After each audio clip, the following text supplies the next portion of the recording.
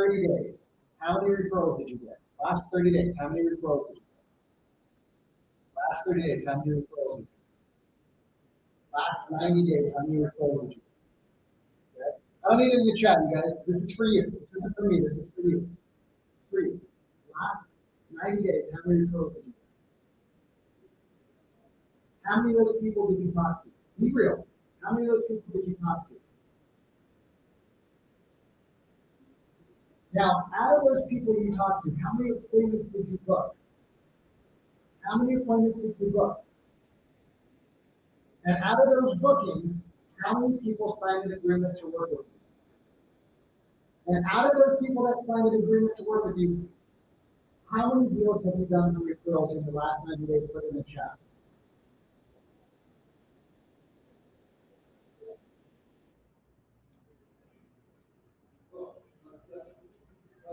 Diane, yes, if somebody from your sphere is reaching out, you guys sphere referrals, right? Whatever.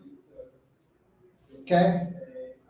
So some of us are at 1, some of us are at 4, some of us are at 1, 3, 1. How many deals do you want to do this year? Are those enough? Is that enough to hit your goals? Is that enough to hit your goals? Is that enough to hit your goals?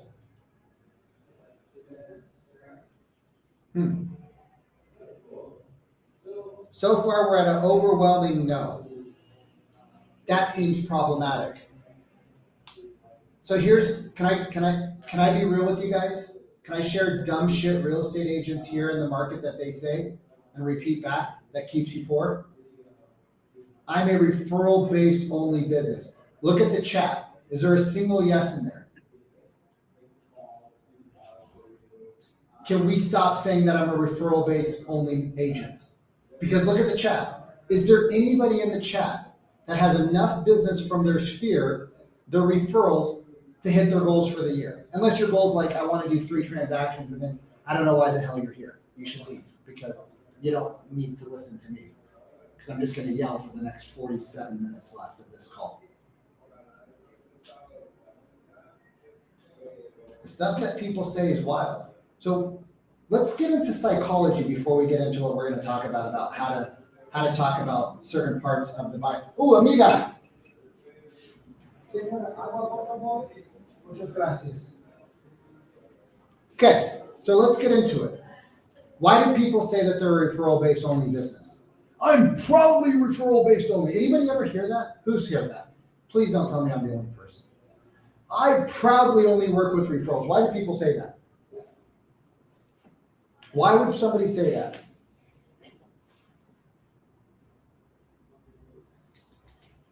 Lazy. What's that, Rambo? Where you at, bro? I don't see you.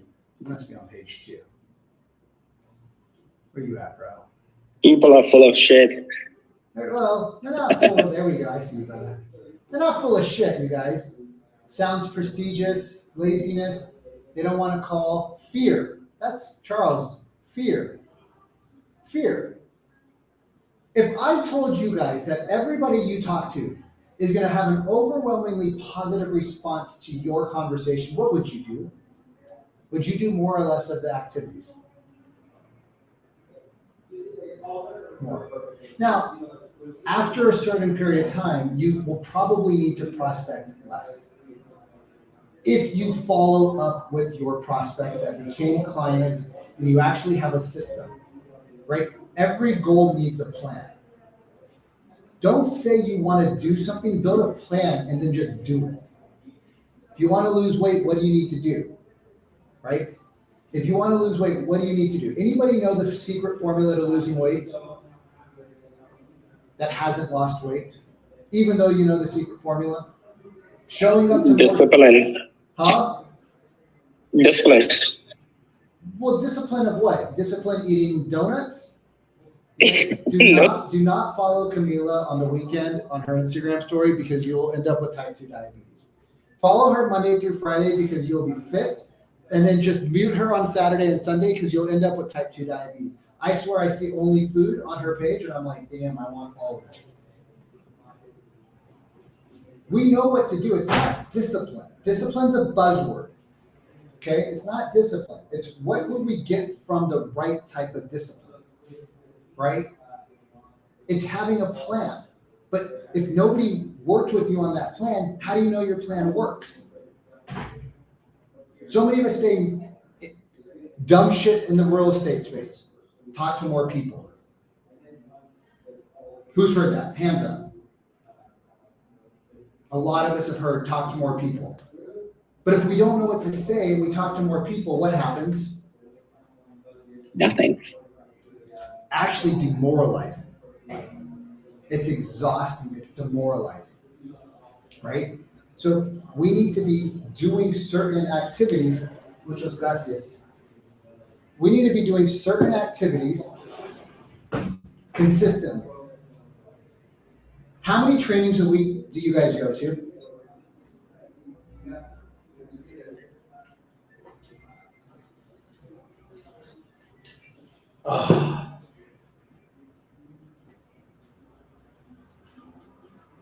It's a lot of trainings. If you guys are hanging with me, it's a different story because those are very focused trainings. Very focused trainings. But how many of us are going to social media? We're trying to figure out our sales process. We're trying to figure out what email to send. We're trying to figure out how to do like this. And we're trying to figure out how to do the marketing and the geo-farming and this and that and this. And we do none of it. Because training is useless without implementation. So for every 1 hour of training on your calendar, do you have an additional hour to 3 hours, depending on the scope of the project, to implement what you've learned? Put a yes in the chat. One person, maybe, you're not going to respond. So we go to all this stuff to feel good about the business that we're trying to build, but the one thing you need to do is focus. If you're a guest here today, like if I can leave you with one thing, is that learning less and focusing and implementing more is going to be your key to success. But you're not going to do it because you get the dopamine rush, just like you get a dopamine rush when you sit on the toilet to take a poop and you send 30 memes to your friends. I know how you guys work. You guys should all take alcohol sprayed all over your phones. All of our phones have shit all over it because you know what? We all take it into the bathroom even though we know we shouldn't. Just like we shouldn't go to a bunch of trainings and yet we still do. Can we stop doing that stuff in 2025? Can we focus and be laser focused for enough time for us to learn something that we can actually implement so that our business grows instead of another year going and saying, well, that program didn't work. Oh, that program. Oh, they're not good at what they did. Oh, the leads suck. Oh, it's the market. Oh, it's the interest rate. Oh, it's the inventory. Oh, it's Trump. Oh, it's Biden. Oh, it's Harris. Oh, my clients don't like this because of this, and this. Can we stop making excuses in 2025 and get serious about growing our business? Because you can't do both. Okay, my TED Talk's over. How many people left? Oh, nobody left? Oh, gosh. Edwin, I always try to make people leave and they don't. You guys are just gluttons for pain, I think. I think we're just gluttons for pain here. So, okay. All right, you're still here. That's your choice. Should we get into like talking a little bit about step 9 and step 10 in my buyer's process? If you're my client, you guys have access to the full buyer process in the portal, in the school. If you're not my client, well, that'd be probably a great time to become a client of ours and you can get the full process because it's all laid out for you. So let's do this. Let's talk about it. So I'm getting private messages. You got to bring out the hat more often. I need a space in my office first where I can hang the hat. So let's talk about timing and economics. Okay, timing is motivation. All right. So everybody here has heard of LP Mama before, correct? Anybody not heard of LP Mama? If you have, don't go Google it. You're fine. You don't need it. Okay. But here's what you've been all taught is to get what? The buyer's timeline, their motivation. All right. The way we do it though is very poor. Because on the phone, when you guys are on an outbound call, which is why we don't have enough appointments, which is why we rely on referrals, is because on outbound phone calls, we ask the question of, how soon do you want to be in your new home? Right? Write in the chat what you've been taught in the past. And it's not your fault that you were taught the wrong way. But like, let's see if we can make our phone calls better. This meeting's being transcribed. Ooh, that's super sorry for whoever has to transcribe this. What's your time frame, right? What else? What other questions have we been taught? Let's just fix these real quick because it'll make your conversations better. Time frame, forward, family, occupation, recreation, dreams. When are you looking to move, right? What else? Have you been approved? Yeah. Everybody loves talking about their money situation to a complete stranger. Right? Like when you say it out loud and you're just like matter of fact with it, I'm not discounting, I'm just saying. Are you working with the realtor? What's your time frame? Are you planning to make a move in the next 3 to 6 months? Right? Do you have an agent? Do you have an agent? Right? Where are you looking to go?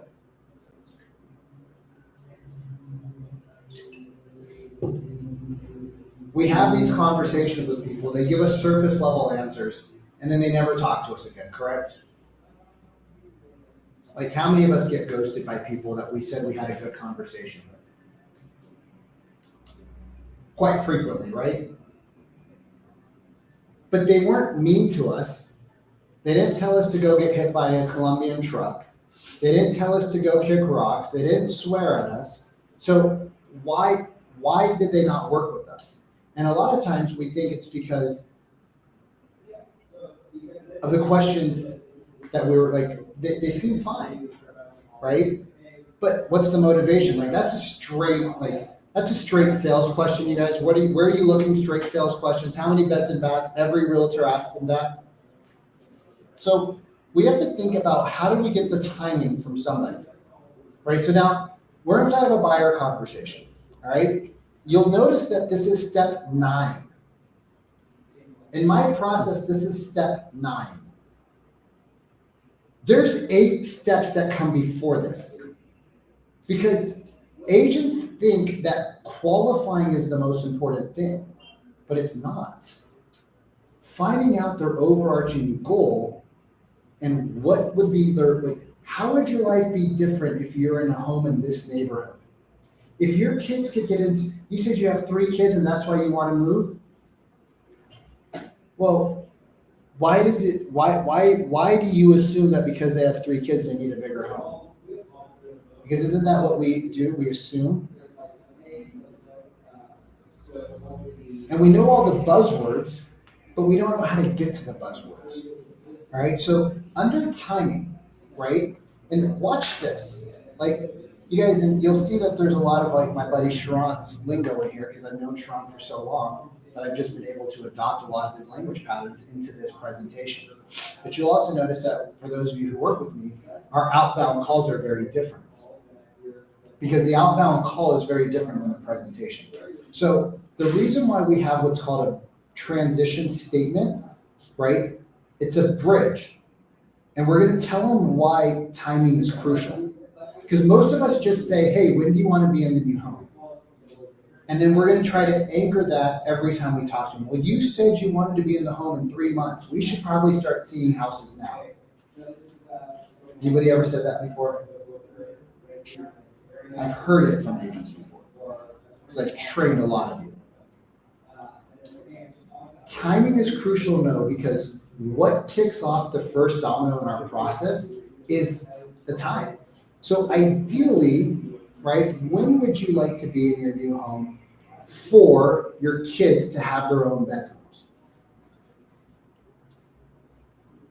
Now, having a target date allows us to manage things in a thoughtful way, right? The right is what we call a tie down. The right is what we call a tie down statement. Yeah. It allows us to move the conversation forward. It gives them an opportunity to say something to break up an extended period of talking. So there's a couple things that we might need to discuss. right? Like, do you own or rent? Do you have a specific date when you want to be out of your rental by? Or do you need to like possibly sell before you buy? Isn't this the stuff you guys want to ask a prospect anyways? Like, don't you guys want to know this stuff when you're in a buyer's consultation? Anybody not want to know this stuff?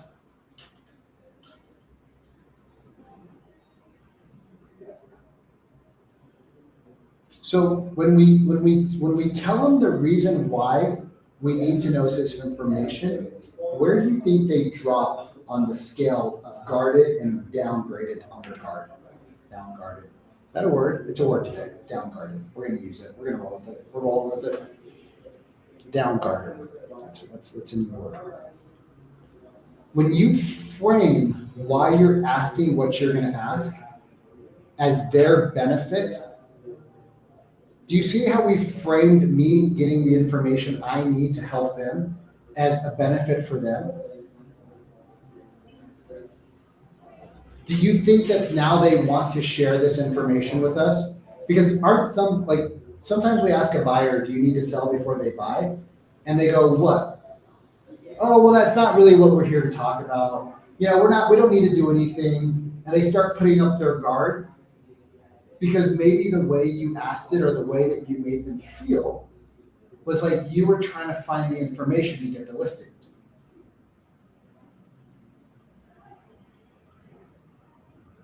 It's only happened to me before? Okay, you guys are better than I am. I should leave. Happens all the time, right? Eric's chuckling over there. So there's some synchronizations that need to get done because the timing of your purchase dictates the movement of everything else in the process. And so it's important we're on the same page. Cool? Now, what do? Now we can start to build a roadmap of them. So ideally, when would you like to be into your new home? Now you can ask direct questions, right? Now you can ask just direct. So ideally, when do you want to be in your new home? Somewhere between 3 and 6 months. Okay. Or if they told you, you said you wanted to be in your new home in the next 6 months or so, but if we found like maybe the perfect home, prior to that, would you be open to moving prior as inventory is limited? What did I just insert right here at the end? Anybody in a market where there's just an abundant amount of great inventory? Terry, 1 person, 2 people, 3 people. Okay. So like 3 out of 60 people are in an overabundance of inventory. Manny's in Canada. Do you guys have abundant inventory, Manny? 0 inventory. Oh, okay.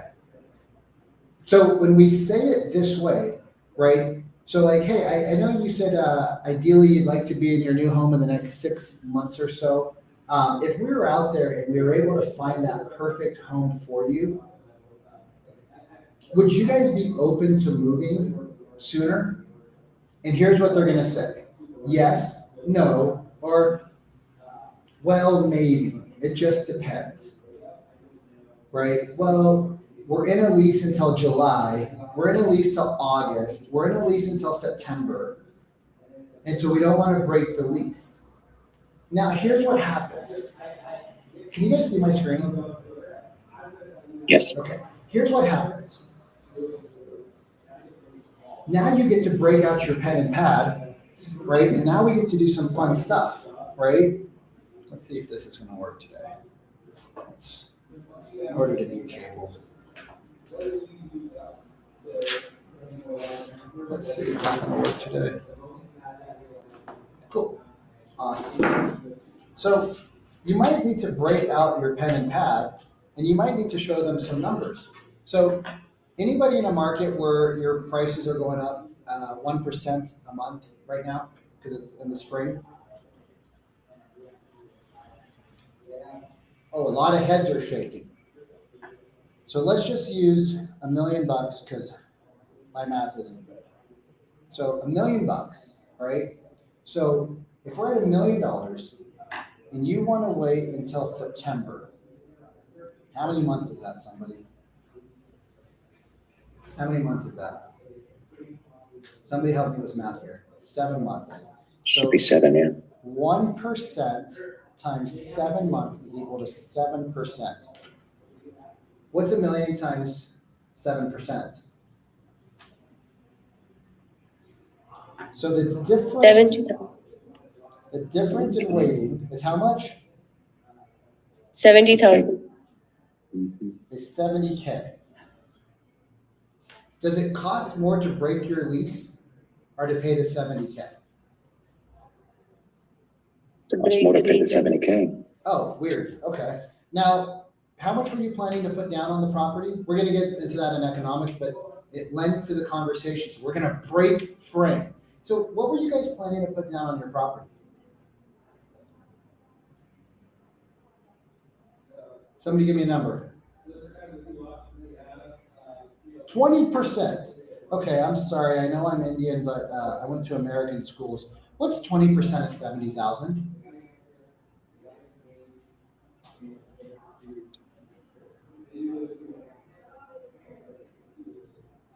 $14 14. grand. 14. How much does it cost to break your guys' lease again?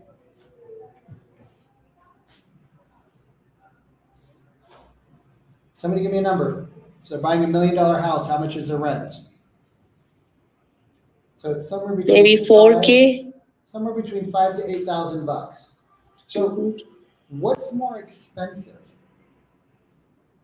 Edwin, Eric, Niku, what's more expensive? Is it more expensive to possibly buy a home now, break your lease, spend the $5,000 up front, or is it more expensive to pay the $14,000 down plus the additional $56,000 on top of it as prices continue to rise? Take the lease, no brainer. Oh, okay. What did we do just now? I took a person who was wanting to buy in September, and now when do they want to buy? Now, You know what they're going to say to me? Vikram, I've never thought of that before. Yeah, it's allegedly why realtors make the big bucks. Because we help you see the things that you're not in the market of seeing. Because my job is to get you the house that you want at the price that you want and the terms that you want, but for the cheapest price. Because I know that in 6 or 7 months, it's going to cost you a lot more. Did I just earn my commission? Did that just earn me my commission? If we're charging 3.5% on $1 million, that's $35,000. Did I not just save them 70 without even trying?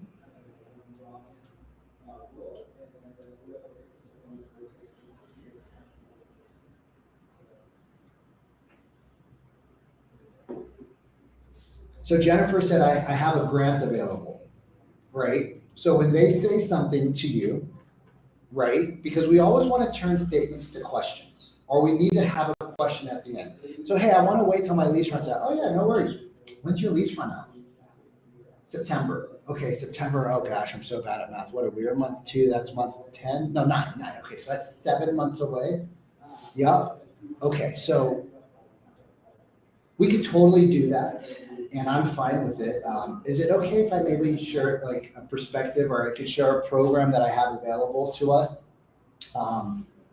that could possibly work for you? And what are they going to say? Well, yeah, that'd be great. Awesome. So there's actually, and I'm not even sure if you're aware of this. The reason I say I'm not even sure if you're aware of this is because it shows that I have market expertise that they don't have. Did you guys see that? Anybody notice that? It's very subtle, I know. That's why we practice a lot. So I'm not even sure if you're aware of the different grants that are available in the market. Are you aware of the grants available? What are they going to say? What are they going to say, you guys? No. no. Did you just show yourself as an expert? Did you just differentiate yourself from everybody who's sending them listings and hoping and praying that your listing email is going to be the listing email that sparks a conversation? Because they're only on 9 other email drips from other agents. Did you guys know that the average buyer is on somewhere between 7 to 9 drips? Did you guys know that those same buyers that are getting emails from 7 to 9 of you end up buying with not you?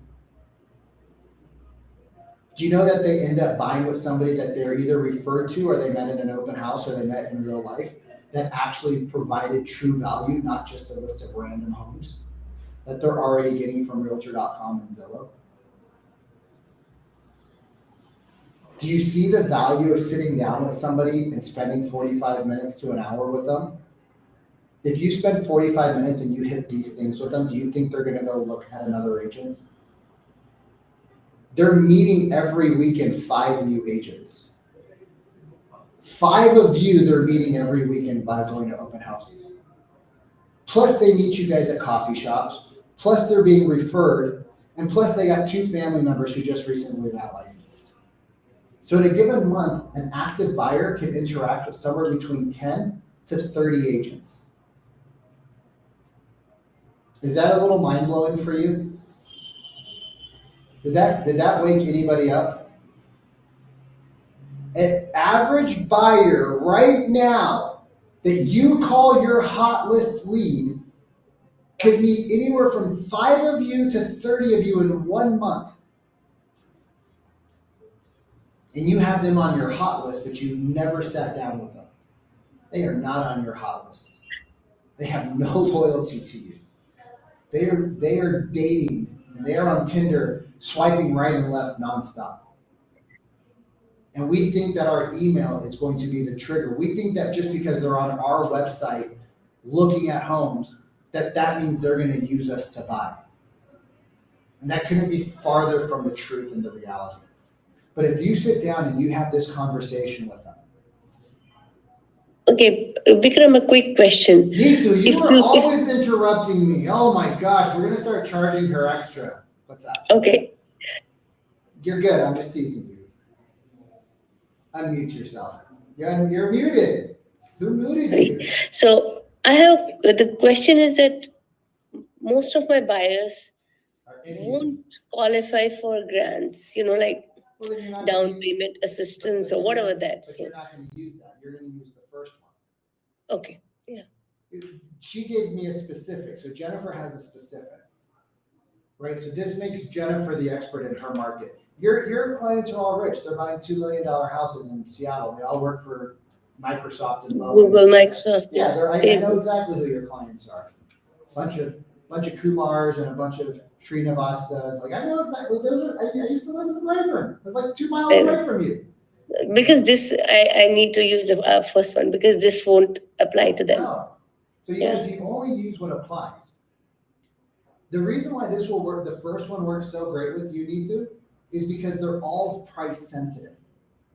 And in your market, right, here's what the buyers say. Sal, this is your market. Jan, this is your market.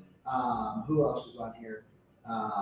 There's Edwin probably, Laura. Anywhere where you guys have really high net worth people that have good jobs, right? What do they always say? Right? They always say, I'm super qualified. No, I don't need to follow your process. I'm very qualified. And you know what I love to say to those people? It's so much fun. Oh, I want a good deal. I want number 1 deal. Yeah. Getting the house is the good deal, Sal. Buying the first house that you fall in love with, that's the good deal. And I'll show you how we can make that happen. Because guess what? Who's your competition? What are you talking about? Like, you're looking at this $1 million house. You make $400,000 a year. You got $200,000 a year in RSU income. You have $1 million in stock that vests every year. You have $10 million in the bank, right? Jess, how did you know? Because I know my profile, homie. Oh, very funny, Vikram.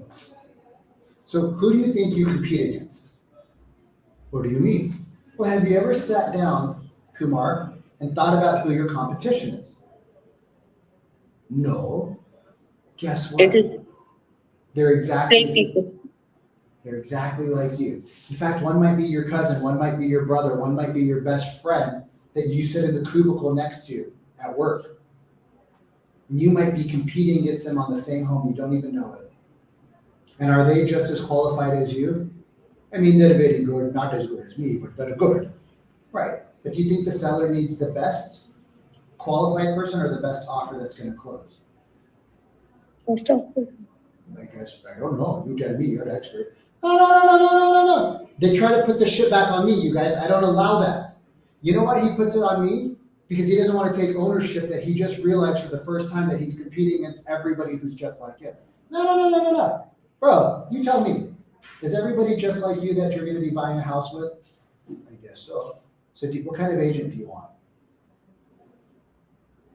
Do you want the average Redfin agent that sucks, that's shitty? I'll give you a fucking phone number. Or do you want a real agent who's not writing offers but winning deals? No, we want to win the deal, but we want to get a good deal. Yeah, well, if you buy a house today, you're gonna save 3% versus buying a house in 90 days. Isn't that a good deal? And then I look at his wife and I say, do you want to put you and your family and your children? I know your husband doesn't care about looking at homes, but do you want to lug the kids around for the next 90 days, writing offers, showing them houses, having them fall in love, and then telling them no?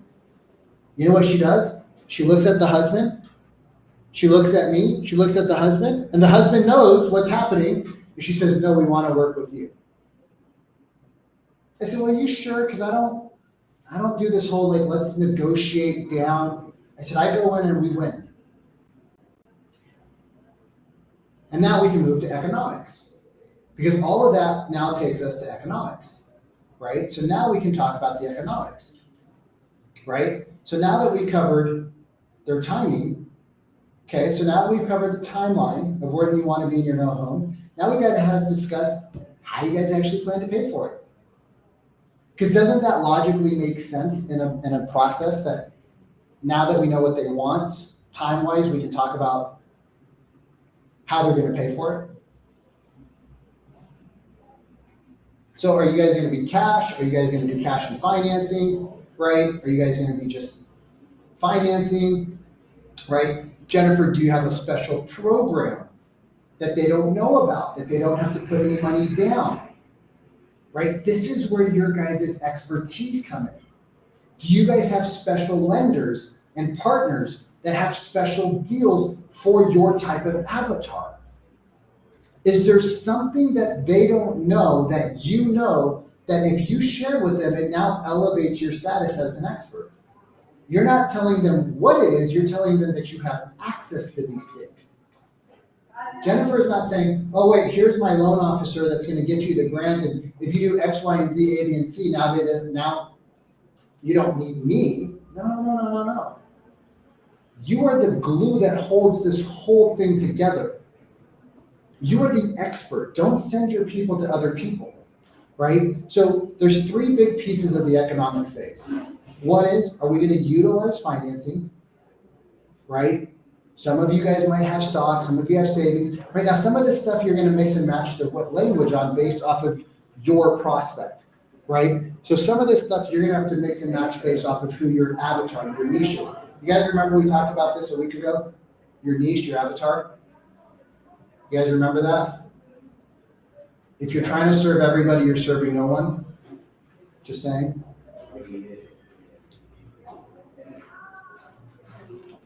Right, so are you gonna be using financing to purchase your home, right? Are you gonna be taking money from stock? Where's the money coming from for their down payment? That's what this question's asking right here. So you're probably gonna use some form of stock or savings for this?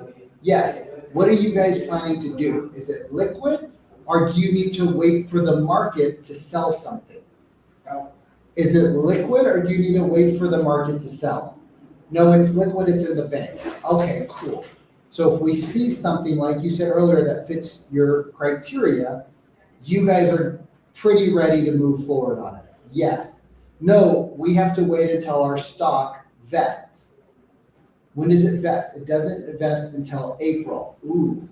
Okay, so we're in February. April what? April 20th. Okay, so if we found something March 1st and we could get an extended closing, I guess we could start looking potentially like March 7th to March 10th. And then if we got an extended closing, then we could vest the stock, get your financing taken care of. Well, no, we don't need to vest. We have the cash in the bank as well. We just don't want to touch our savings. Oh, so if we found something tomorrow, did you hear what they just told you? We don't need to wait to buy. Did you guys catch that? Who didn't catch that? Just give me a raise. You guys, we don't listen very well in sales. Because what did he tell you? I don't need to wait. Right? He told you I don't need to wait. She told you I don't need to wait.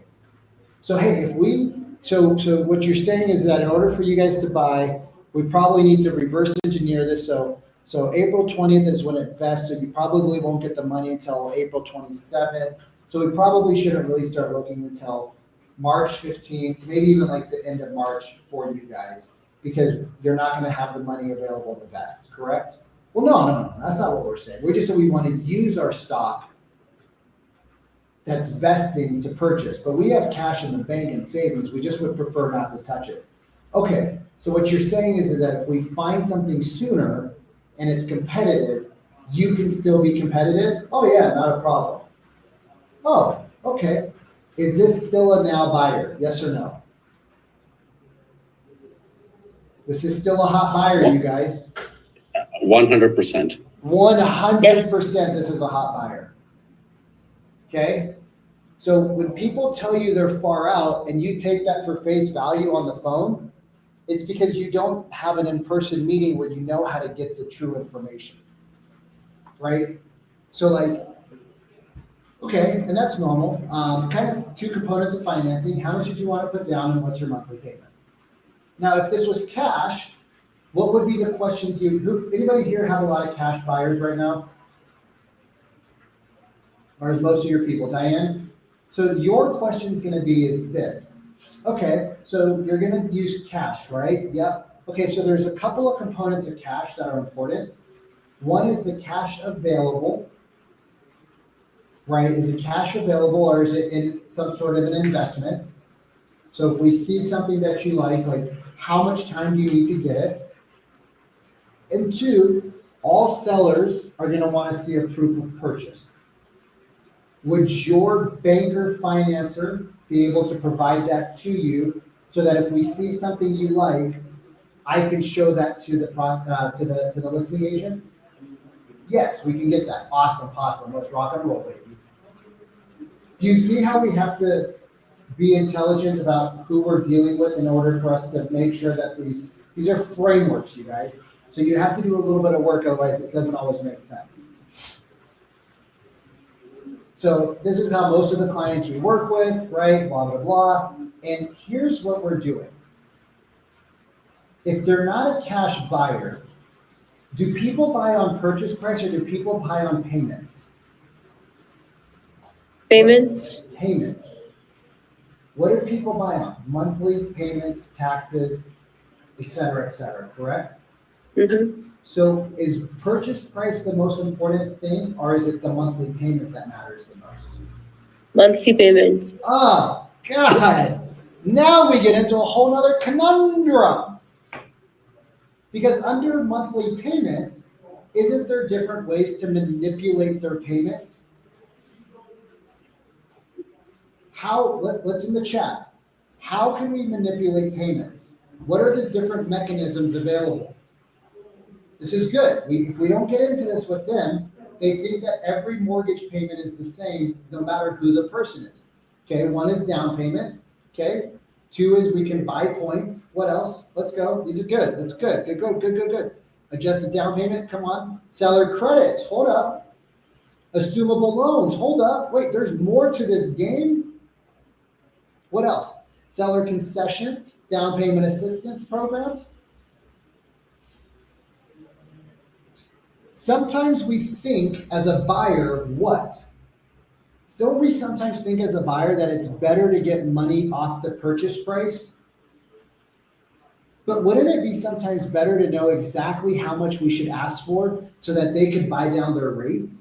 And then we take $10,000 off the purchase price, we take a 1% rate, or we buy down the rate 1% or 0.5% for $10,000 or $15,000, and now their monthly payment, because they want to live in the house for 20 years or 15 years, now their monthly payment for the next 6 years, where I feel rates are still going to be high for the next 3 to 4 years. Now we've locked in savings for them. Okay, so if we could save you $500 a month on your payment, 500 times 12 is what? $6 grand. $6 grand times 4 is 24. So if rates stay where they're at right now, and you don't have to refi because you already got the thing, and it costs you 10 grand over the course of 4 years, it saves you 14 additional $1,000. Would you want an agent that knows how to make a deal work for you and your family and your goals, or do you just want an agent that's like, hey, we're getting $20,000 off the list price? What kind of agent do you want?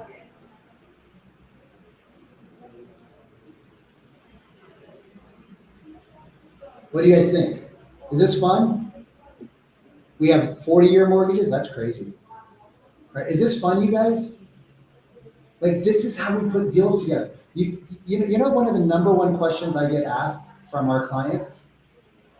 How do we get into higher price points? This is how you get into higher price points. You learn how to help save people time, money, energy. It's not that these people with money can't go out and talk to 15 different people. They don't have the time, the energy, they don't even know where to start looking. So you as the knowledge expert, right? You as the knowledge expert, you bring this to them in a package. You bring this information to them in a package. What happens? Where does your value on the scale go? Higher or lower? Higher. Just got $7,500 in concessions, a new fridge and a stove, right? There you go, Helena. Your ability to make the deal work within the parameters of what the seller is willing to do is what makes you a great agent. How many of you guys are in multiple offers right now, or you guys are going to enter multiple offers once the snow dries? A lot of hands go up, right? Now, here's what everybody tells me in multiple offers. Vic, there's no way to get a seller concession in multiple offers. That's not true.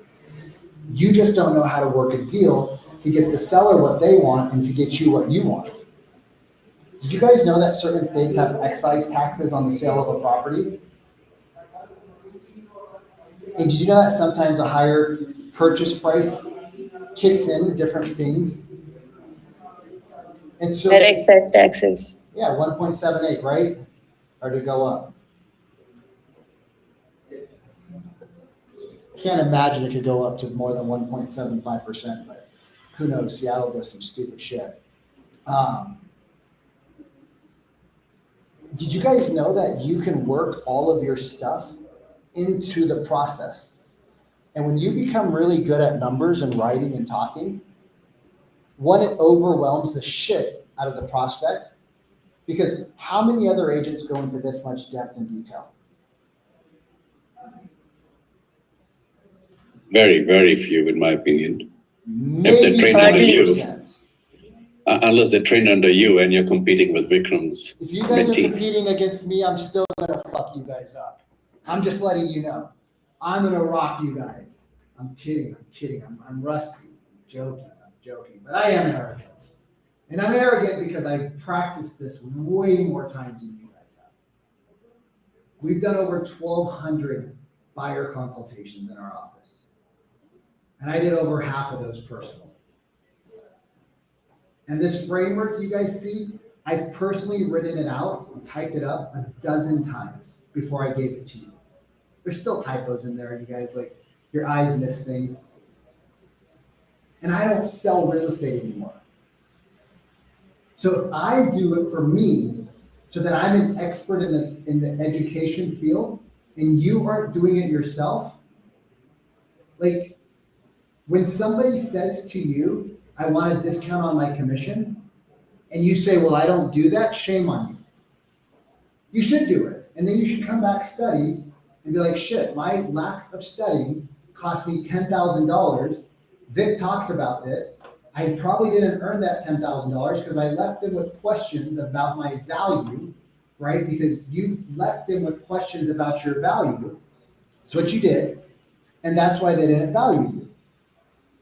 And so therefore, you did not earn whatever you're charging, you're earning what they're willing to pay.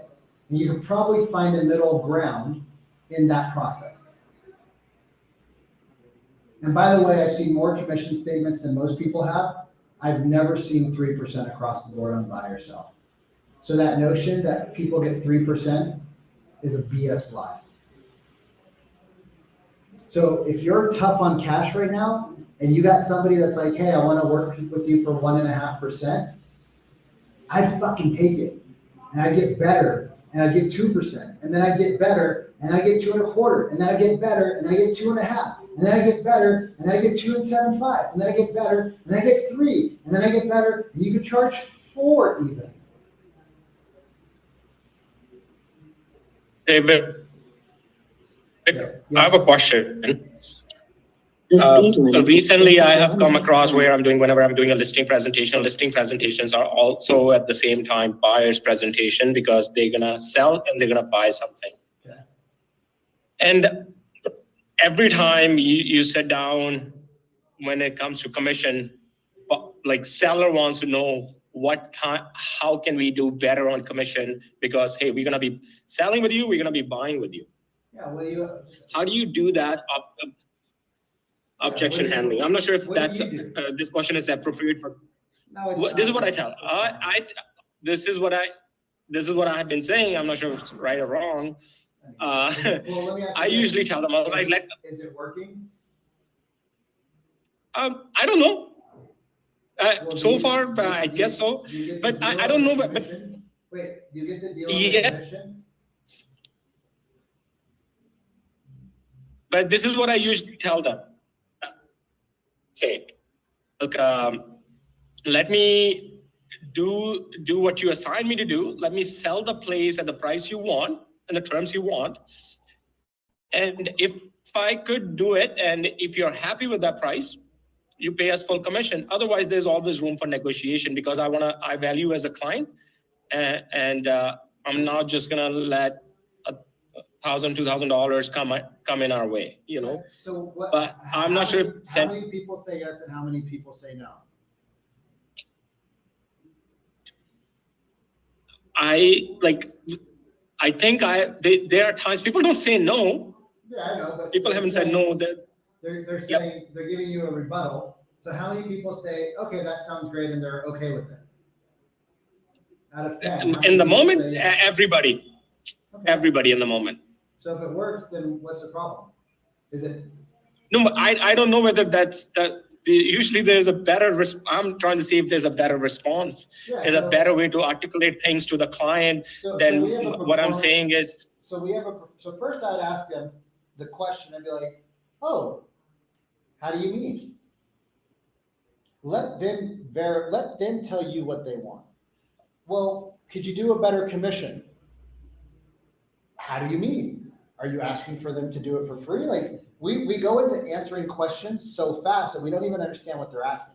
So the first Exactly. thing is- Yeah. is- Yep. The first thing is slow down. How do you mean? Well, Okay. we just have an agent that could do it for, X, Y, and Z percentage. There's no full commission, you guys. There's the commission you ask for and the commission you get. There is no such thing as a standard 3 or 6% in the industry.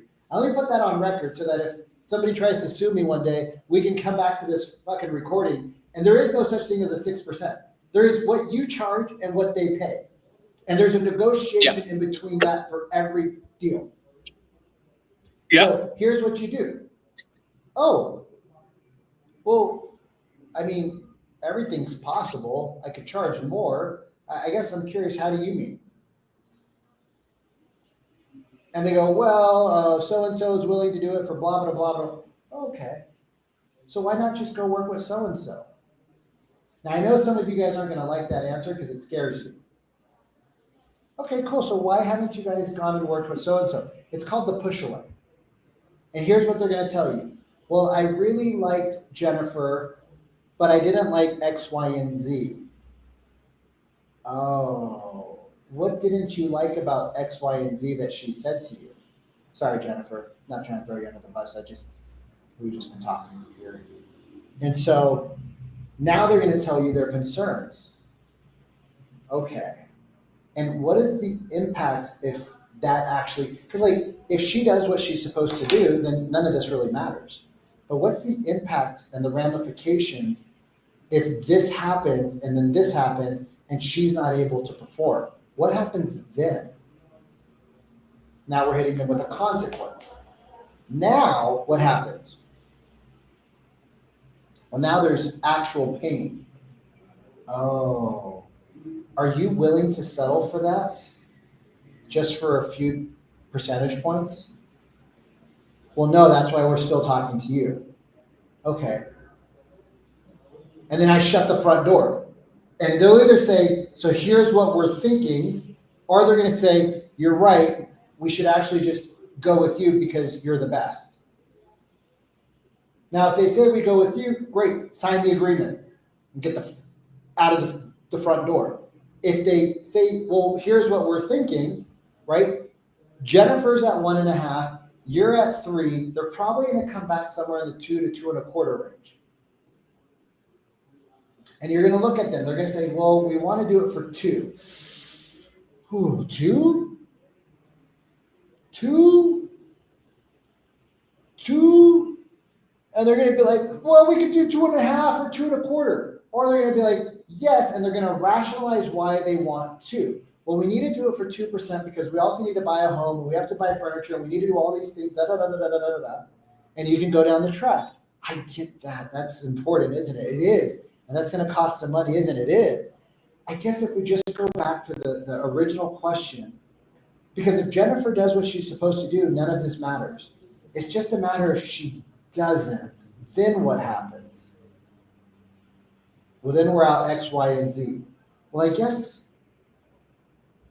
between me and you, right? I guess what's more risky? The $3,000 you're going to pay possibly to me for doing what you want to do, or the $15,000 that you could lose on the back end of working with somebody who's not as qualified?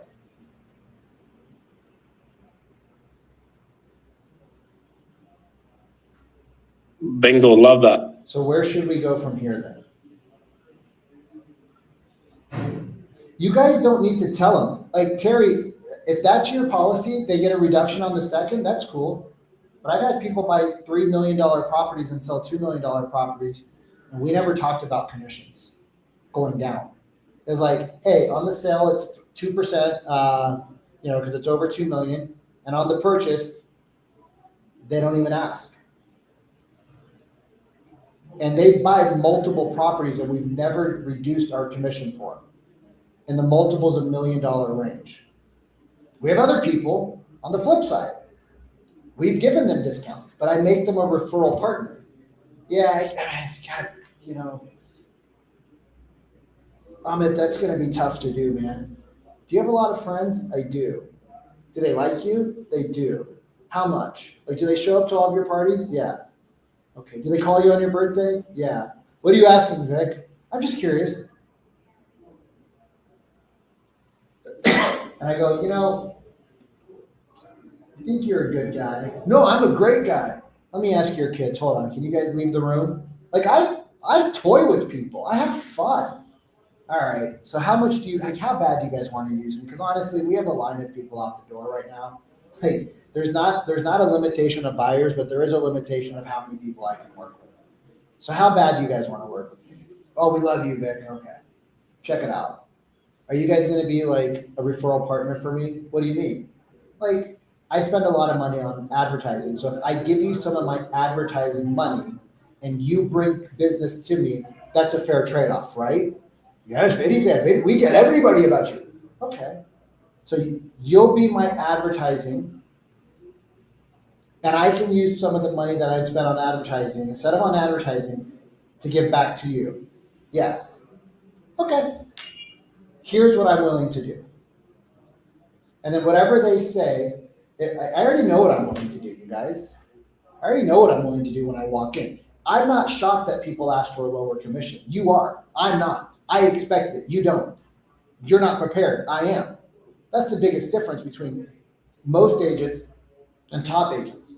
I expect you guys to ask for discounts.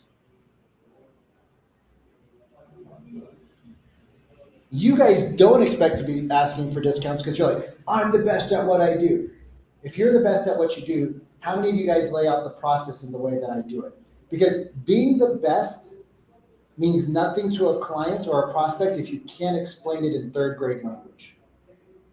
The best people are the ones who can explain what they do in a third grade manner. It's not the person, right? It's not the person that actually has the best systems and the processes.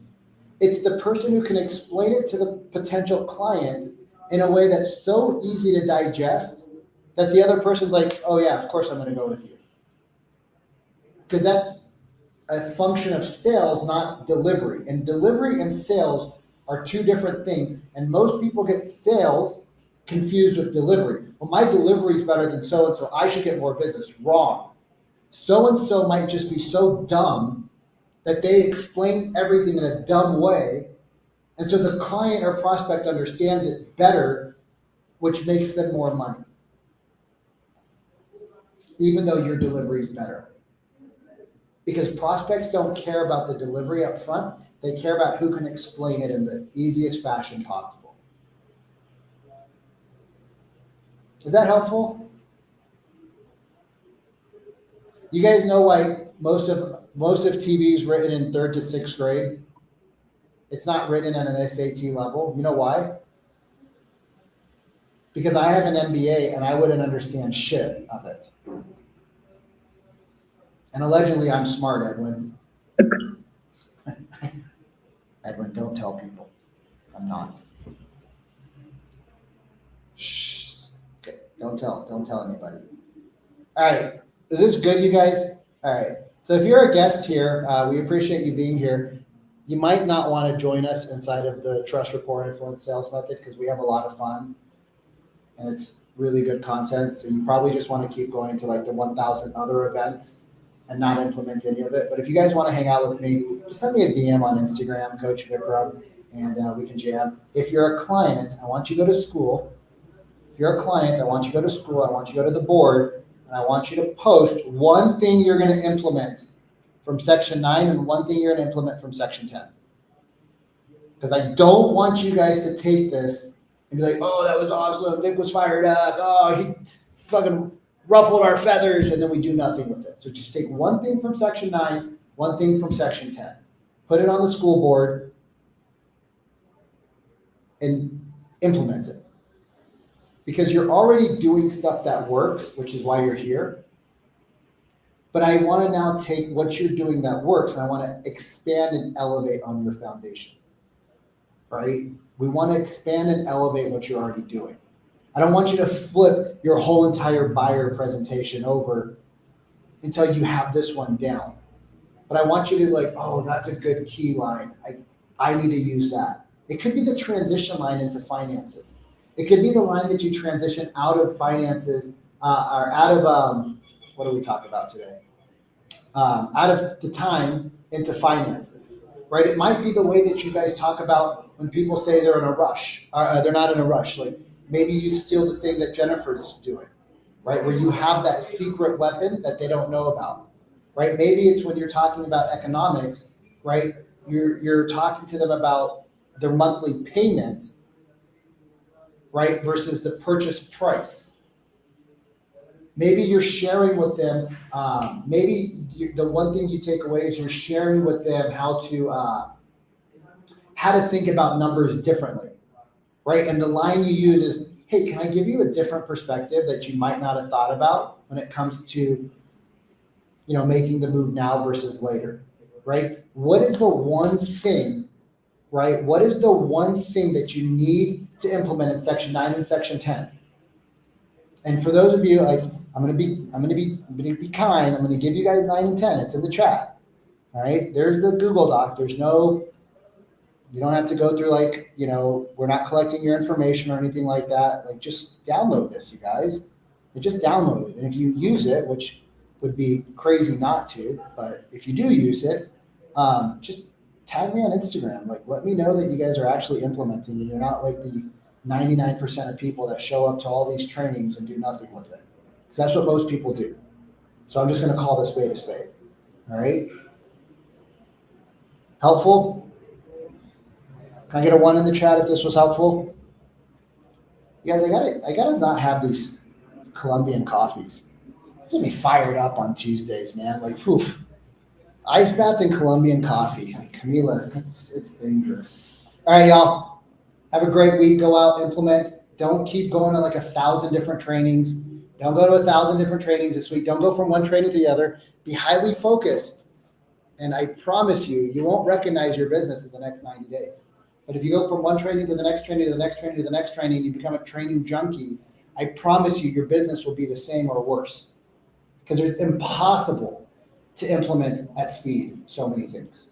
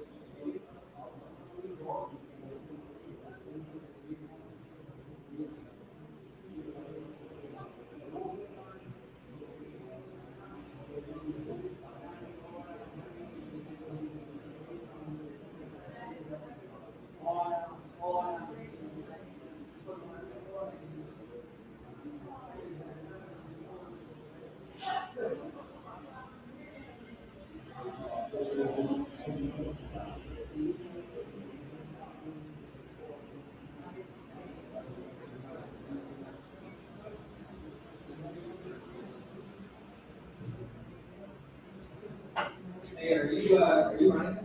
Or do you want me to run it? Well, you said you wanted me to run it, so I moved my training.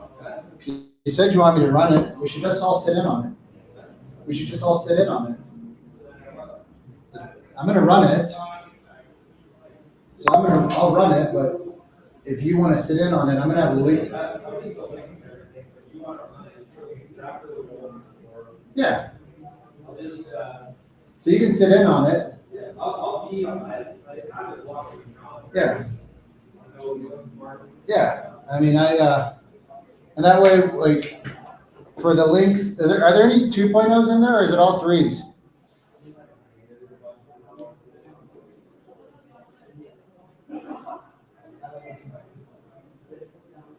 Your link? All right. You want to open and let me in to make me co-host or host?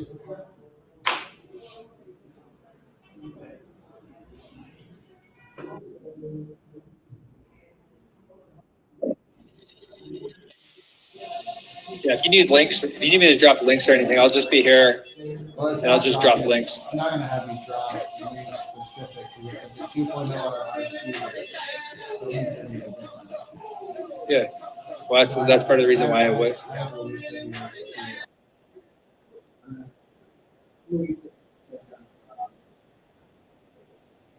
Have for trying to connect these people one-on-one. But that's not going to work though. The only problem with that is that's not going to necessarily work unless she's on every call, private messaging people the link. I mean, I think this is the only one where we're gonna have like 20 people on it.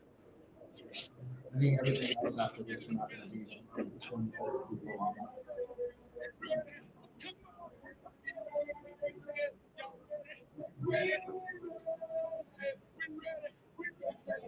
Can you hear the music? Can you hear the music? So not really, like it's kind of coming through, but it's like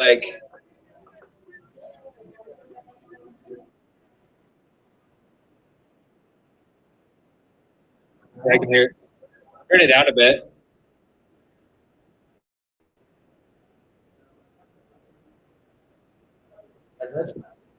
Yeah, that's fine.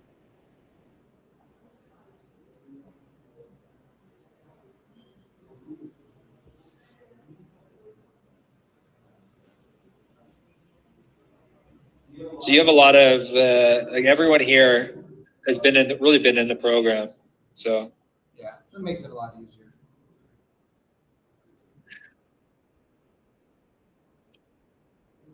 That makes it a lot easier too, but gonna get to the only thing that I need.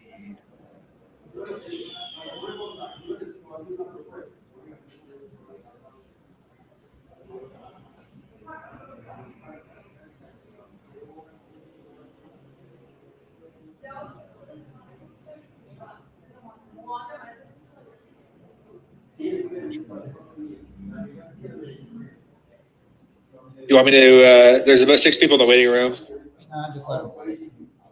Okay.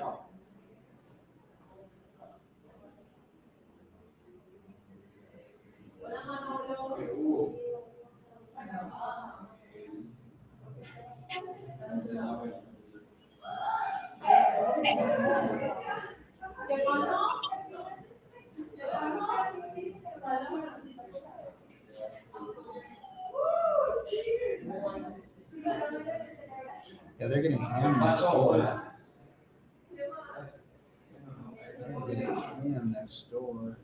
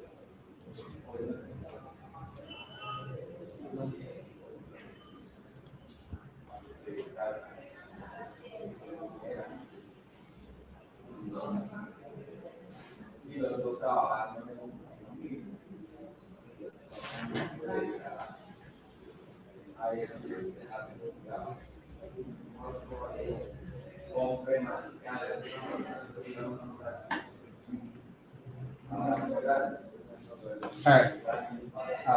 1 second and let's go.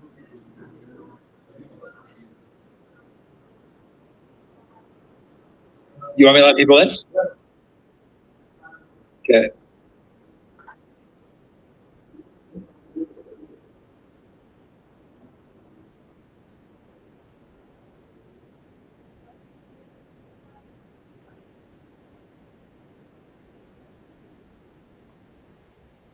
What's up? Yo. How we doing? Oh my gosh, I just saw some of your candidates over here. What's going on? What's going on? Like we had one reason I was like, am I in the wrong room? This just can't get enough of me. Where you guys are gluttons for pain. You guys are gluttons for pain. We're not gonna bring them up.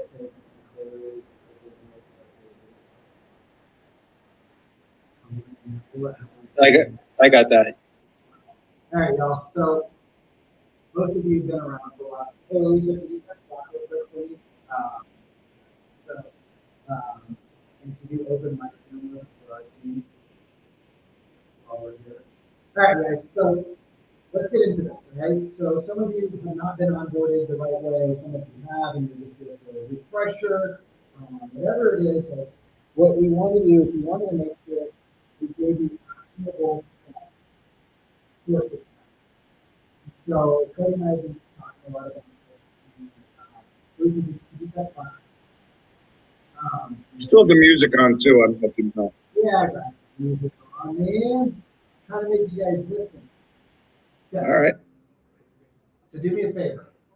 In the chat, why are you guys here? Why did you guys join Tris? In the chat. Because this is going to be your cohort. You guys are going to hold each other to a level of accountability because we're all here for something different, but we're all here for the same reason. And so I want all of you guys to do me a favor, right? Just get a little vulnerable and share why you're actually here, right? Not because Aldo's a great salesperson, right? But why are we actually here? And if you guys are specific, it will make it better. So the more specific you guys are, the more this benefits what you're doing. So I'm going to give you guys a second here.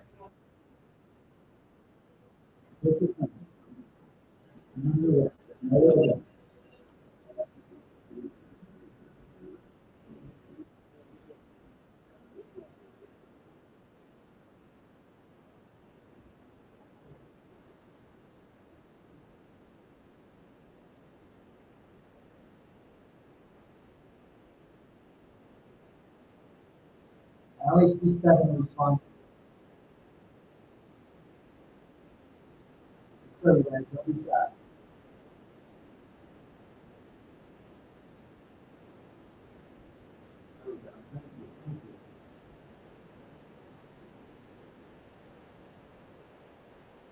Let's go. Keep it coming. People can't help those who don't open themselves up for the help, right? So starting out with a little bit of vulnerability, I know is scary, but it's what we do when we want to make change. So I appreciate you guys. I'm not going to read them out loud, right? This is for you. This is for you. So can you guys see my screen? Mm-hmm. Awesome. All right. So you guys, the TRIZ method is it's a special program. It's a special place. It stands for the Trust Report Influence Sales Method. You may or may not know that. but it's a special place for humans to come together, Yeah. to work together, to grow Yeah. together, to share together, to be vulnerable with one another, and to ultimately build a business and the lifestyle that they want. Right? And we're all here for a different reason, but we're all here because we all, at the end of the day, wanted something different out of our businesses that we weren't currently getting. So I'm going to walk you guys through, thank Cody for these beautiful slides. I'm going to walk you guys through success steps. I'm going to walk you guys through what it takes to win in school. I'm going to talk to you guys about the most important thing I think everybody should ever know is the ultimate appointment booking formula. I'm going to show you guys how we should time block, where to get support, and then next steps. So we have what's called the traffic light system, and this is something that we got from our mentor Taki and Sharon, and I got it from Cody. I actually don't know where Cody got it from, but we'll give some people credit. And so red light, yellow light, green light. What does that mean? Super simple. When you're stressed or you need help, before you get to the red light and you kill your momentum, reach out to somebody.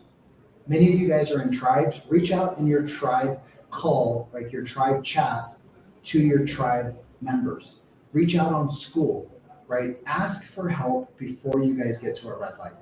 Because when it's at a red, isn't it harder to start momentum than it is to keep momentum? All right, so can I get a 1 in the chat that you guys will lean on one another while you're a part of this program? You guys, even people leave and they still stay friends with people in this community and lean on it. So can I get a 1 in the chat from everybody before we move forward? I guess I should have the chat open somewhere where I can see it if we're gonna ask for things. Amazing. All right. You should have all got an email with the subject line that says, welcome to Triz, and then your program number. It might be welcome to Triz Inner Circle. It might be welcome to Triz 3.0. It might be welcome to Triz 2.0. This is what it looks like. Go find it. Go save it. Go print it. Go star it. Go do something with it other than delete it, because that is going to be part of your resource guide. Super simple, okay? Because there's a lot of things in there that you guys ask questions for that are all right there. And that'll save you having to wait for Louisa or somebody on our team to get back to you, and allow you to just quickly go and have all of your resources in one area. And for some reason, if you came here before we were doing this, if for some reason that was the case, all good. Just ask Louisa to resend it to you, and she'll resend it to you. And it's going to say, welcome to Triz Inner Circle 3.0 or 2.0. Just save it. Super cool. So how many of you guys have synced your calendars to our training schedule? If you haven't, or if you don't know where your calendar is, that's okay. We're not mad. We just want to get this squared away today. So if you haven't synced your calendar, reach out to Louisa right now, and she will private message you in the chat your calendar link. Oops, oops, oops, oops, oops, oops, oops, oops, oops. Where did that calendar go? Okay, so you guys, does everybody here know how to use Google Calendars? Like, you don't have to say you don't, because I didn't know how to do this until Cody showed me. And I was like, oh, that's how this works. So inside of Google Calendars, all right,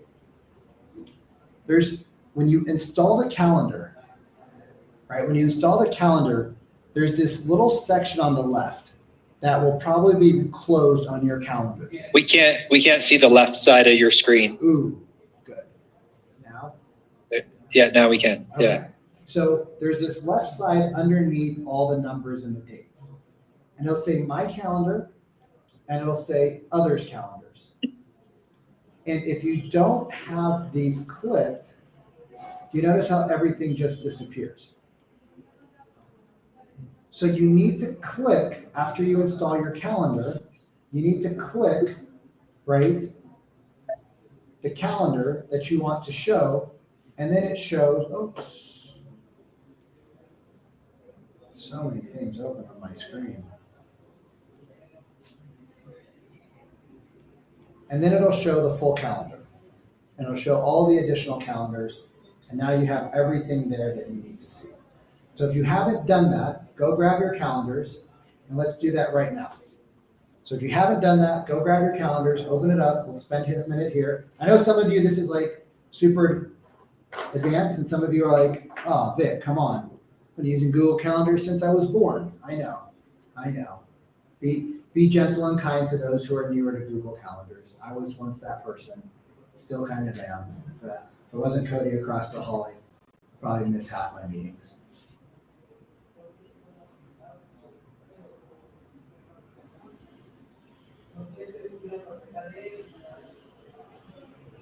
So Janet, you're not necessarily merging, you're just showing our calendar.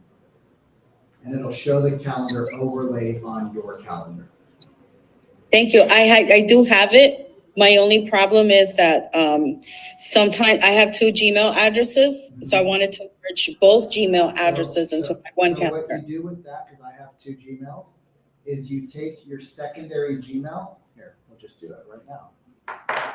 So Cody might need to help me if I make a mistake, but what you do is, I should probably close all this other stuff out.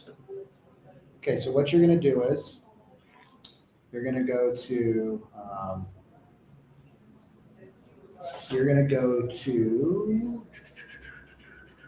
the calendar you want, and Right. you're going to right click, you're going to go to settings and sharing, and you're going to go down to get a shareable link. You're going to get that link, and then you're going to do the same exact thing. You're going to add it to your Okay. calendar. Thank Now you. take all of your calendars and you have it on one. So you can see I have my main one, I have a secondary one, and then I have all of our salespeople's. I have Triz, I have a bunch of other stuff on here as well. Thank you. Yep, helpful? Helpful, yes. Thank you so much. I also have a question, Vikram. Sorry. Hello? Was anybody else talking? You can go ahead. What's your Okay. question? Whoever's Yeah. talking, need to- Yeah, my question was that I see some things on the calendar and some things on my iPhone calendar. So I don't know why I have merged it, but still, for example, when I go to on the, just when I see the calendar, it shows me there was one meeting at 11 o'clock, but actually it was at 11:15. I don't know why it is What meeting? showing me to. What was the meeting? Okay, so I'll tell you what was the 11 o'clock one. So 11 o'clock we showed on my iPhone was Tris kickoff call with Cody. I don't know where it came from. And it never showed this one, the meeting. Then I had to copy the link from my, from the calendar, which is on, So what I would do is I would delete everything from us off your calendar and I would reinstall it. okay, I would just delete everything and then reinstall it. okay, maybe, yeah, that If could be, that doesn't help, then, okay. then we should ask one of your clients.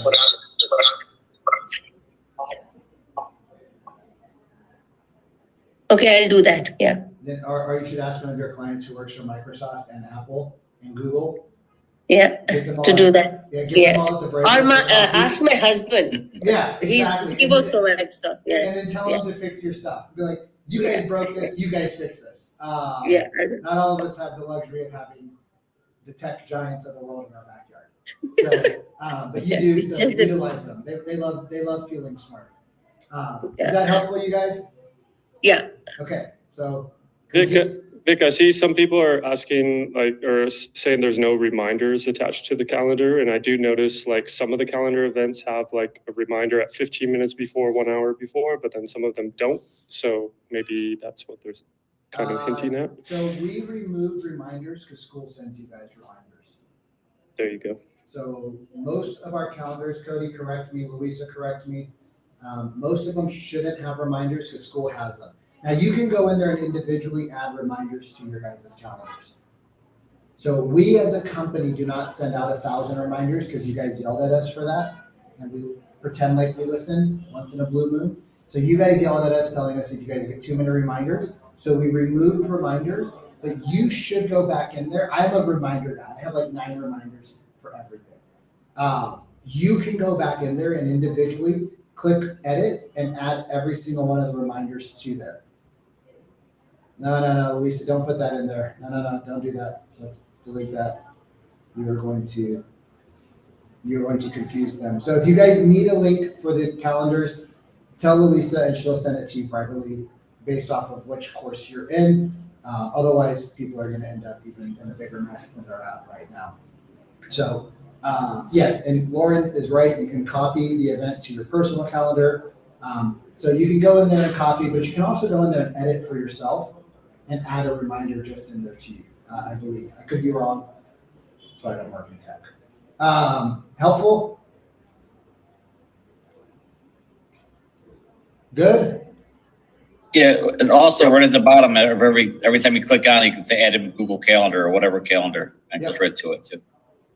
Okay. I should have said that already, sorry. No, you're good. Like, this is why we do this. You guys, we're trying to be better, so that you guys get faster results. So here's a question that shows up in Louisa's inbox at least 3 times a week. And we don't want that to happen. So how do you guys stay in the green, right? If you're, whatever program you're in Inner Circle, it's 5 to 6 sessions a week. If you're in 3.0, it's 4 to 5 sessions a week. If you're in 2.0, it's 2 sessions a week. If you're in the yellow, you're 3 to 4, you're 2 to 3, you're 1. If you're in the red, that means you're not showing up to shit. Show up. You pay for it. Hey, I was getting paid for what I was doing right now, and I was like, shit, hurry up. You guys are here. I got a question though. I'm in the 3.0, and in my calendar, I only have about 3 sessions a week. It's 3, depending on the week, it's up to 5. So this is actually not per week. This is every 2 weeks. Louisa, can you update this in the SOP? So this is every 2 weeks. It's actually every week. Sometimes we have, depends on the week, but usually we say 5, 4 to 5. But unless it forgets, So and this get is in 6 balls. This is every 2 weeks. So Okay, so the slide is, it's supposed to be every 2 weeks. yeah. So the slide Right. is lying to you. It's every 2 I have weeks. it as a every week, but yeah, we can check that. Yeah, it's every 2 weeks, you guys. So what we're trying to get you guys to do is show up. So what we want you guys to do is show up, right? Because if you show up, you win, right? And that's what we want. I love your guys' money, but you know what I love more is your results.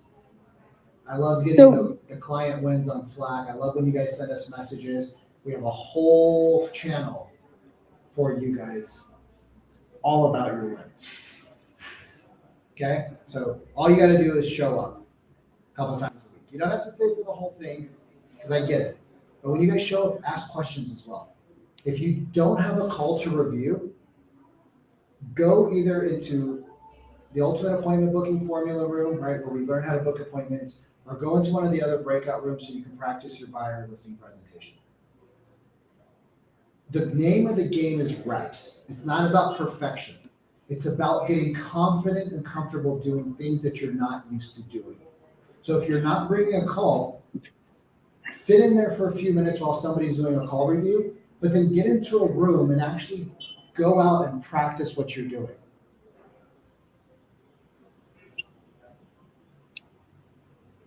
Vikram, can I ask a question? So like today there was the psychology. Yes. And I missed it because I didn't get the reminder. Yes. So we'll discuss whether or not we'll turn reminders back on for you guys, but go ahead. But so I went to one of those a few weeks ago, and it sounded to me like it was more of like a pitch to somebody who's not yet in TRIZ. So Tuesday calls, we invite guests to the call, but it's me training you guys, or it's Cody training you guys. So that's where we take a piece of the actual training and we're teaching you guys how to use it and how to implement it and better methodologies, because there's a lot of information in there. I know you guys don't go through the portal. Let's just be real. You know how I know? because I have all of your stats. And all I gotta do is go to school, click your name, and I just see who's doing what. What's the portal? I don't think I know what the portal is. Oh, school. School, we call school the portal. Okay. So I know who's going through it and I know who's not. And just be real, how many of you guys are actually using it on a regular basis? I don't know what you mean by using it. Studying, Michelle, going in and I mean, studying. I've been going in and I've been doing the modules. Yeah, so you're using it. Yeah, okay. Regularly. Yeah. Good. And is it in your calendars to do it on a regular basis? No. Oh, Nadia, I stalk the shit out of you guys. I have you guys on social. I have you guys like, I told you guys get on my radar. Like, we care about you. Like, you guys are on my radar. Like, once you guys are on my radar, you're on my radar. I know who shows up. I know who doesn't. Every week we have a meeting. We go over the people that are in the red and the yellow. Like, we care about you guys winning. So we're not here to blame. We're here to get you guys back on track. And that's why we do these. That's why we're doing this kickoff like meeting once a month. All right. Okay. Let's keep moving forward. All right. School platform, Michelle, what's it for? It's an all-in-one place to get everything you need to win more deals and have the support you need to do it. All right. I would recommend, because this is a short program, it's an accelerated program, especially for those of you in 3.0. I would recommend you guys are time blocking every single day, 15 to 30 minutes of sit down study time.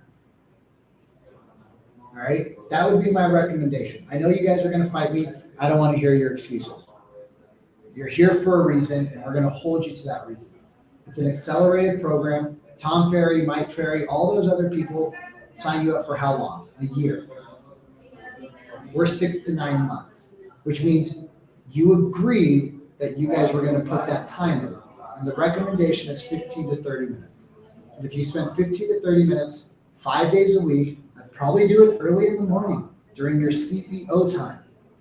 All right, we're going to talk about time blocking in a second, but it's an all-in-one place. The school community board is where you can ask questions. It's a private community where it's only us, no outsiders, there's no guests involved. It's only us, and it's a place where you can ask questions from other people helping people. I've never met anybody who's going through the process that shits on somebody else for going through the process that's 2 steps behind them. So it's a place for openness, it's a place for vulnerability, it's a place for you to talk about your wins, your losses, and your fears. The more you use it, the more you're going to get out of it. Cody and I try to be on there as much as humanly possible, right? But a lot of you guys have access to me 3 to 5 times a week. I can't spend 4 hours a day on there, but your community members can, and you can help them, and they can help you. And if there's something that we don't get to, bring it to one of the live sessions and ask questions. Cool? Okay. School calendar, right? It's to never miss a training session. So I would just check this once every few days, right? Just to see what's coming up on your calendar. The other thing is on the main page, right, of school, it'll show you the top agent mastermind was happening in 4 days. So it'll tell you which events are coming up as well. So based off of your program, it'll tell you what's happening. Based off of what's going on here, right? Cody's in Buenos Aires time zone, or whoever was this. It'll show you what's on your calendar and what's available to you. So you can see there's Monday, Tuesday, Wednesday, Thursdays, right? Some days there's multiple sessions, some days there's one session. So based off of your program, you have availability to other stuff. If you ever want Is that? Yeah, go ahead. Sorry. Is that the stuff where I get a message that so-and-so is live right now? Is that the class going on? Cody? Probably. What's the specific email that you get? I'll get a text or something will come up. I'm looking on my phone right now. If you're in if you guys are in multiple school platforms, you will get things from school that might not be us.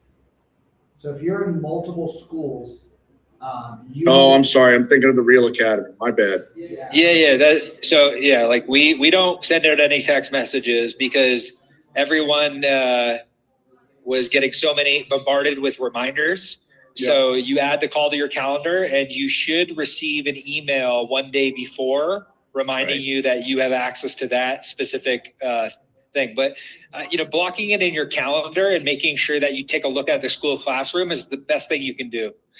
So why don't we do this? Why don't we take a break and you guys pull up your calendars and sync everything up right now? So let's slow down to speed up. So that's the whole purpose here is it's not to overwhelm you guys with a bunch of shit that you don't need. It's to give you guys the things that you actually need. So go to the calendar. All right. So pull up the calendar in school. Here's my calendar. So this is going to show everything, right? So if you're not in Inner Circle, you're not in IC. If you're only in 2.0, right, then you're going to miss some stuff. So wherever you're at, Inner Circle has more. IC 3.0 is our kind of flagship, and 2.0 has less. So just look at your calendar and pull up your Google and make sure everything's synced in right now. So just go to your school calendar and book in your calendar. So I know this is like one-off. It's probably just something not synced correctly on mine, but Louisa, charge her an extra $100 for the question. Any one-off questions are $1,000. Go ahead and charge her 20 grand. Okay. so you know how we changed Monday and then Monday's now Wednesday, right? Just for this week. So Mondays Right. are holidays. We are going to actually give Vikram holidays in 2025 because last year. No. I don't agree with that. But anyways. Yeah, it's okay. You can talk to Louisa because if I have to work, Louisa has to work. So, but for some reason, I don't know why, the 2:00 on Wednesday, the one that was scheduled for Monday, it didn't sync with my calendar. Anybody help in tech support? Cody, Louisa? So I'll let them message you privately in the chat. Okay. Jenna, you're in 3.0. So if you go back to the original email that we sent you, it'll tell you the name of your course. Also, if you go to school, if you look at your calendar, where does it say? Where would it say? Where would it say? It would say, where would it say?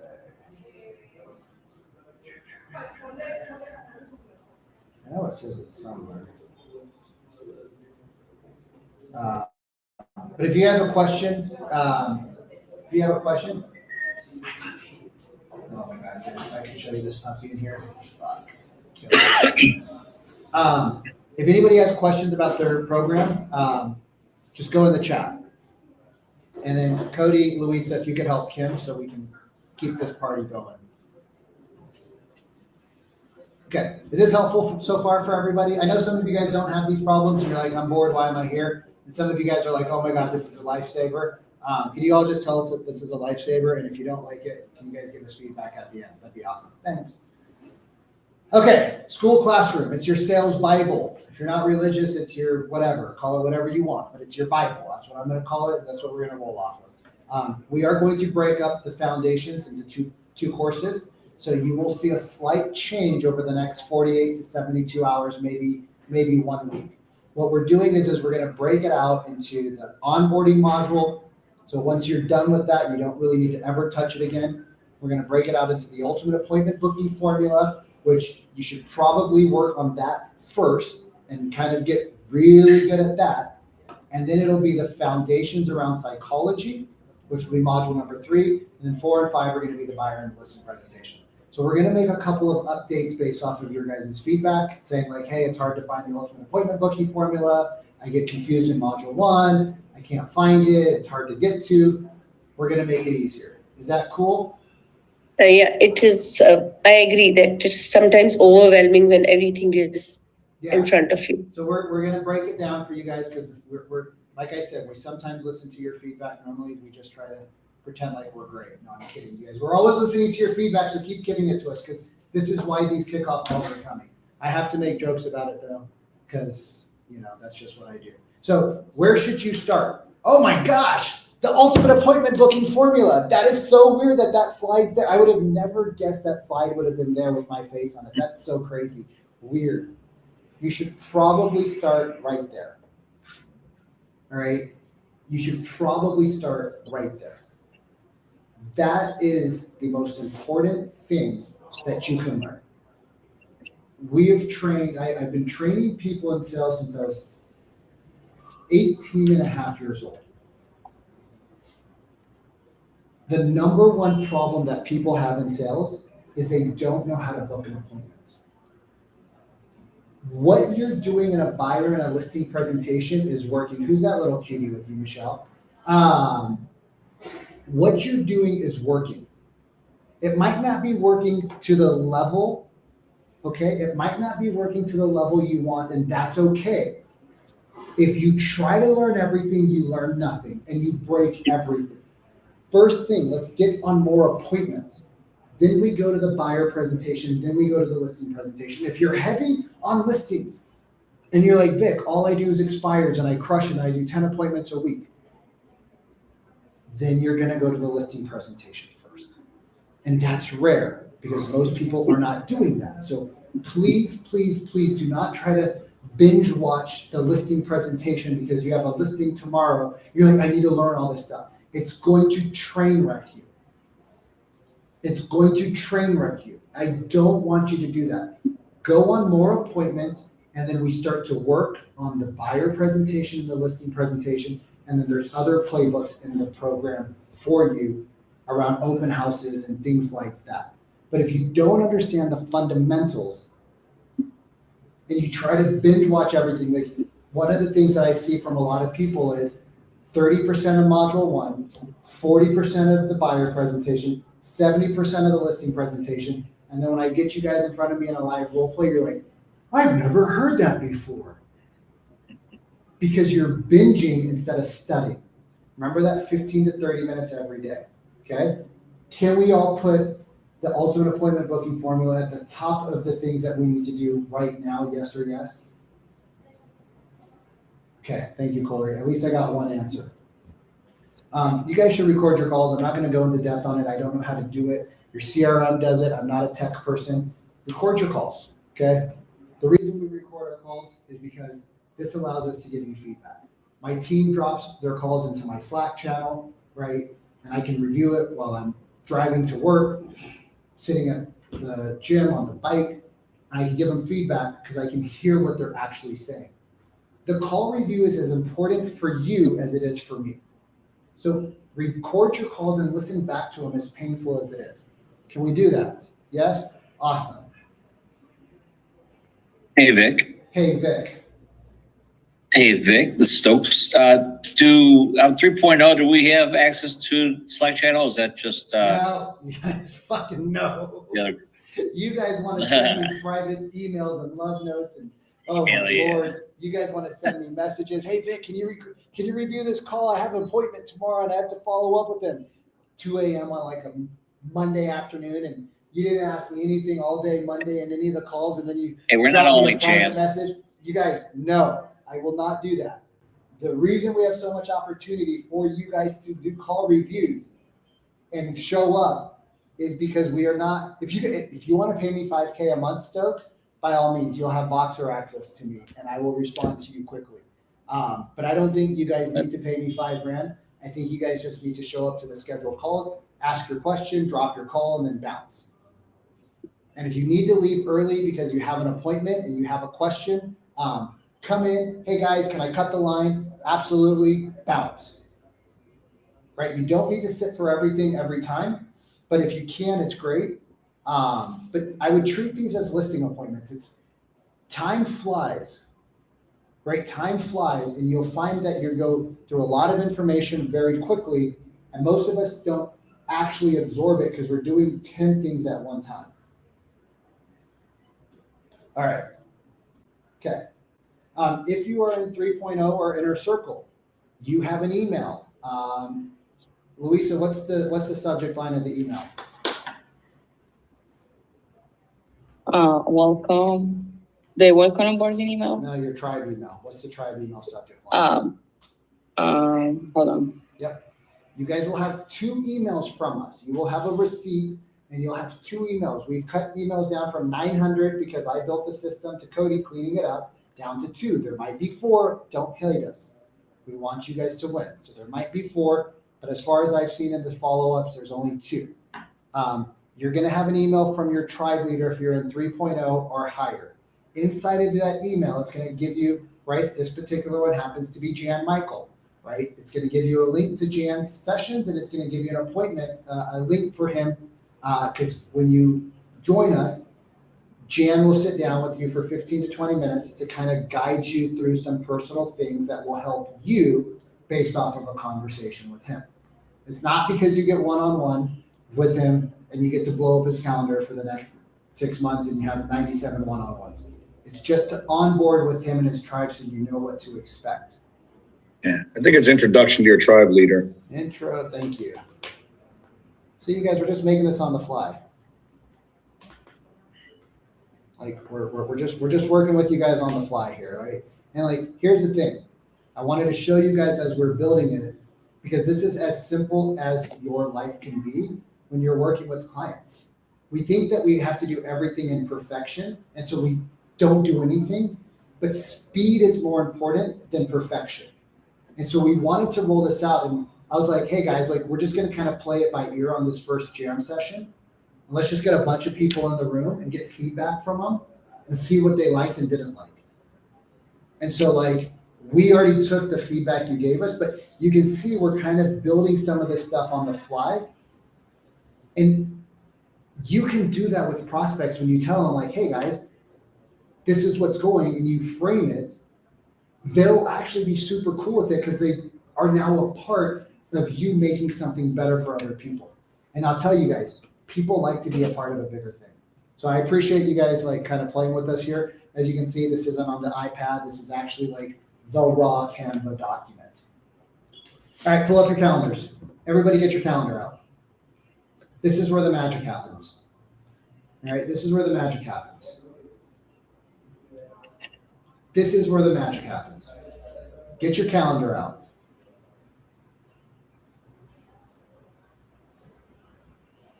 What time do you wake up in the morning? And what time do you sleep at night? Put that in right now. I know Daniel Root's like, I get up at 2 o'clock in the morning, Vic, I hate you. I know, I love you, bro. What time do you sleep and what time do you wake up? Put that in your calendar right now. Not in the chat, in your calendar. Grab your calendars, you guys. This isn't for me, this is for you. Grab your calendars. All right, Cody, can you show them your Brendan Burchard calendar that's sitting next to you? So Cody's got this thing called the Brendan Burchard Success Calendar. All right, it's 3 months at a time, I believe. Hold on, let me stop sharing. Let me pin you real quick. Let's show you a blank page here. Yeah. So Cody carries this thing everywhere he goes. I just bought him a beautiful Toomey bag, and there's a separate pocket just for this calendar because I was like, I'll just buy him a single one. And I'm like, no, he carries his Brendan Burchard calendar everywhere. And so I got him a double one, cost more money. But I was like, it's so important that his computer should be separate from his calendar because I love Cody and he keeps us all on track. Okay, so everybody got their wake up time and their end of day time in there? Everybody got their wake up time and everybody got their sleep time in? Everything breaks if we don't do this. Everything breaks if we don't do this. We got that? Mhm. Because we got 5 minutes left. You guys made me talk a lot. Let's get our bedtime to not vary as much. Right? Let's get our bedtime to not vary. I know it's not going to be a perfect world, but let's try to get that to not vary. All right. Now, in the morning, you have this thing called CEO time. All right? You get this thing called CEO time. CEO time is what we do to build our business. Because you don't have time during the day to hang out and study My Portal, which will make you hundreds of thousands, if not millions of dollars. You don't have time in the daytime to do that, do you? Anybody have time at 2 o'clock in the afternoon to sit down with My Portal? No, of course not. You should be working. You should be putting out fires or on appointments. So if you study the Ultimate Appointment Booking Formula, you should have appointments you go on every day. And once you have appointments, you have showings. Once you have showings, you have contracts. Once you, right? You see how the things pile up real quick? So your CEO time, I want you to call it CEO time because you are the CEO of your business and your life. Your CEO time is typically done in the morning before everything else is done. So before the kids wake up, before you got all the crap of life, which is why the wealthiest people in the world wake up early. It's not because they are sadistic and we like to get up at 3 or 4 or 5. It's because that's the only time we have to take care of the things we need to take care of. So your CEO time might start out as 30 minutes. Ideally, I'd like to see a 60-minute block. And when you get really good at it, it becomes a 90-minute block. So your CEO time should be the first thing you guys do in the morning. Put it in your calendars. What is your CEO? And your CEO time is not 9 to 11 because if you do that, I will come to wherever you're at. I'll put you in a headlock and I'll give you a noogie because that's prospecting time. Because after CEO time, guess what you're going to put into your calendar? Prospecting time. Because if I can get you guys to take care of your business and take care of your prospecting, you'll make a shit ton of money. And because you make money, you'll refer people to us. So did you got CEO time and do you have your prospecting time in there? CEO time and prospecting, do you have those two things in there? The third thing for the purpose of this call, the third thing I want you to put in there is the calls, is our training sessions. You might not make it to all of them, and I get that, and it's okay, but I want them to be on your calendar.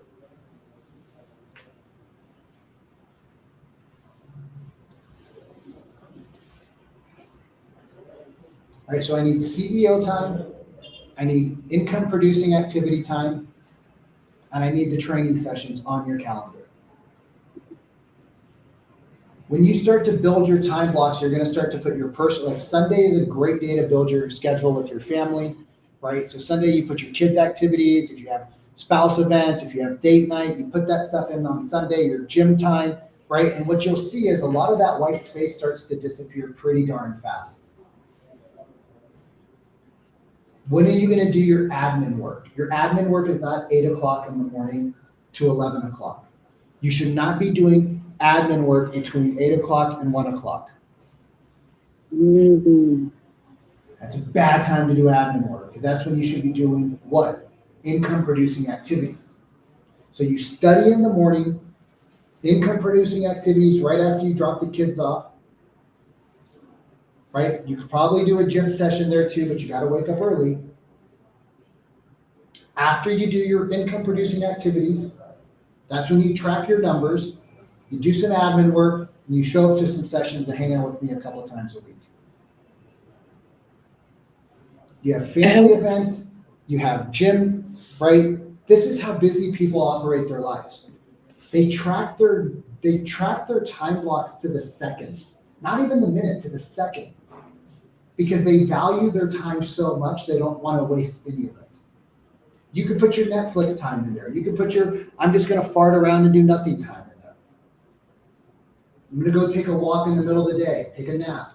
I don't care what you guys put in there, because when you build a schedule and you live by it, you are 10x more productive than just floundering all day. Oh, I'm going to do this, I'm going to do that. It's like, you guys, we're not butterflies chasing wind. Cool. Okay. Cool. Cool. CEO time is definitely used to study, and that is not a stupid question. Thank you. Juanita, I will have Luisa. Can you check with Juanita after we're done? What's going on her calendar? This is why we do this, you guys. This is why we're doing this. So Luisa will reach out to you. So have you blocked in your next live session? If you haven't, do it. Have you guys shared in school and introduced yourself to your community, to your friends, to your sisters, to your brothers? If you haven't, go and do it, right? Why are you here? What are you hoping to get out of the program? And what do you plan to add to our community, right? Because everybody wants to get something out of it, but what can we give to somebody else? Contribution is one of the big things that Tony Robbins talks about in the six human needs, right? Contribution is super important. And when we contribute, we feel part of the bigger program. And then you show up for yourself because you're showing up for others. Lastly is, if you need support, right, just take a screenshot of this.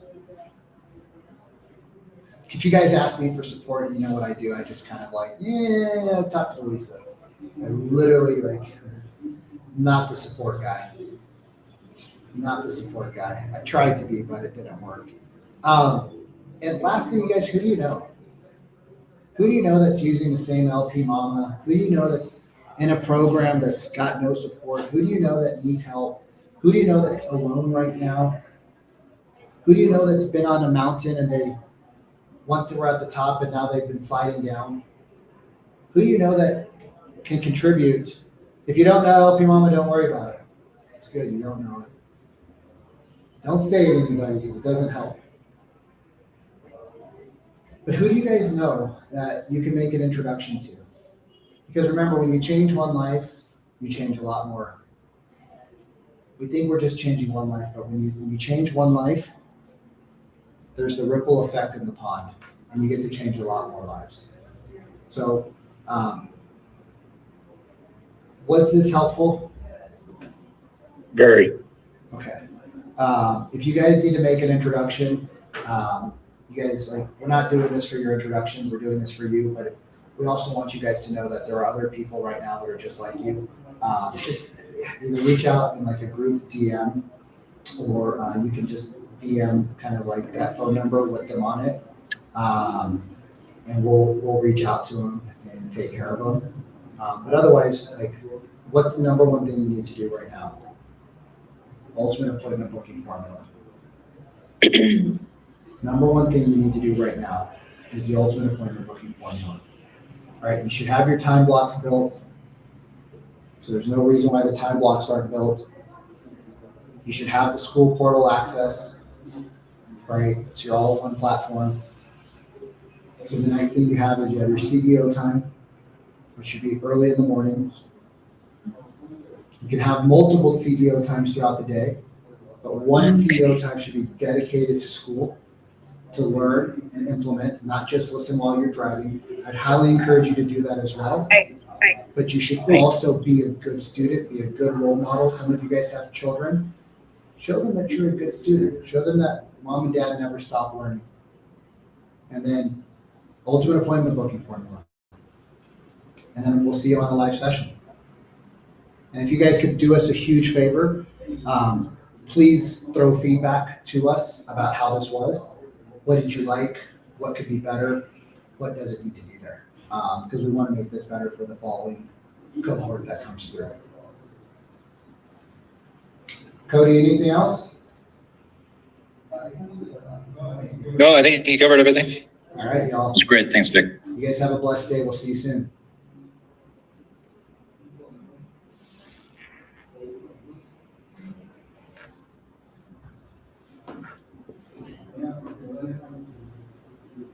Yeah. Recording in So progress. I'll get Vikram in. I'll have you booked on Vikram's calendar for tomorrow at like 1 p.m. your time. How does that sound? Sounds great. All right, awesome. And then is there anything that's gonna like, you're gonna be driving to another listing? Like anything that's gonna jump up in the way, some snowboarding, anything like that, or you should be good to hop on the call? Nope, no, I should be on track to be at my desk. All right, awesome. All right, and we're also gonna send over a little video if you could just put it at 1.5 speed and watch it while you're cooking up your morning breakfast or at your desk, anything like that, just before the call, so you can get the most out of the call with Vikram and really understand everything that goes into it. Is that something you'd be able to do? Yep, I can knock that out. All right, awesome. I will end it there so we don't have to keep going down since Vikram's in now. Nice. What do you think I could have probably improved on there? There was only two things that jumped out. One that Vic actually called me out on, I think it was yesterday. So when we're at mid-February, so when I mentioned the goal for this year, just asking if I was on track. I missed that before, and Vic called me out on it, and it made sense. Like, we're halfway through Q1. I haven't done anything. Yeah. So that was one. You did good digging in on the gap and stuff. The only other one, but I guess this is more of a question, would be when you clicked in like, hey, like talking about the only connection that I missed was kind of, you did a great job going on the numbers and like what your conversion rate is for conversations, but not connecting that to why talking to one of the business developers or talking to Vic would help. So just being like, oh, out of the conversations, like just some kind of a tie-in to like, oh, if they're bringing up those concerns, like, would it be helpful if you could, you know, overcome whatever during those to convert those? That was the only part where I realized there's kind of a gap, but I don't know what the best way to make that connection is. But that was the only other thing. Okay, yeah, that makes a lot of sense. You did really good, like conversational. And I love just like the little jokes you put in there, like the cat treats. But something I did notice too, just like the limiting beliefs, you definitely could have hit him at the beginning and like reframed, like when he said, I forget exactly what he said, but he pretty much just was saying that like his, was it pay-per-clicks or just his other source didn't work well. So saying like, oh, why, like digging into that and be like, why didn't it? Because you do a I kind of like targeted it a little bit, but I just didn't go enough because I was like, because he said like the leads are like tire kickers, but I didn't like go into that. Yeah, I just meant you can do that like sooner because sometimes conversation along. Because what I've noticed is people, if you don't get to those limiting beliefs soon enough, that's when they're like, I'm bored.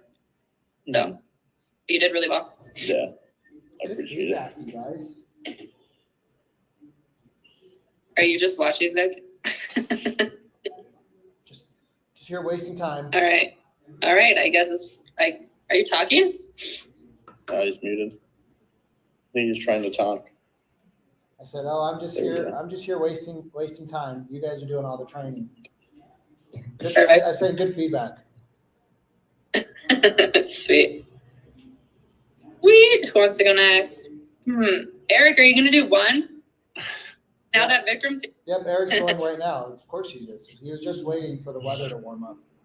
You know, as we were comparing icicles, I just realized that Jenna had the bigger icicles because of Canada. Ooh.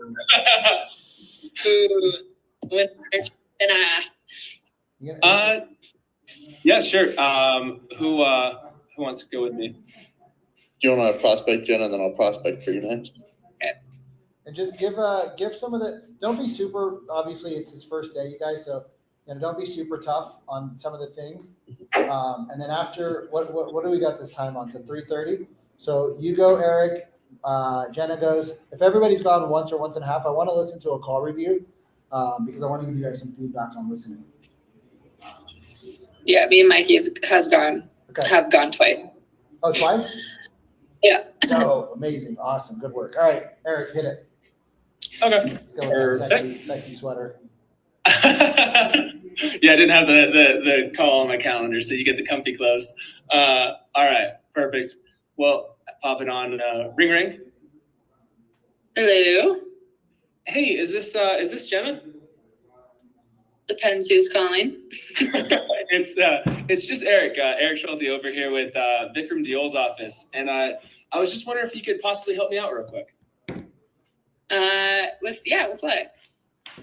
Well, you know, it looks like you might have signed up for a training where you were looking at, you know, getting some more listings, and you know, honestly, you might not even remember it. It was back in December. Does that ring a bell?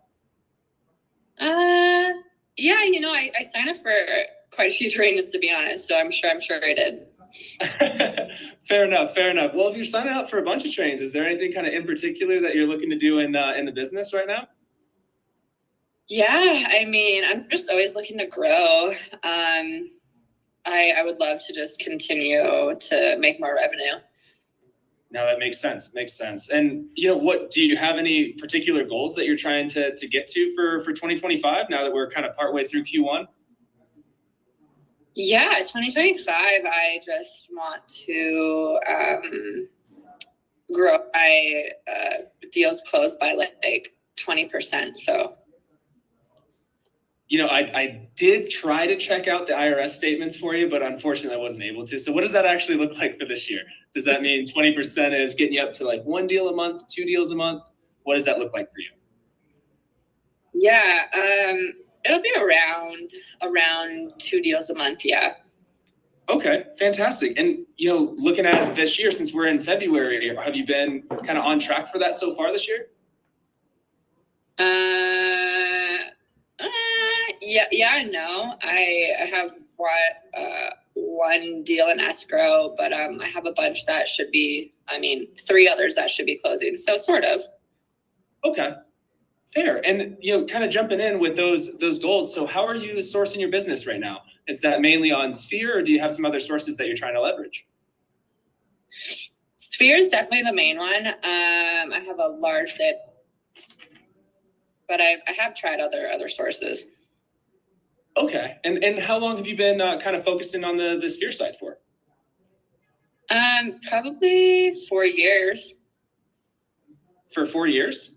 Nice. And with you trying to get to kind of the 2 deals a month, are you tracking enough referrals and whatnot to be able to get that out of your Sphere, or what does that look like for you?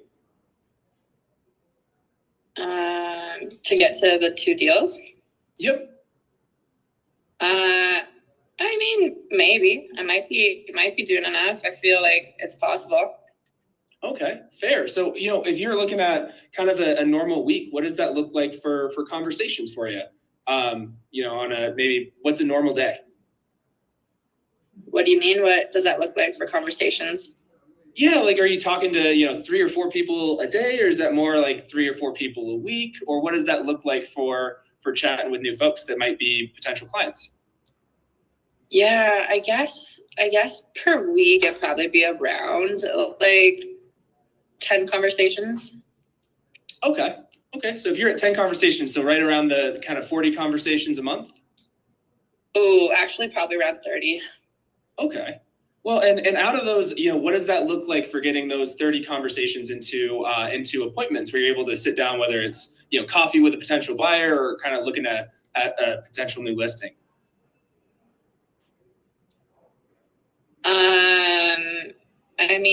I'm sitting down with like at least like 5 to 8 people a month. 5 to 8 a month? Okay.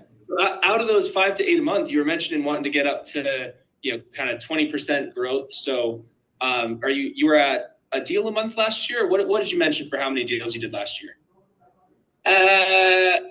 Last year, I'm going up to 20%. Last year was probably about 1 to 1.5 a month. So out of those, say, let's call it even on a slow month, right? So out of those 5 appointments, you're getting kind of 1 deal out of those last year, and then does that sound about right? Kind of at that about 20% mark? Yeah, about that. Okay, that makes a lot of sense. And for those other kind of 4 folks that you're getting and sitting down with, what do you think's kind of stopping them from being another deal close for you? They're just tire kickers. Tire kickers. What do you mean by that? I feel like everyone uses that in different ways. They're just not in a rush. A lot of them have excuses about the market and stuff, so they're kind of just wasting my time. Oh, that's fair. I could definitely see how that'd be challenging. Now, have you looked at, any potential options for whether it's, training or podcasts or anything along those lines for potentially overcoming those objections? Pause. Don't go down that route. Okay. Don't go down the what have you done route. Okay. I would just avoid that. So if that's on your scripting anywhere, I would take that out. We don't need to know what they've done. We need to know more details. So I'm going to pause you right there because we're coming up on that minute anyways, that 3-minute mark. Okay. Feedback. Super conversational. I feel like your questions could be more direct. Just like clear and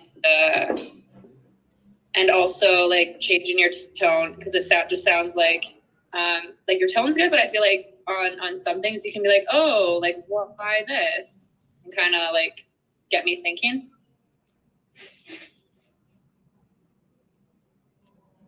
Yeah, that's pretty much what I was gonna say. Just kind of like the tonality on certain things you can change? I mean, like overall, your tonality is good. It's just like a little flat for certain parts. So what they're saying is when somebody tells you something, instead of it being like, oh, okay, it's like, oh, right? Like if you're talking to like your little niece or nephew or whatever, one of your friends got kids and the little girl hits her foot, you're gonna be like, oh, it's okay, honey. Let me see that. Let me see what happened. Do you want me to hit that table over there? No, it's okay. I bumped into it myself. Okay, well, let me see. How's that feel? It's better now. Okay, awesome. Now, right? We already have the tonality built into us. We use it when we're with dogs and children. We think when we're with adults, we need to be different, but we don't. We're talking to humans are just big dogs and big children. And that's why when we get around a dog or a baby, it allows us to bring our child life out. But we actually want to be like that all the time. That's why people get drunk, so they can act like a kid. Because then they have an excuse. Because they feel we're doing in real life, but that's exactly all we want to do in life is just be. So true. It's funny when you just study people and watch why they get drunk and what they do when they're drunk. It's like, so you basically just acted like a child when you're drunk. Well, I mean, yeah.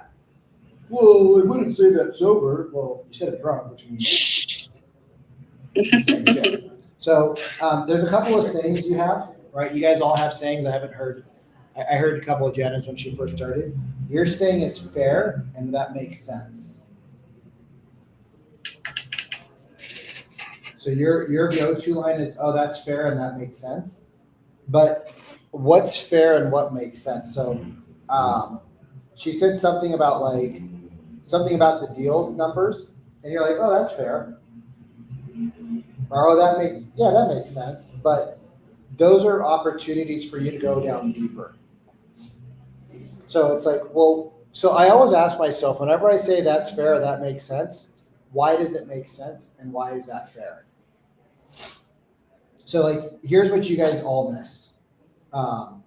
In the beginning, she said, I've done one deal, but I'm on track to hit 3 more. What does that mean? Hey, so it's like the middle of February, like it's almost 2 months into the month. You said you wanted to be at 24 deals. Where are you actually at right now? Like how many closed deals do you have? Well, I have 1. Oh, we're already coming up to the end of February. Well, I have 3 more that should close. What does that mean? I don't know what that means. So you guys, I hear that a lot. And like, well, you're actually going to hear that in this call that I do with Jenna. So just remember, like you need full details like a doctor that's about to cut somebody open. Like before a doctor comes in with a knife 6 inches in your gut and puts an incision 6 inches in your gut, how many questions are you going to ask that doctor? A fucking lot. How many questions do you guys ask these people? How intent and how deep is your listening when somebody's got a blade 6 inches between your privates and your belly button, where there's a lot of bleed out potential?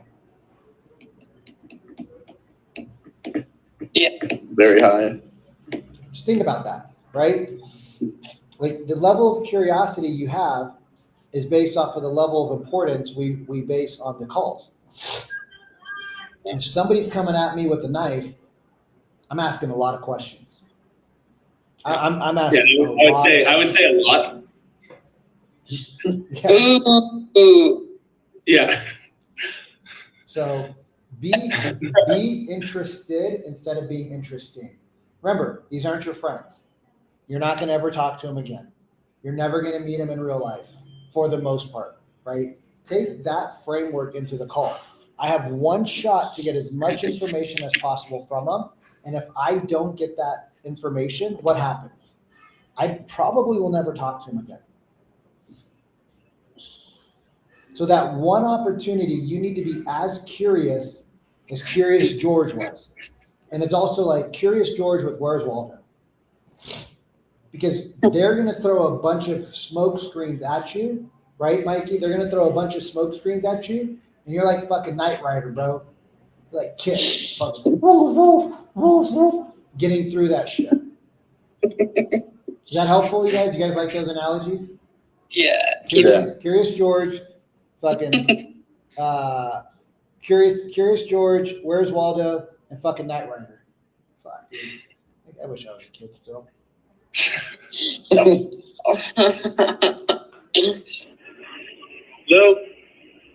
Hey, Paul. Yeah. Hey, Paul. It's just Jenna Morton calling from Vikram Deol's office.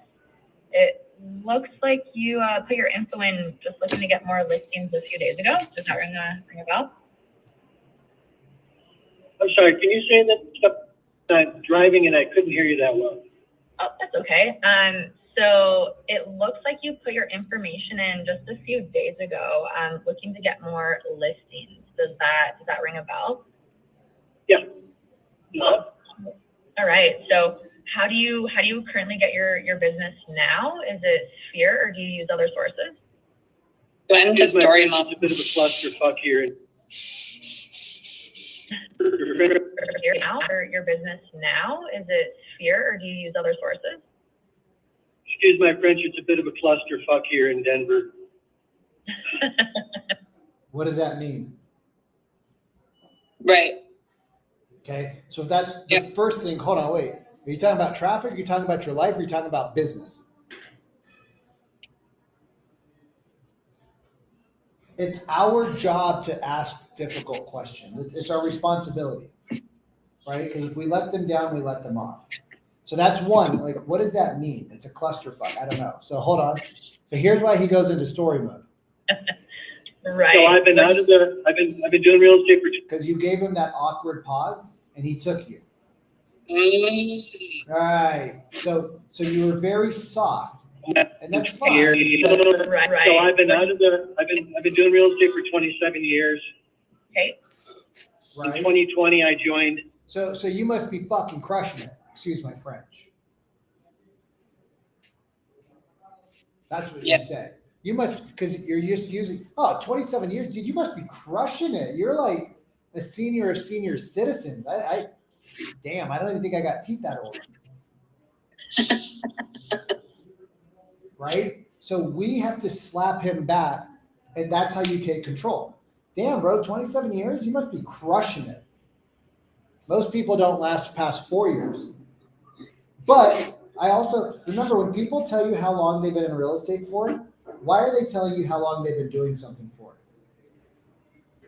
To try to make they're a pro, like they. Because they're hiding something typically. Not always, but 80 to 90% will tell you the length of their tenure because they haven't done anything good.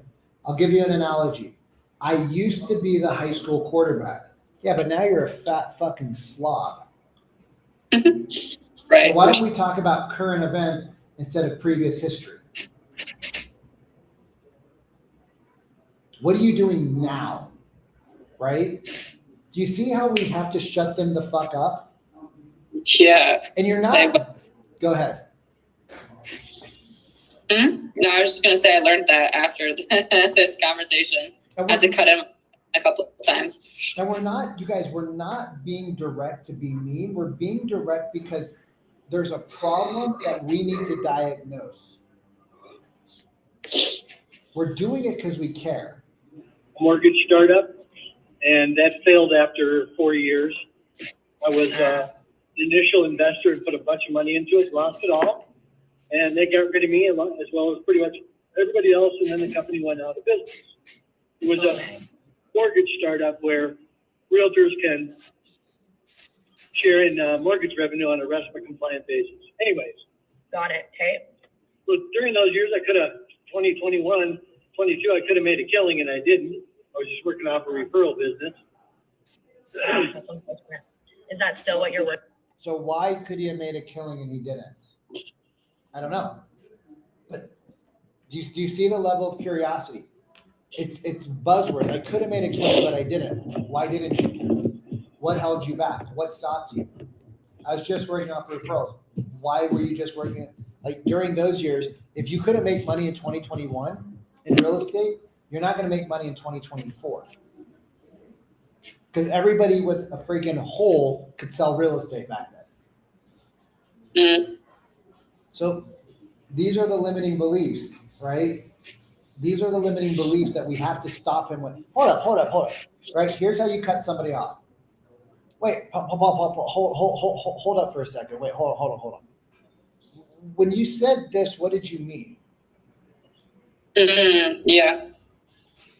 Right? So we don't need to cut people off all the time, but when this dude's a runaway freight train and he's too runaway for his own good. So with referrals? No, there aren't any referrals right now.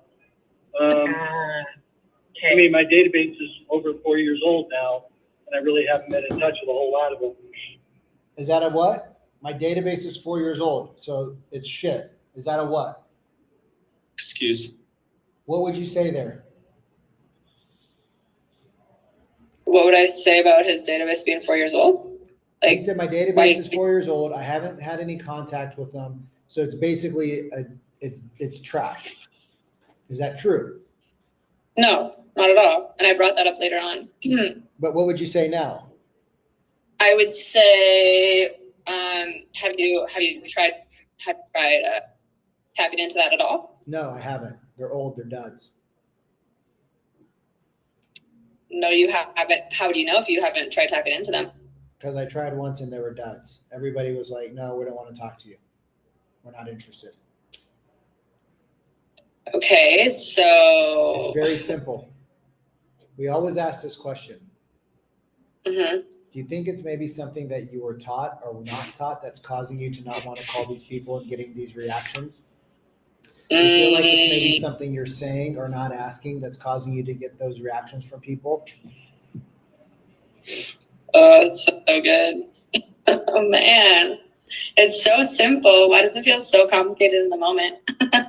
Because you're thinking about it instead of just being in the moment. Anyways, long story short, Is there in 2023, they cut me off, and I've been kind of floundering. I was with Floundering? That's an emotional word. Floundering? What does that mean? Orchard last year. I was primarily a listing agent, but I wasn't making that great a commission and other. Okay, hold on. You're a listing agent, but you weren't making that great a commission. What do you mean? How many deals were they giving you? Right, and here's where he hits you right now. Yeah. Various reasons.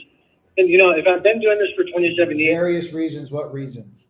You've been doing it for 27 years, Paul. You should be crushing it by now. What's really fucking going on? Excuse me. I've done over 1,100 transactions and almost $250 million. Okay. So why are we not doing that now? Could it be that maybe what you were taught pre-pandemic is no longer working post-pandemic? Nobody taught you the skills that you need to win in this market? That means I'm doing something right? Well, you were doing something right, Paul, but it doesn't sound like what you're doing now is working for you. One quick question, Vic. You'd mentioned, I like it on the terminology of pre-pandemic, what you knew and were successful with pre-pandemic versus post-pandemic. Is that a pretty widely accepted difference in market that you can just call that out of like what people screwed up? You're giving them an out to sucking. So what you're doing is you're giving them a nice way to say they suck. Hey man, could it be that like what you were taught 4 years ago just isn't working in today's market? Yeah. It's not your fault, but it is your problem, right? Yeah. Hey, could it be that like, the stuff you were taught last year, it just didn't date well. And so that's why it's not converting. Like it worked last year, right? Yeah. But it's not working anymore, is it? Right. Because like, it's just kind of like the software in your iPhone. It just needs to be updated. So you're probably doing a lot of things that work really well. Like when you're in front of people. Oh yeah, totally. But we're not getting in front of people to do those things really well, are we? No. So do you want to keep floundering? And that's when I'm going to use his word. Do you want to keep floundering, Paul? No. So would you like to learn the post-COVID like things that agents are doing to win? Yeah, I would. How come? That's where you get in with the how come. Because I'm fucking broke, right? But he's telling us his college glory days. I did 1,100 transactions. I did $250 million in sales. So what, bro? What did you do in the last 90 days? Dude, that's awesome, bro. What'd you do in the last 90 days, though? Huh? Yeah, like, it's amazing that you did $250 million, but like, what have you done in the last 90 days, 180 days? What have you done in the last 365 days? Yeah. Right? That's that's just reps that I have that you guys don't. But like, do you see how he wasn't giving a story, you were letting him talk? Yeah. Did you book with him? No, he fucking hung up on me. You see that? After all that time you gave him, what did he do? The disrespect, he fucking hung up on you. Yeah, Hey, because I gotta go. Like, I got shit to do. no, he's hey, just tell me what you guys do. What can you do? And then I brought it back to a question. He's like, 21 questions. Thanks for calling, and hung up. Because you didn't. You know why?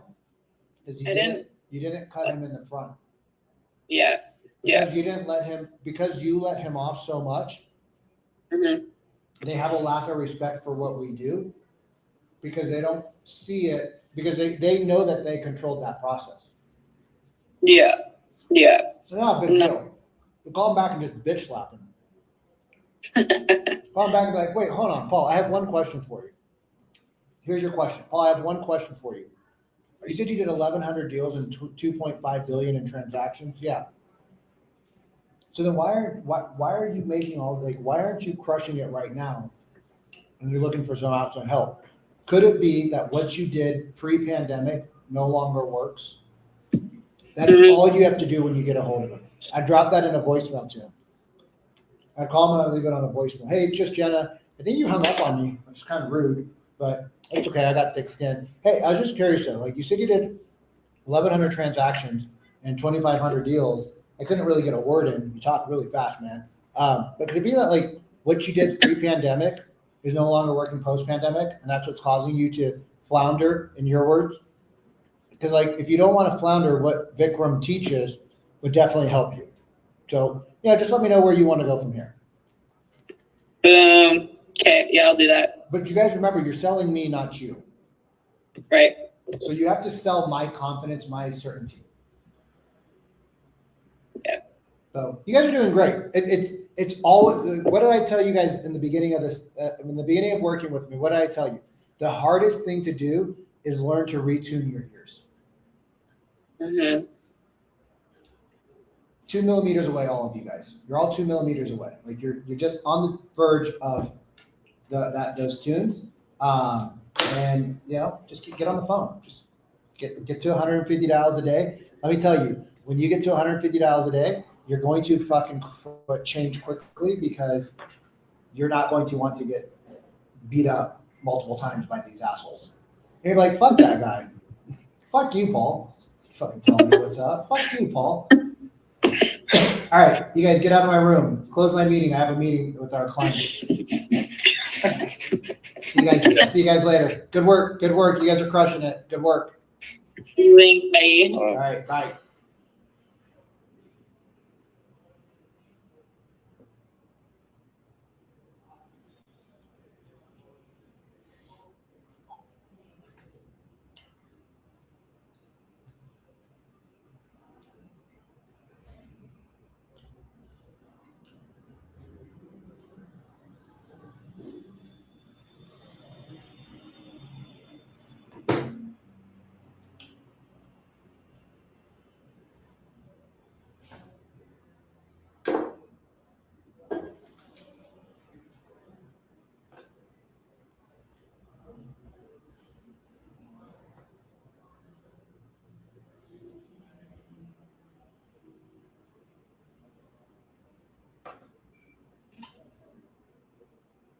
What's up?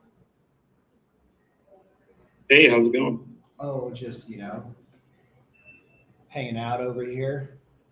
What's up? Say that again. So what's up with you guys? I've had a killer last few days, and I got a lot of work to do now. Where are you at? Well, I've been at home, I've been working. I picked up 3 listing appointments this week, and 2 potential new buyers. So, Tell me more. it's been a mix of Zillow leads and this other service that I use for listing leads. One of my Zillow leads turned into they were a buyer and they turned into and by the way, I have to sell my condo. So. Wow. So, yeah, and that one, I think that of all the listing opportunities, that's gonna be the easiest one to land, so. How come? She already likes me, she knew nothing going into this, and as soon as she started talking about her listing, I was able to rattle off information about her market and her place, and built a lot of credibility very fast. Fuck.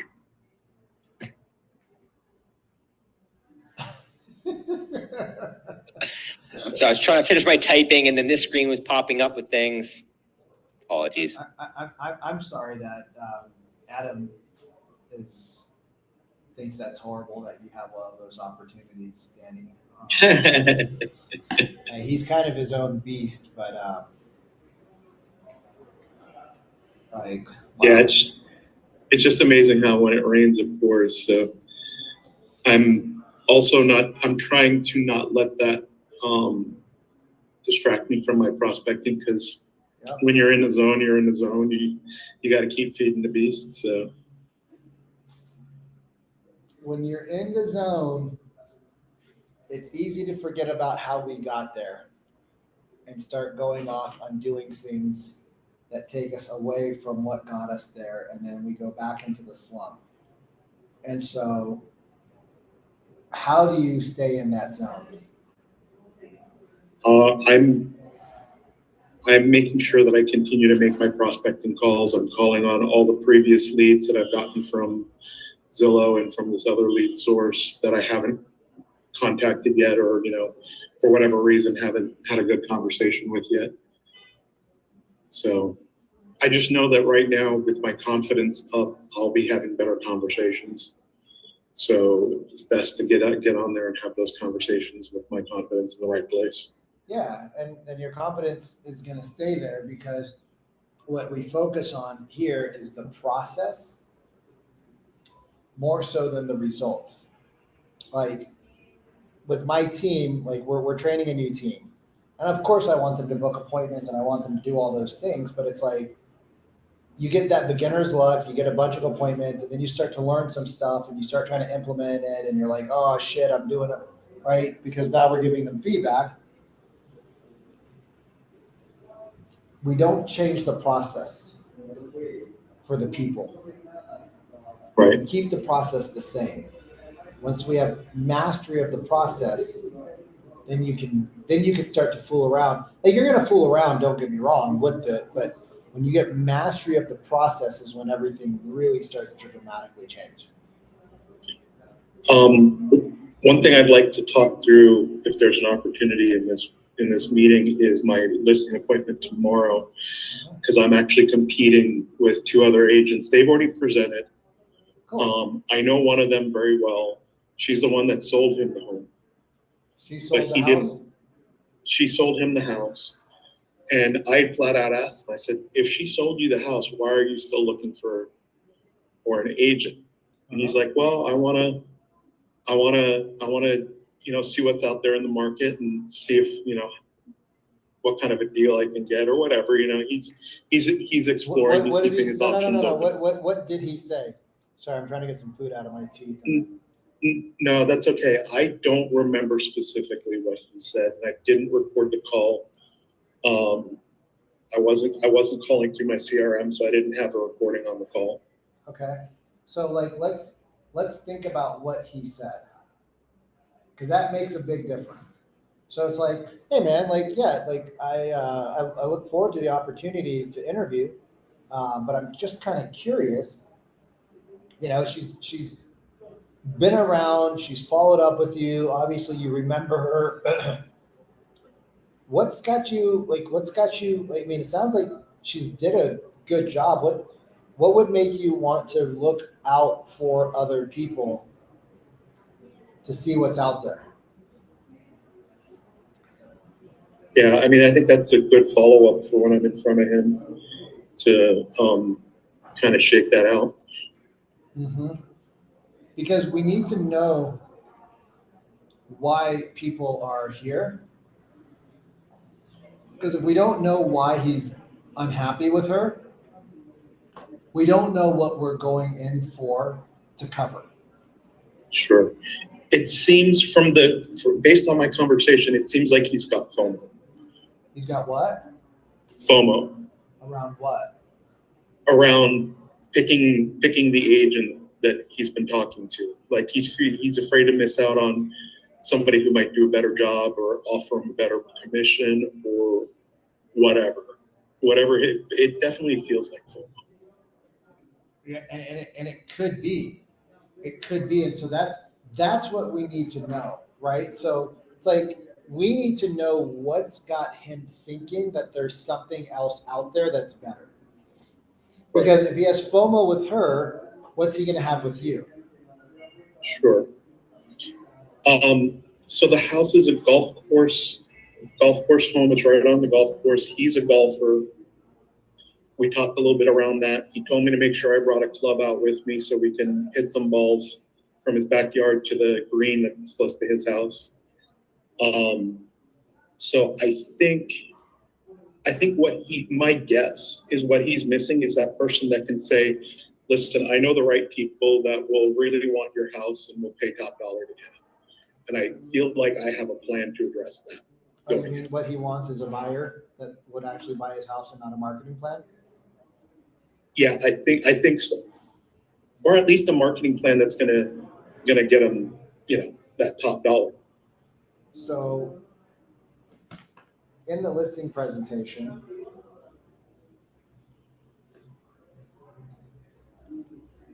right, in the listing presentation,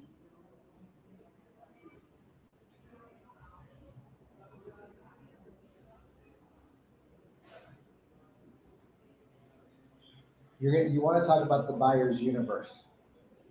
Yeah. Right?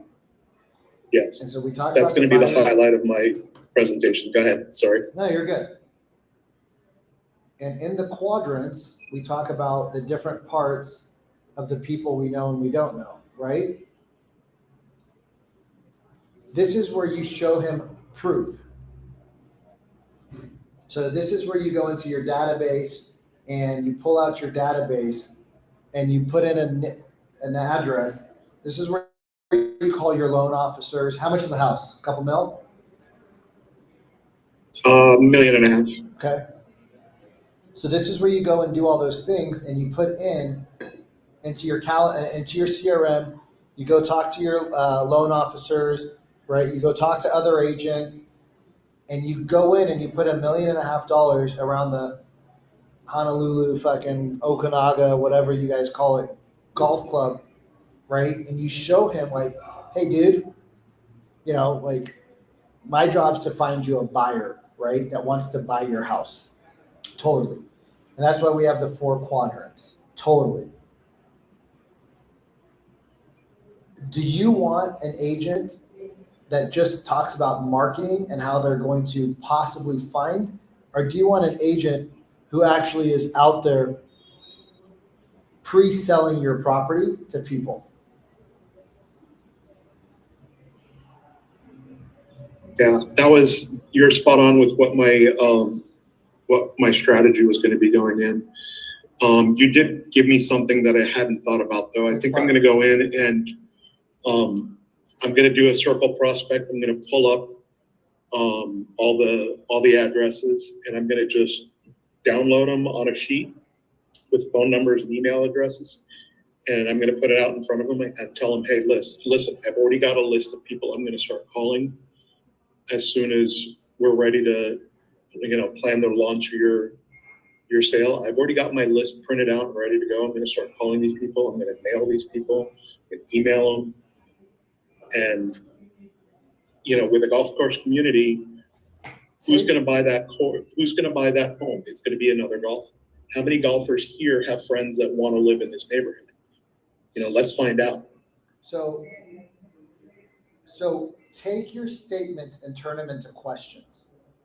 Okay. So let me ask you, man, like,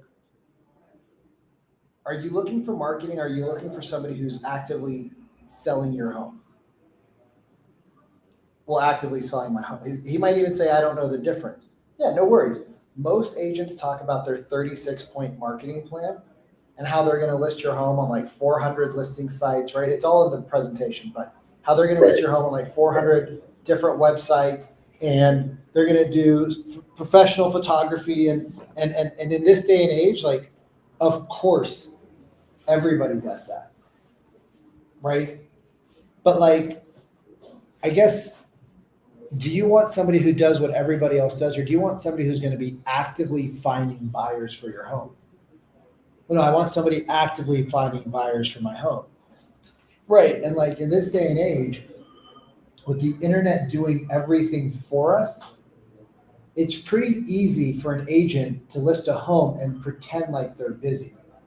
But really all they're doing is they're just taking their mouse, clicking one button, and poof, it goes all out. And then they say, oh, we're doing these professional photographs, right? We do studio style photographs. They do professional, right? So they do these professional photographs and they pretend, and they post it online and they pretend like they did all this work, right? Well, yeah, it's kind of, and like oftentimes the reason why people like you that want to sell a home to move on to X, Y, and Z, oftentimes the reason why they're looking for a second and third opinion is because they haven't found the person that's actually going to do the work. They found a lot of people that do good stuff, right? Because obviously professional and studio style photographs are important, and the listing description is important, and making sure it gets into the right areas with the correct information is important. That's kind of like the bare minimum in 2025. Would you agree? Yeah. So would it be cool if I kind of walk you through what I've already done to market your home to the buyers that I know that are in quadrant number 2, whatever the quadrants are that you have, that are in the quadrant 2, like the passive buyers that I don't know, but I have access to? Would it be cool if I showed you how I've already started pre-marketing your home? What do you mean by that? Let me just show you. Cool. Turn it around. So I sent out an email to my database and I said, I have a potential property coming up in this, near this golf course. And it's somewhere in the, $1.25 to $2 million range. If you're interested in learning more, once the client decides if they're going to keep it or sell it, just send me a message now and I can make sure you're on my priority list. And I got 3 responses. What? Yeah, and I also reached out to a couple of my financial partners and my high net worth people, right? So this is people in financial planners. This is people that, stock advisors, right? Like, who's your team? And you say, hey, and then obviously your loan officers, hey, I have a potential property coming up on the golf course in this neighborhood. It's somewhere around $1.5 million to 2 mil. How many buyers, could you just run a search in your database? How many pre-approved buyers do you have right now? And there's going to be like 40 to 60 or 20 or whatever. It's like, so I just reached out to 3 of my professionals. One guy's got 30, she's got 20, and this one's got 40. So we have 80 people that we're going to market to directly once you decide you're ready to list your home. So we got 5 people in my database. We have 80 people over here, right? And then the third thing I do, and first off, does any of this even matter to you? Like, is this something you're looking for? Yeah. Why are you looking for something like this? Well, because the other 2 people just talked about how much shit they do. They didn't show me anything. Oh, yeah. Kind of like what we were talking about. Because if you say it before, you frame it. If you say it afterwards, you're slamming them. You're being a jerk. So you frame how you're better. Yeah, like what are the reasons why, like, a lot of times when I like a lot of people I work with, a lot of times the reason why they interview 2 or 3 people is because the first agent talks about the marketing, second agent talks about the marketing. It's kind of similar what they do, right? Yeah, pretty. Yeah, they put it on 400 websites. They take some professional photos. Some have drones. Some do this, right? You're discounting that. That's like fucking chicken shit. Everybody does it. And it's kind of standard in this day and age. I mean, especially in these price points, $600,000 in this neighborhood, that's kind of standard. $1 million golf course, aerial shots, like it's kind of standard at this price point, right? He's like, yeah, it is. So what like, would it be cool if I show you kind of like what we do to actually get the property sold? Yeah. Now, when you're like, is this even important to you, bro? Would this even matter to you? And he goes, yes. Why would that matter to you? Well, because the other two agents did exactly what you talked about. What was that? I'm sorry. I talk a lot on a daily basis, as you can imagine. Well, they brought over their marketing plan, and they brought over this, and they brought over that. Oh. So they didn't do anything. Neither one of them said really anything different. It was like pretty much what I said. Exactly what you said. Oh. So why is this important to you? That's a fucking solid side down. And now he's like, well, because I want my house sold for top dollar. I want the right buyers. Okay, let me show you one of the other things that I think is kind of cool that we do. A lot of agents talk about like this thing called circle prospecting where, they'll call a couple neighbors around your house and that's about it. But I know the inside track. Is it cool if I share it with you, Adam? He's like, yeah, what's up? So I know that the two most qualified people that are the people that live in the neighborhood that either want to step up or they want something a little bit smaller. I know that those are the people, or they're in the neighborhood, but they don't live on the 19th hole. They can't chip, right? Because he wanted you to bring a golf club. So now you fucking show him they can't chip a ball from their backyard to the greens. And they always see this house when they're driving their car. They go, man, I would love to do that. So I know that the people that are the most interested are the people that live here but can't do this, are the people that live here but they want something bigger or something. Now, again, is this the biggest house in the neighborhood or the smallest house in the neighborhood, or is it average? It's average. So I know there's some people that have bigger homes, and I know there's some people that have smaller homes that would love to have the greens behind them and maybe a little bit more space or a little bit less space. And I know that the people who live right outside that see you guys driving into the neighborhood every single day, more than anything, want to one day have the prestige of saying they live in the blank to blank to blank neighborhood, right? Yeah, it's true. So what I've already done is I've already printed up, I've already extrapolated the data for the people who live in a mile radius and everybody in this neighborhood that's been here for the last 3+ years. Because I know that those people have the highest percentage of either wanting to be in the house or knowing somebody that wants to be in the house, and they're not even thinking about it right now. But when I reach out to them, I call them and I start marketing to them and I email them and I send them a mailer with this information, because I'm going to hit them before the property goes on the market a couple of days to give them the insider's track or whatever you're allowed to do. I know that that's going to start churning the wheels.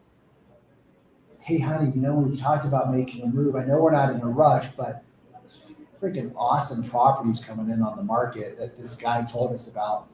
Maybe we should go there. They're doing a special Twilight VIP special neighborhood Shindabog. Maybe we could check it out before it hits the market and we can get a deal. Like, would that be something are you looking for an agent that does that kind of like create? And there's a lot of other things that I do that I don't want to bore you with, but is that the kind of creativity you're looking for? Or do you just want somebody who's like, I did aerial photos?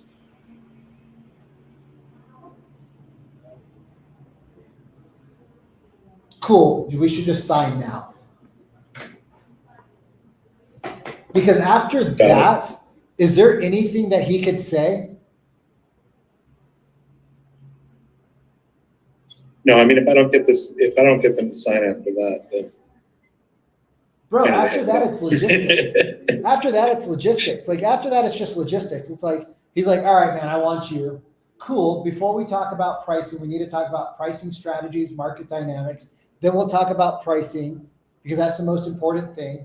Like, I want to work with you guys too, but we got to make sure we're in the right ballpark. We gotta make sure we're even in the right tee box. I mean, if you want hole 18 and we're on hole 1, that's not gonna work. Right now, everything I use in this scenario is a golf analogy. So like, I gotta make sure we're even teeing off at the right hole. So let's do this. Let's hit.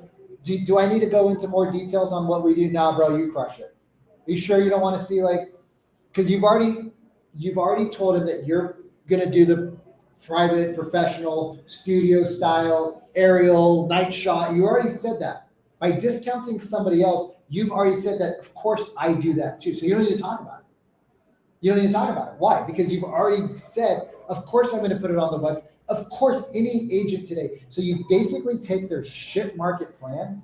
You say, well, of course anybody's going to put your house on Zillow and Realtor, have a professional write-up and the AI and the professional photography, aerial, the drones. Of course, in 2025, any professional that you would even interview would, of course, do all that. But can I show you maybe some things that I don't find a lot of agents doing? So now you took their whole fucking marketing plan, you guys, and you basically just took a dookie on it. Sorry, Niku. That's what you get in Inner Circle. You literally just took a big fat poop on it, and you're like, so where should we go from here? And he's like, well, I want to know what else you do. Oh, okay. Well, why do you want to know more about what I do? Well, because the other two idiots sounded the exact same. And they're not idiots, you guys. These are top of the line agents, right? These are not idiots. I mean, this one lady's been following up with this guy for 10 years. She's still in the works, right? So she's talented. So we can't say she sucks. So what do we say? She does everything average. Because if you say she sucks, you're a jerk. Right, Ryan? We can't say that she's a shitty agent because she's Ryan, dude, you're in the office. Bro, turn on some lights. I want the lights off. Ryan, I think we need to do some fundraising so Ryan can afford to get some new light bulbs in there. We need to cut some cords. We need to get some sage. We need to do some incense. We need to do some woo-woo stuff on Ryan because he is scared of the light, which makes me think he's a vampire. He's also Yeah, well, I just, I've had the lights on all day and I'm tired. So I'm tired. I want the lights off. Daniel, send him some blue light blocking glasses, please. So you guys see how we take the frameworks, but we deliver it with Rude, do me a favor, check your Messenger app. Do you guys see how we take the standard, no, not you guys, just Daniel in Messenger. Do you guys see how we can take the standard stuff and we can make that so much more enticing? I can't teach this to people in the regular program. It's going to blow their minds out of their heads. If I taught that inside of the regular program, do you think their heads would explode? But you guys, that's why you guys pay the extra money. Because did you see how we took that basic framework, which is not basic, it's already 10 times better than everybody else, but we just put complete rocket fuel on it and sent it to Mars?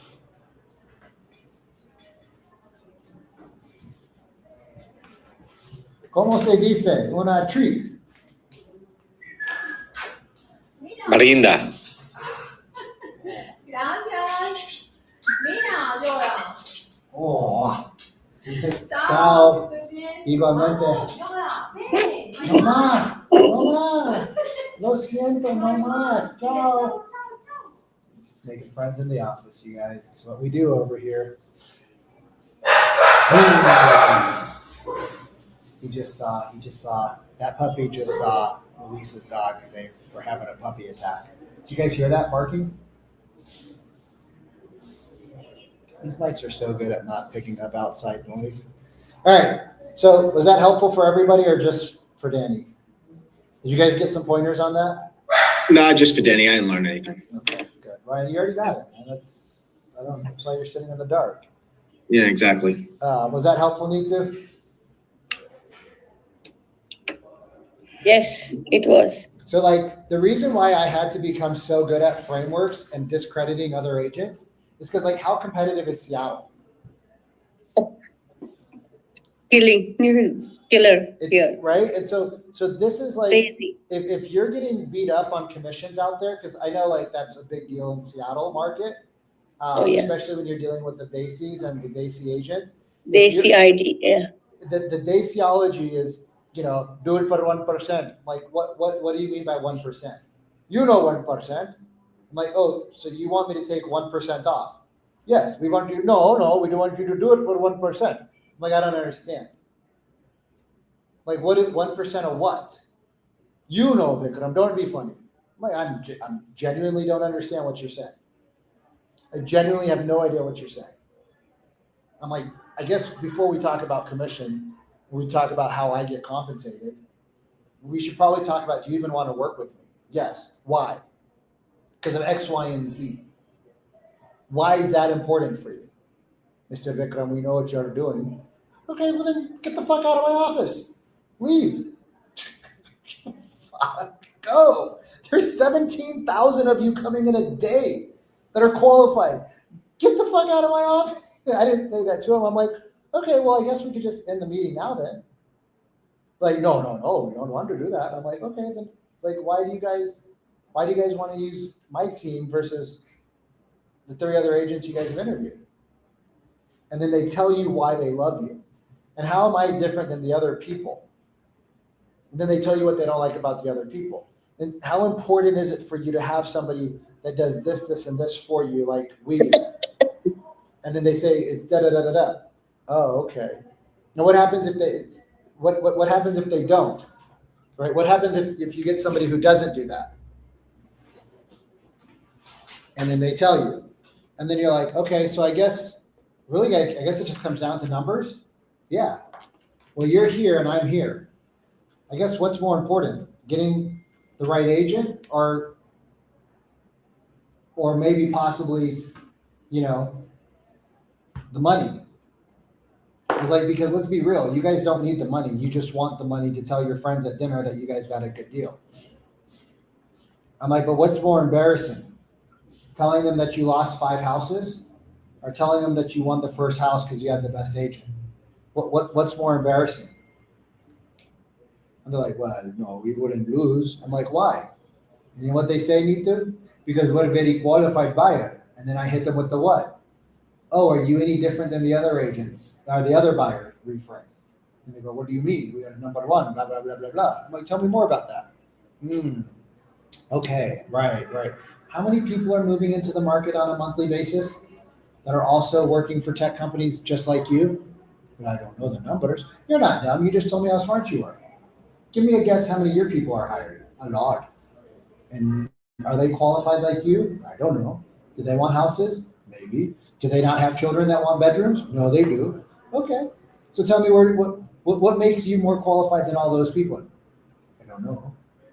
If you don't know, it's going to be pretty hard to sell your story to somebody. Okay, Mr. Vikram, what do we need to do? Well, you don't need to do nothing. You don't need to do nothing. And now commission conversations turn into a conversation about what? What they actually want. And what do they want? They want a house. How fast do they want it? They want it fast. How many offers do they want to write? They don't want to write many. So we now bought them what? We buy them time. Right? So we just bought them time with our expertise. And then we don't talk about negotiations, but did we just show them that we're a better negotiator? Because what does Tom Ferry and Mike Ferry say?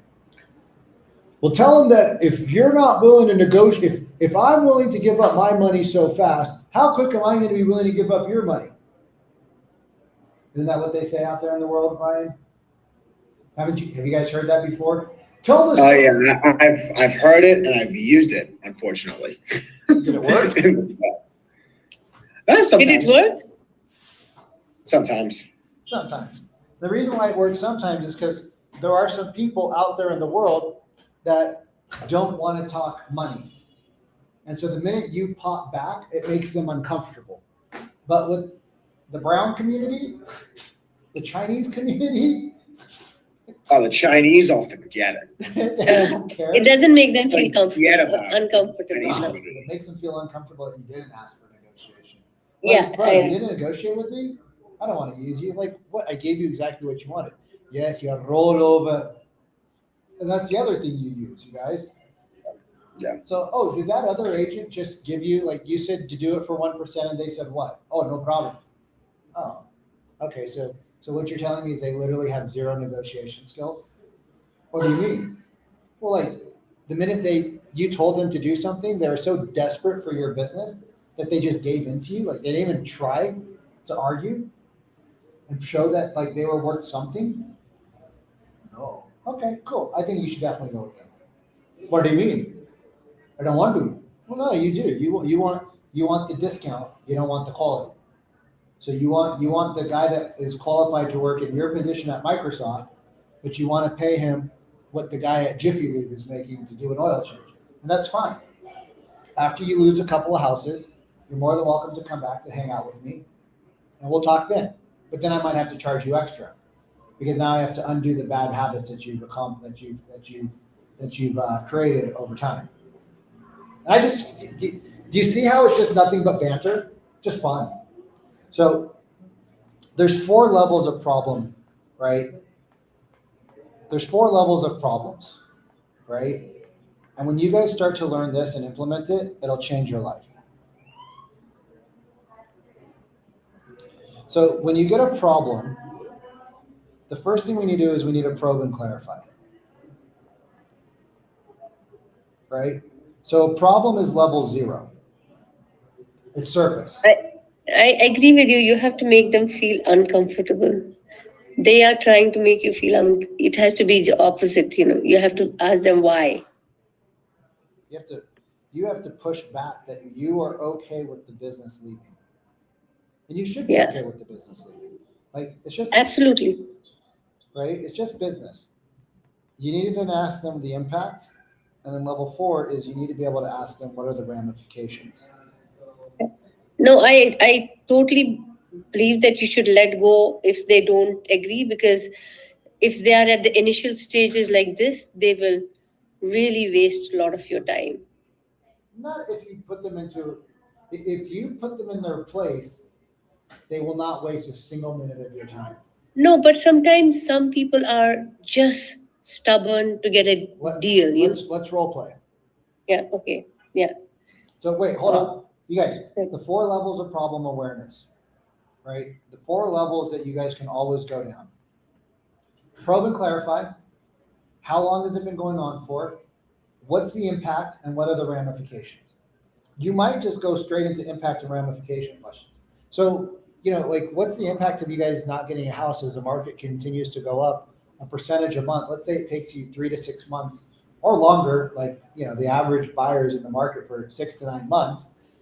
What happens with pricing? I don't know. Oh, you don't know the impact of the market? No. Well, I'm sure you're tracking the market, right? Well, yes. How do you track it? Online, this, that. And how much is it going up per month? About 1%. 1% a month? Yeah. Okay. So if it takes you 6 to 9 months to get a home, how much extra, what's your guys' price point you're looking for? Okay, how much extra would that cost for you? What are the ramifications to your budget? I know you guys can probably afford $5 million, but I know your comfort zone is around that $1.5 million. So if we get 6-7% increase, what are the ramifications on your budget? Because if you don't like the houses now that are $1.5 million, are you going to like the houses that are 1.3 that are now $1.5 million 9 months later? Well, no, we won't let that happen. Why won't you let that happen? Well, you just stop them on every single point that they have. But let's role play one of your situations. Okay, so I get a call so I just wanted to know the buyer process, and also I want to put an offer on this house. Okay. It's just one single house. Okay. And how much would you give me back? So are you telling me, Niku, nice to meet you. Are you telling me that you've already gone out, identified the home, toured the home, and now all you need to do is have me do nothing more than reach out to the agent, negotiate the pricing, right? Because we don't write offers at my office, we win houses. So I'm gonna have to put in my research, my team's gonna have to do what we do, because we're not gonna just write an offer for you at list price. It's gonna need some homework done on it. So you want me to go out and do X, Y, and Z, Is that correct? Yes. Okay, and then after. I went to the open house. I Right. saw the house. Cool. We do the research on our own. Yeah, awesome. Yeah, most people are doing that anyways nowadays. Like most agents aren't really hired but most agents aren't hired because they're showing homes. They're hired for their negotiation skills and keeping deals together. So you're hiring me for my skills. How'd you even find me? I saw your Google. Okay. This thing, your reviews are awesome, and Yeah, well, I mean, you have. we're kind of good at what we do, Neetu. Like, we don't write offers, we win houses. So how much do you want this house? Like, how important is it for you guys to win this home? It's important. We've been looking for how come? almost a year. Oh my So, God, you guys, and watch this. yeah, How important is it? We're probing and clarifying. How long have you been looking for? You already told me. You told me you've been looking for 1 year. Okay. Okay. And why have you guys been looking for so long, Neetu? because we want to look in the open houses and just want to make sure that this is the right kind of house before we reach out to any agent. Yeah, it seems like your process is a little not so great if it's taking you guys a year to find a house. Have you guys written offers on other homes? Is this your first one? Or have you written offers on other houses? No, we have not. We didn't like anything as of now, and You guys now haven't liked since we are anything? You guys haven't liked anything in the last No. full year? Nothing? No, nothing. Oh wow, that's amazing. So if you guys, so like this is kind of important for you guys to win, isn't it, Neetu? Because Yeah. you guys have been looking for a year and you found nothing. So like, what would be the impact of you guys losing this house? We'll continue our search. Right, I get that. Like, We are not in a rush. Well, then why you guys been looking for a year? What would be different about this home versus where you're currently at? Currently, we are renting, so How much is your rent? 3,500. Oh wow, so you're kind of throwing a little bit over $3,000 because obviously it's not pound for pound. You're throwing all that money away. You're getting some benefit of it, but you're not getting any equity on the home, are you? Or do you have a special deal with your the owner where you get some equity when you guys move out? No, Okay, so you're paying $3,500 in rent every month for how long have you been renting? almost 1 year. 1 year here in Seattle, but did you move from somewhere else? Yeah, Austin. Did you guys own there or were you renting there too? No. We were renting there as well. Oh, so you've been renting for a few years. Is this your first house, Neetu? Yes. Oh my God, that's so exciting. Congratulations. Oh my God. Well, I really want to help you win the house. We have a little bit of a different process here in Seattle than maybe what you were used to with other people. Did anybody actually sit down with you? Because like this property is going to go tomorrow. It might even go today. Did anybody sit down with you, kind of walk you through like what it takes to write winning offers in the market? Because this house is probably going to have 15 to 25 offers on it. Did anybody actually do that for you? No. Oh my gosh, that could be super problematic because I don't want you to lose the house. And I know you're not in a rush and I know you're okay letting it go, but it seems like, if a house is only coming up once a year, it might be something we should have a better game plan for. Does that make sense? Yeah, it makes sense. So why don't we do this as a possible next step before we just throw a bunch of offers at the wall and hope that one sticks? Why don't we put a little bit of time on my calendar? I can make some time for you guys tonight so that we can actually come up with the right solution and a game plan. And I'll do some research between now and our meeting. And so I can walk you through what it takes to win a home in this market. Would you find that helpful if I could do that for you? Yeah, that'll be great. That'll be nice. So now we're not even talking about the home anymore. Now we're not even talking about everything else.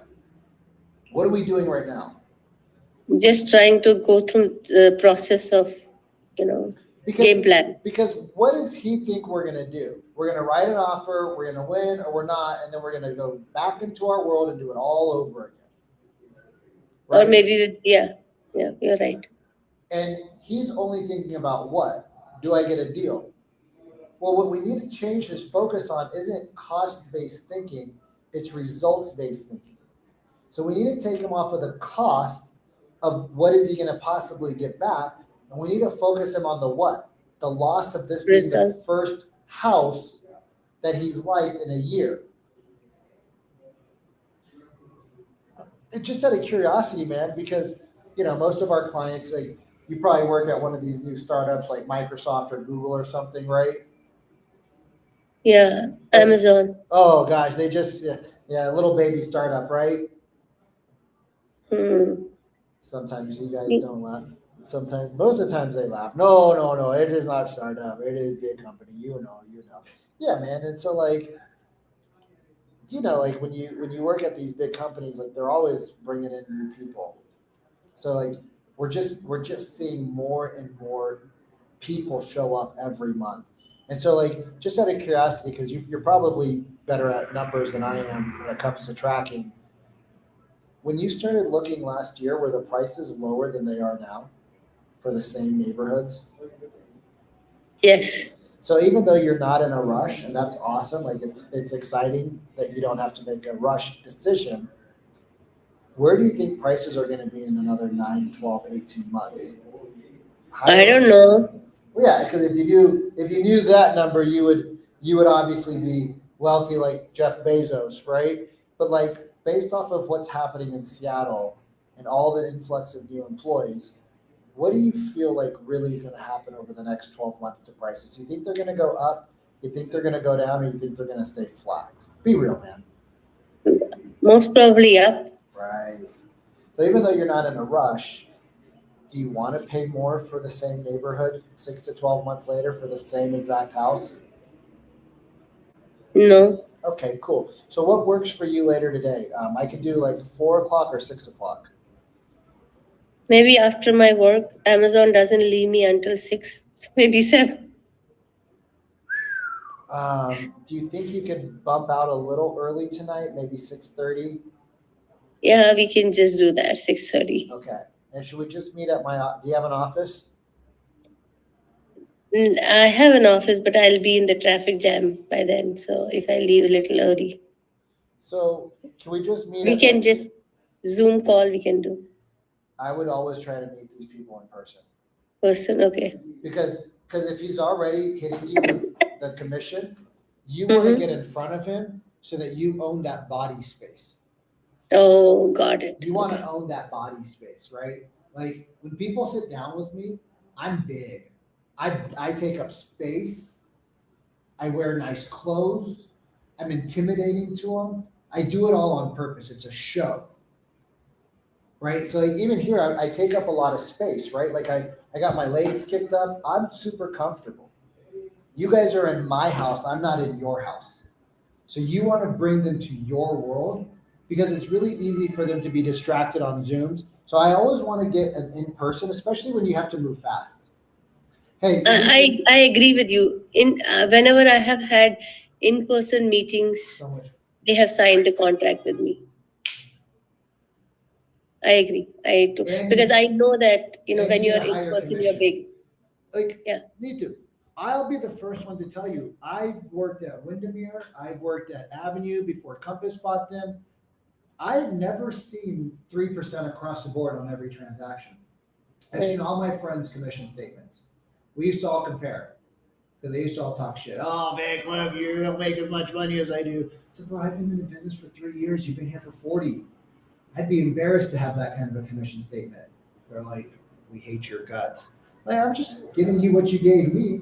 You want to be mean, I'll be mean back. Like, I was thinking you did great this year, but you want to talk shit on my numbers, like, bro, bring it on. I will crush you all day long because I prospect and you don't. So I'm way quicker on my feet. And so they would always talk shit, and then I'd look at their numbers. I'd be like, bro, you only got 1% on this deal? What's going on over here? Working for free? Pro bono? Thought you're Jewish. What's going on? And that's how I got to see their commission statements. You guys, nobody gets 3% across the board. Some you get 4.5 on. You get bonuses. Some you get 1 on. But you just have to know what your capacity to work is Because if like somebody wants to beat you up on your commission and you're okay with it, like, then that's fine. But if you're really busy and you don't see. And you don't want, Yeah, then it's like, hey man, I normally I'd give you a little bit of love back if you refer me to other people. I got 6 active clients, 3 listings, you know, like I have to bring on support to support this transaction. There's just no way I can do this. I wouldn't even want to, but there's no way I could. So like, here's what I can do. You know, and I get it if you want to go somewhere else, you know, like I understand, like, you know, people are price sensitive and that's okay. And then let them walk. But you'd I be do. shocked at how many people actually walk away. Like the amount of people that have actually walked from us is far less than the ones that we've decided not to work with. It's no, typically. this is a takeaway. In person has to be a must, because sometimes what happens, people come through somebody and tells them that Neetu is something that you can get a deal done, and then they want a deal also and they want a commission back also, and next day is the offer review, so you don't have, and they call at night, so you don't have actually time to meet with them in person. No, you do. So You do, and you tell them the process. You say, hey, we can meet, you know, we can meet, it looks like tonight we can't meet, but what we'll do is we'll put some time in the morning tomorrow. I have work. I understand you have work. However, what's like, how important is it for you to actually win the home?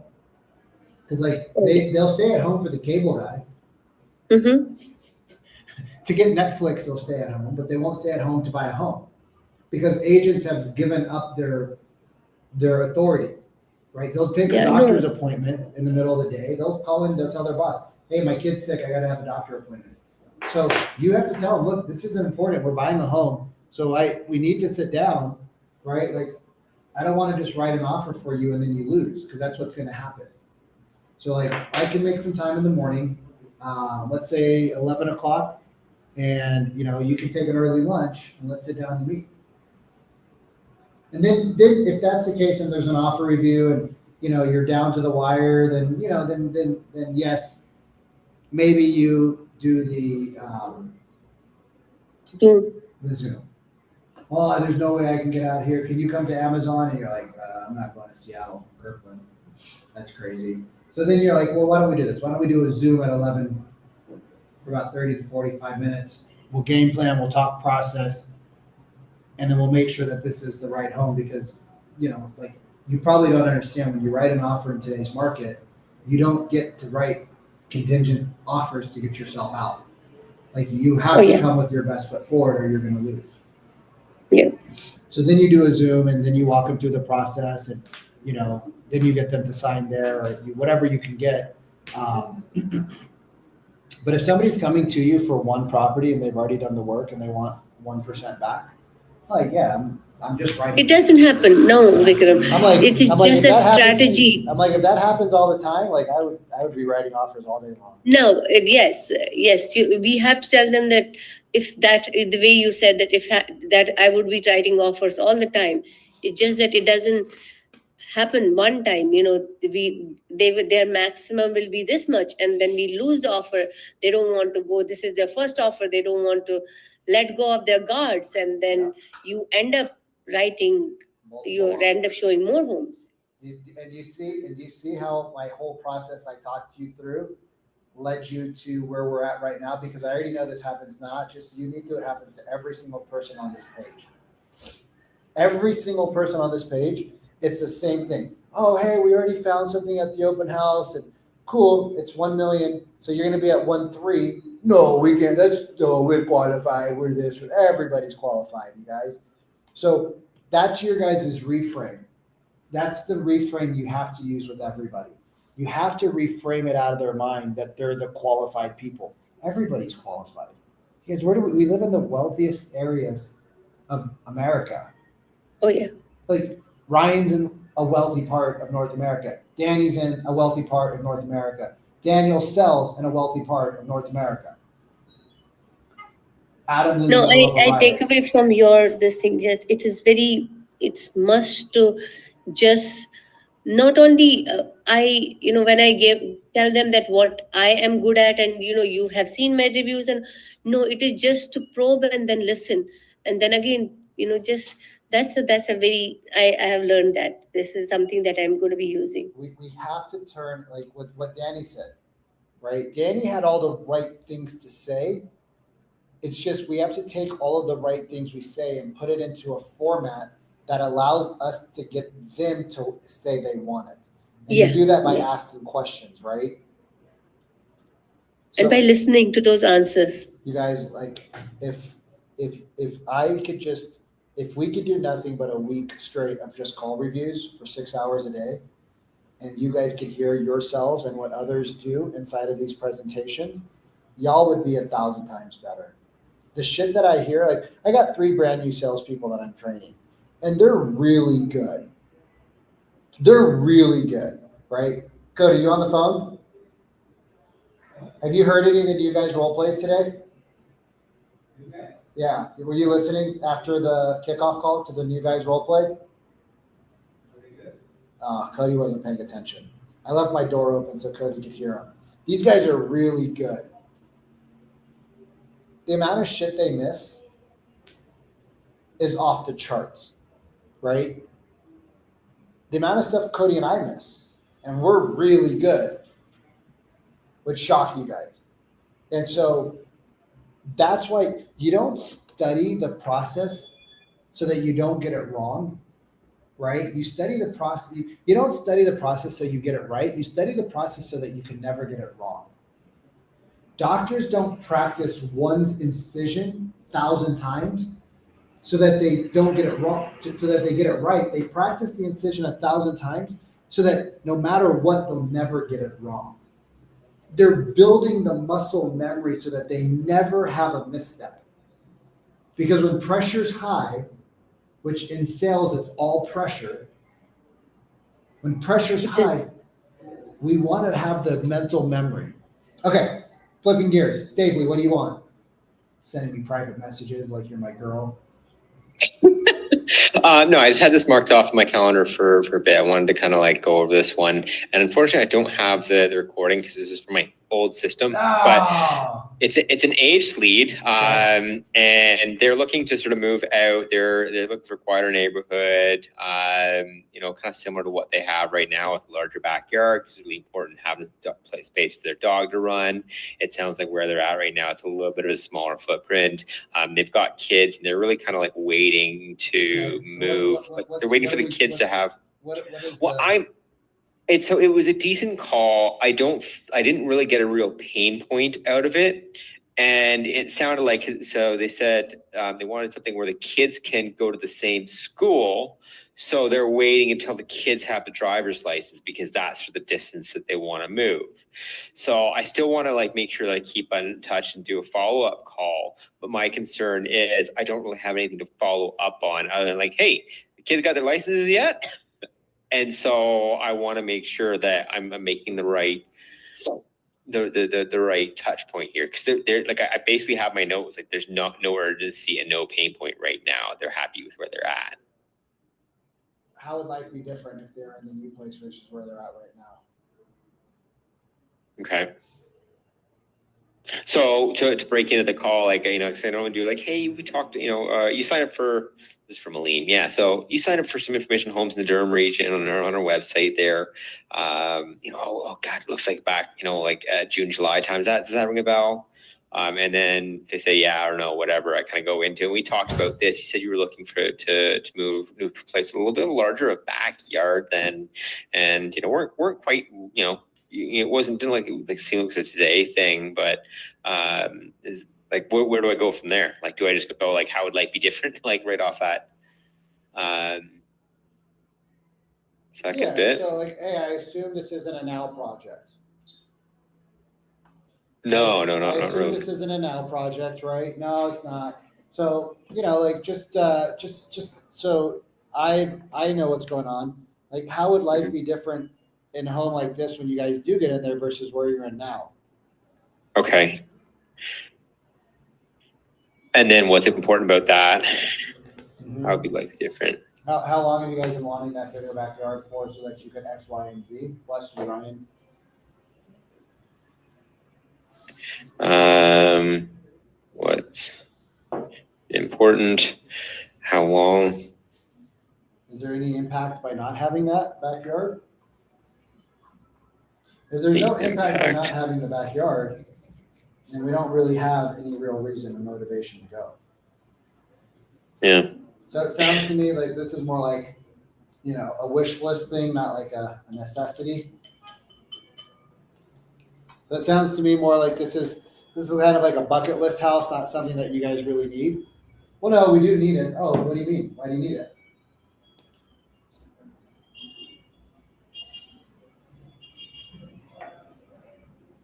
So wish list, not something that you need. What if they, you know, when they come back and they say, yeah, it is more a wish list. It's really, because that was it. What I got was that they're. When are you looking to? Do you guys have a time frame for that wish list by chance, or is it just when their kids have their driver's license, so they're able to drive, so they can go to the same school? okay? How old are the kids? I don't have ages, but it didn't sound like they were teenagers yet. Yeah. So I mean, it seems like the kids are pretty young. So, you know, it sounds like. So it sounds like we're going to be here for about 8 years. Well, ideally, we'll be here for 3. Okay, why 3? What's it, right? Like, you're not gonna, dude, you guys, like, getting people to change houses is a big deal. So a lot of people have inquiries years in advance before they're ready to do something. I mean, it could be a big financial commitment that they're waiting for. It could be, you know, kids going to school. It could be, you know, family members on the verge of death, and they're not going to do anything until that family member perishes. That family member can linger on for years in this world that we live in, right? So, like, there's a lot of things that can happen, but we don't have any information. Okay, so starting off with, like, you know, getting into the conversation and flipping into the how would that be, you know, if you guys had the bigger backyard, how would it be different from where you're at right now? You know, what's important about that to you right now? How long have you been waiting for that bigger backyard? You know, any impact by not having that backyard right now? Oh, okay, so is this more of a wish list item, or, you know, not necessarily something that you need right now? Oh, it is a need. Okay, what do you mean by that? Or if it is a wish list item, like, you know, is it, you know, so kind of going back into, yeah, so, like, I guess, like, this is a place you're planning to be here for like 8-9 years then, right? Or how old the kids? So I have to figure out how to work in the question about what's holding them back. You could even say stuff. So, like, when you're trying to get a negative, you can use an assumption statement. So I assume the kids are fairly young, and so you guys are going to be in the house for a while. Well, they are young, but we don't really want to, you know, in an ideal world, we would move now. Okay, hold on. Walk me through why. Sounds like you're in a pretty good place. Like, why would you even want to think about that now? Blah, blah, blah, blah, blah, blah, blah. Oh. So when you're using when you're using the negative push and pull, you can make an assumption. So, like, hey, I assume, you know, based off our conversation, I assume it sounds kind of like the kids are fairly young, so you guys will be there for some time. Well, yeah, but we don't necessarily want to be here. Why not? What's up? And you can use more of an assumptive as an opportunity to lean into what they want. Okay. So there's different ways to get them to open up. You just have to banter, you guys. Like, a lot of this stuff isn't about being perfect. It's just bantering with them. It's just figuring out a way to get them to start talking. And once they start talking, then you just shut the front door and let them talk. You close your mouth and let them keep their mouth rambling. Because if they're really shut off, they'll probably give you something by accident in their banter. And if you're just listening and waiting and being patient, there's going to be a slippage.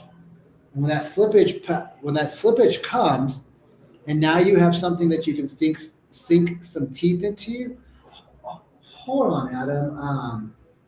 I'm sorry. Did you say blah blah blah? And now you can sink your teeth into that if it makes sense. And if it doesn't, then get them talking again. Because once they start talking, they don't want to stop. Mhm.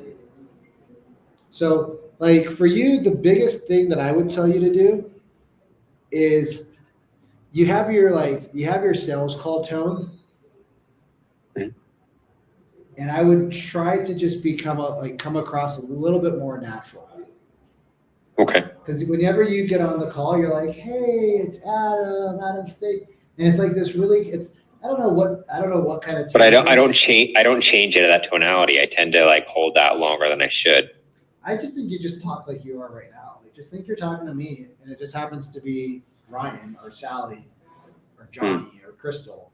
But just think more of like you're talking to me. Because like you have your like, it's like you get into, and I get it. Like there's gonna be a variation. You just have like yours is a little bit more pronounced, and then it's hard for you to kind of variate between. So here's what I told my team earlier today. Think of little like your niece or you're at the park, you're playing chess, the dog's running around, and the dog runs into a small little girl and knocks her down. And she looks at you, and all of a sudden the waterworks start. You're going to have a certain range of tonalities that you naturally work through. Mhm. Sales is the same thing. There's a natural range of tonalities that we want to work through in a call. Some's going to be a little bit more excited. Some's going to be a little bit like, ooh. Some's going to just be like, yo, dude, what's really going on over there, man? Like, for reals. Right? So you're gonna have like that natural variation. But like if you always think of like you're talking to the little girl whose eyes are watering up, and like you're taking her through the emotional cycle to get her to not start wailing, and then you have like a father or a mother come over and scream at you that your dog's out of control, you're gonna have like, it's more of like an orchestrated song. Right. That would be the biggest thing I would say for you. And I think when you do that, see, and the reason I bring it back to full circle, when you do that, I believe for you, it's going to make you feel more normal and natural and comfortable on the phone, which is going to allow you to work through the frameworks and banter more. Okay. Because you're less in like sales mode, Adam. You're more in just like, dude, Adam's a super smart, super cool, intelligent, caring, good dude. And that's going to allow you to be more authentic on the phone. Okay. Do you have a microphone or do you just have your headset? Just my headset. And I almost want to experiment and tell you to spend some money and buy a couple $100 microphone to see if you act differently with a microphone versus a headset. I've been doing a ton of realtor calls lately. I think I did like 50 today and 50 yesterday. So like with the headset, I like it because I'll get up and I'll walk the room. Once I get them to like where like, oh, perfect, they grabbed right onto the line I'm looking for, I stand up out of my seat and I start walking because that's when I like, and then like everything opens up and that's when I relax. Hold on. Why don't you just get to that point faster? My realtor calls, that's usually like, it's usually 3 lines in. But why don't you just get to that point right when you start? With standing up out of my chair? Yeah. Because even no, I need it. I know. I looked into one. Don't buy a microphone. Buy a stand-up. Buy a stand-up. Yeah. I like to start off with my script in front of me, even though I know the script, memorize the script. Stop. You don't need it. Get a nail board. A nail board. Yeah, stand on a nail board, barefoot, no socks. It has nails in it? Oh, it's got nails in it. Yeah, it's got. No, I like walking. I'm standing on the nails right now. I'm standing on. No, I enjoy walking. I got to walk the dog 3 times a day. But listen, when you stand on nail boards, your focus isn't on what you say. Your focus is on trying to tell your brain that it doesn't hurt. So you actually are more I feel more like, I feel like I'm more chill and I'm like, I don't really care about what you guys say. I'm standing on a nail board. Like, Right. you think I give a shit about what you say and your objections? I'm standing on fucking nails right now. Like real fucking nails. Like, nothing you say. You guys see that? Yeah. I'm like, nothing you say matters. I get in an ice bath at 4:30 in the morning and I stand at nails at my desk. Bring your bullshit to me today. Like, please bring your bullshit to me today. I got my workout Adam, band. you should buy, if you're used to walking, you should buy nail board shoes. Yeah. I like my feet.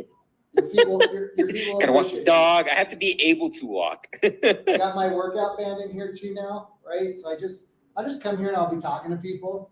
I'll just start popping out some chest and tries. And people are like, are you working out right now? Well, I'm just keeping the blood flow going. What's going on with you? I just stand with this around my shoulder some days. And it's just such a it's such a mindset fuck. The idea is to get my mind out of the call and into a conversation. Are you meditating in the morning? No, but I kind of have like a mini meditation when I take my 20-minute nap in the afternoon. Okay. You kind of do or you do. It's either you do or you don't. It's not kind of. Just. Well, it starts off as a meditation, ends up as a nap. So. Okay. Potato. What time do you wake up? My alarm goes off at 5. What time do you wake up? 5:30, 6. So why don't you just set your alarm for 5:30? I used to do it at 4. I used to get up at 4 and used to be way more better about that. What season are you in right now in life? 40, and I want to just go take a nap at 2 o'clock in the afternoon. And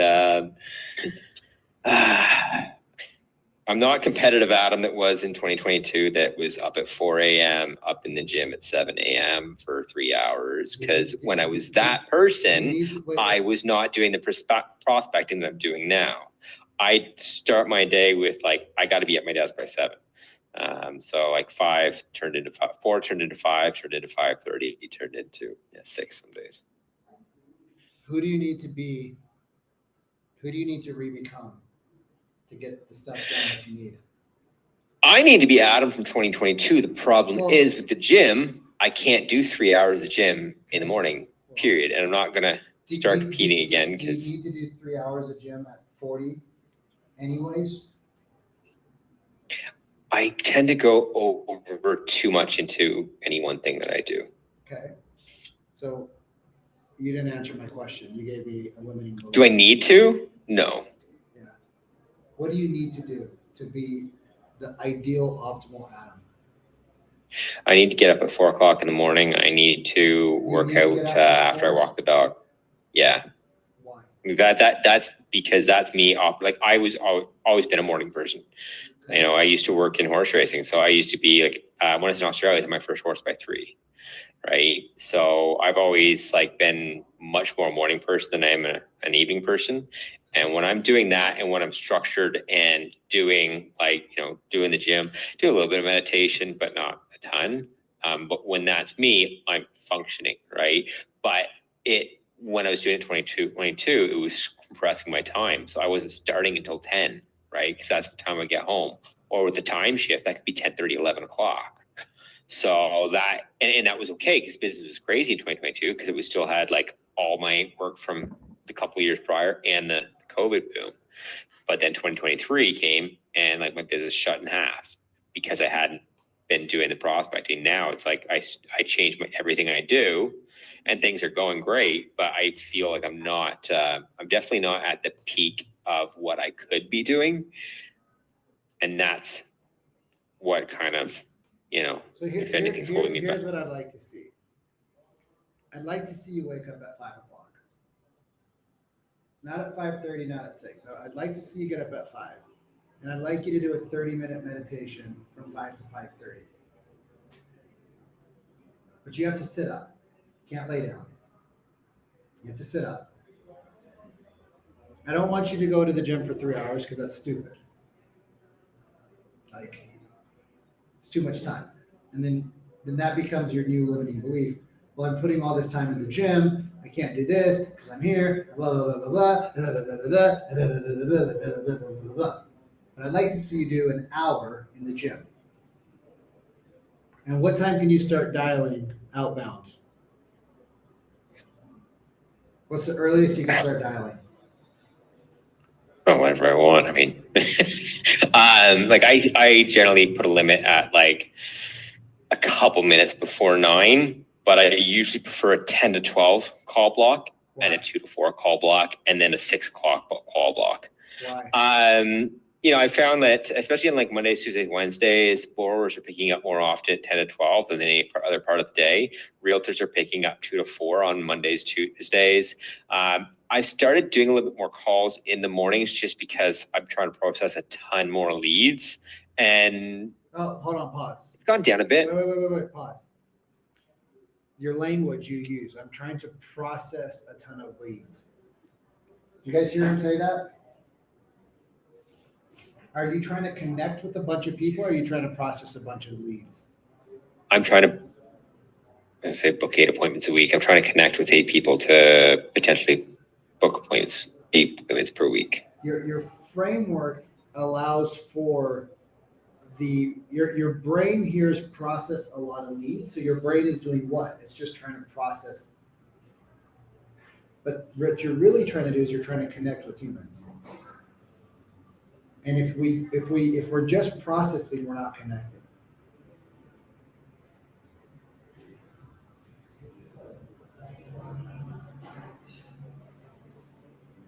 So work on your language patterns that you talk to yourself in. The authenticity you have with you is the authenticity you can have with others. If you can't be authentic with you, how do you be authentic with others? You can't. Physically won't happen. The brain won't allow it. So sit in the dark. I mean, like Ryan, be authentically you. I felt I was channeling my inner Ryan yesterday because yesterday was a holiday for in Canada. It's Family Day. So Ryan made calls on New Year's Day. I figured I could make calls on Family Day. So thank you, Ryan. You got it. Holidays are like one of the best days to call. That's what somebody said. Somebody in our mortgage group today said, like, you were calling yesterday. I said, holidays are a great day to call. A bunch of people picked up the phone unless it's like Thanksgiving or Christmas, then you're you know what. But like Easter, like that's crazy. Yeah. Thanksgiving between 10 and 12, great time to call people. Oh, no way. I'm sorry. Between 10 and 12 is a great time to call people. It's a great time to call people. They're not quite into family activity at that time yet. They are, but they're it's more of the calm before the storm. So you can totally have calls at Thanksgiving. Now, if you're in a niche where people scream and yell at you, then stop doing it after a couple calls. But here's the thing, I wouldn't do anything that I wouldn't like. If somebody called me on Thanksgiving, I'd be furious. I'm not telling you guys what to do. I'm just saying. Yeah. People pick up the phone on Thanksgiving. Yeah. Hell Christmas, different story. Thanksgiving, 10 to 12. It's not too early. And you'd be shocked at what happens. Yeah, unless you go door knocking and you say, "Hey, I'm giving pies to the neighbor around the neighborhood," or your local agent, then I'd be like, "Oh, okay, thank you," and I'd give you the time of day. But with your in-laws coming over for Thanksgiving, can I help them move out of the neighborhood for you? All right, let's listen. Sorry, I shut up now. Oh, damn, I broke my pen.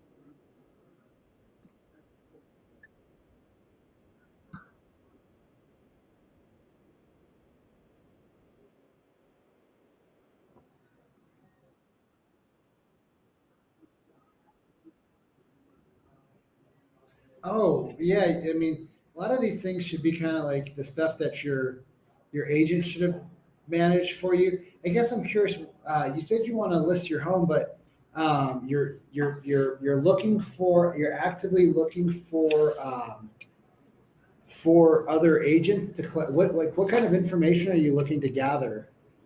Okay. What kind of information? It sounds like your agent didn't do a horrible job. Sounds like you guys got an offer, but I guess your agent was able to get you that offer that you guys wanted, but they weren't able to get the extension around the for the buyers to move, or like what happened there? Because their agent did a great job. They got the house sold. They did exactly what they're told. Well, 180 days on market though, So. But is it a sale fail release? What do you mean? Did it go pending and then it kind of came out of pending status? No, it went into acceptance. They accepted an offer. Yeah, so and the buyers they accepted an offer and then it came out of acceptance. Right. Yeah, we call it pending. So it went pending and then it came out. So something happened. Yeah. What happened? Well, they didn't want to move during the holidays, they said, and the buyers didn't wait. Right. So what happened with the agents? Oh, wow, that sucks, man. So you guys got an acceptable offer, but then the agent wasn't able to get them to accept the like new terms that you guys were trying to work around. Like, wow, what happened there? Right. But I'm more curious. I'm more curious because if somebody right out of the gate tells you that they are looking actively for agents, he's either BSing you or there's something that happened with his other agent. What happened? Right? What happened? Right.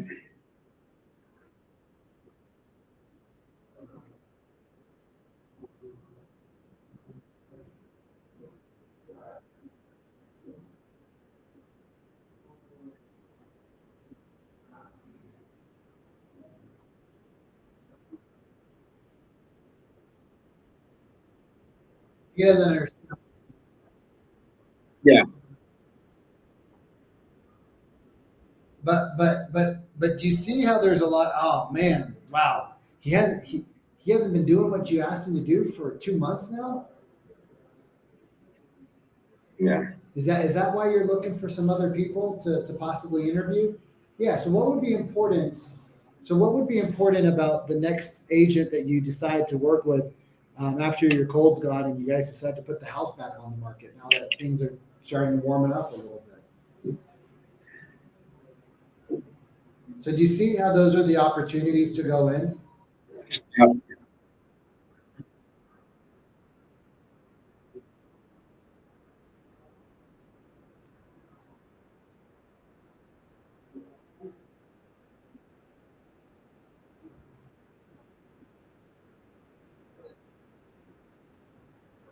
Oh, wow.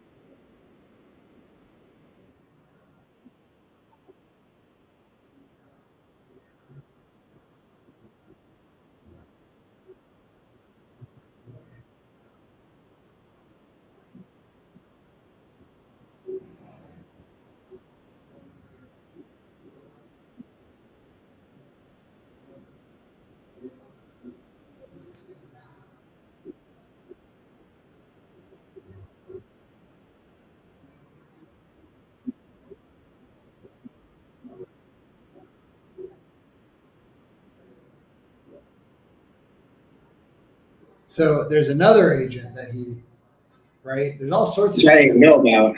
There's all sorts of shit happening over here. This guy is just rambling over here about all sorts of stuff. You see that? Yeah. He's not wrong about J&M properties, though. They are. Well, but still, He ain't wrong. He ain't wrong. But do you guys see how do you see how much stuff he's like all of a sudden scrambling to just all sorts of stuff keeps coming up? So he's been at this for a while, since 2023. Yeah, it's been a minute.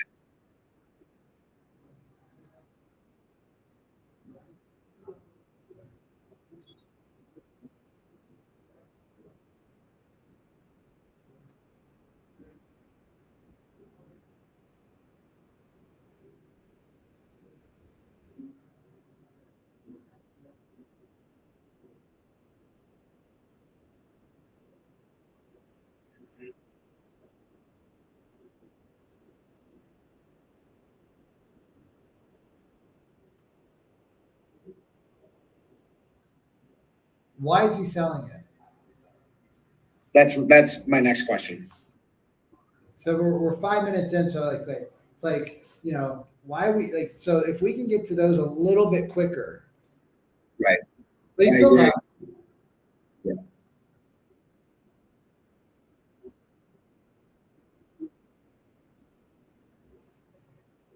It was hard to cut this guy off, you know, he was a talker. Yeah, You know, like, so- how am I so- supposed to? Yeah. So you know, it's, yeah, I get it, man. House needs some work. It's good condition, good bones, right? Yup. Just needs to be modernized. Yup. Okay. So I guess help me out, man, because it is a good neighborhood. You're right. It is a nice neighborhood. What's got you guys wanting to, right? That's how you just kind of tell it quicker. Yeah. Well, he said divorce in the beginning. He said divorce in the You know. beginning? Yeah. Oh, I didn't hear that. So then, Yeah, he said we're divorced, so it's my ex-wife too, right? And then when I ask him, you know, well, you know, like what would be next for you after you sold this house? He goes, I'm going to Jersey. I don't want to maintain the house, blah blah blah. So I would have leaned in on that a little bit more. Yeah, it sounds like they're divorced, but he's living in the house. Yeah. So just so I got my bearings right, are you living in the home and she's out? Yeah, okay. And are you guys like, you know, are you guys amicable? Are you guys selling it because the court's telling you, or it's just the right next thing to do for you guys? No, it just makes sense. Gotcha. Like, bro, we want to cash out. You know, we only owe 100,000 on it, so she's gonna get 2. I'm gonna get 1, right? But that's why it's so important that we get top dollar, like not these lowball J&M people trying to steal my money because, you know, whatever, she's going to get the lion's share and I'm going to get the puppy share. So I want to make sure that I bobble. Oh, okay. And kind of time frame that you guys have to, is this a court mandated thing? Is there a time frame that you guys kind of put on this to kind of part ways? Are you guys amicable or no? So I would have gone down that pathway to open up the conversation and keep it on what you need, because you just need to get your foot in the door. Once you get your foot in the door, you can win. Yeah, So easily. are you the one responsible for it or do we need to have like 2 separate conversations? Like, how's this process work? Are you the one who's picking the person, or is she the one picking, or how, like, walk me through who picked the last people, right? Like, tell me more. All those questions, so, but you got, right. Oh, okay. Divorce. Right. Okay. So is it the court or is it something that you guys decided outside? Okay. And is it 50-50 or like, do I have to, you know, like if you guys decide to interview me, do I need to talk to her and she'll, you know, then you guys will talk, or how does that process work? No, I bought whatever he says, right? We just need that information. Gotcha. Okay. That's how you get him off the house, because all he's doing is telling you the list of the house. But does any of that shit matter? No. Okay. Yeah. All right, guys. Good work today. Was today good? Yeah, today was very good. Very, very good. Thank you. And you answered my other questions too. I had a couple of buyer canceled appointments, I had 2 rescheduled and, you know, 1 canceled. So it's not like, you know, crazy. But there were times where bring it tomorrow. I gotta go. Yeah. Okay. Yeah, go Bye. do something.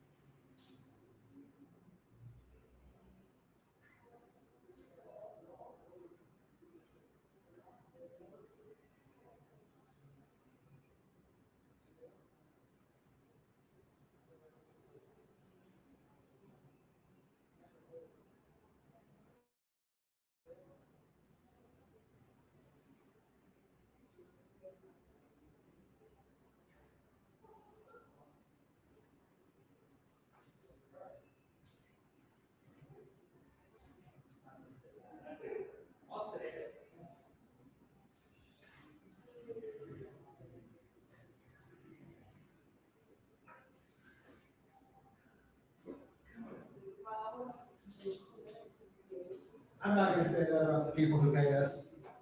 I just think they need a lot of help.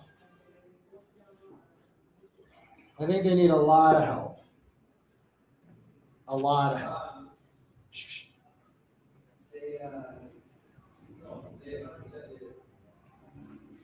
They just need a lot of help. And the simpler we can make that help,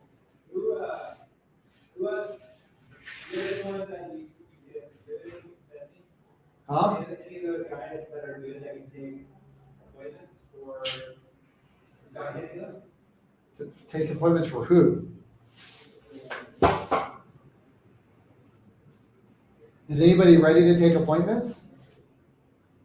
Yeah, like any of those guys that you hired, like, good for the ICF marketing offer. Bro.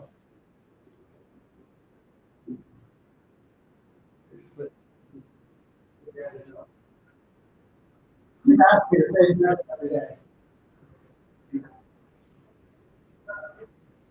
I get it, it's just. We. We've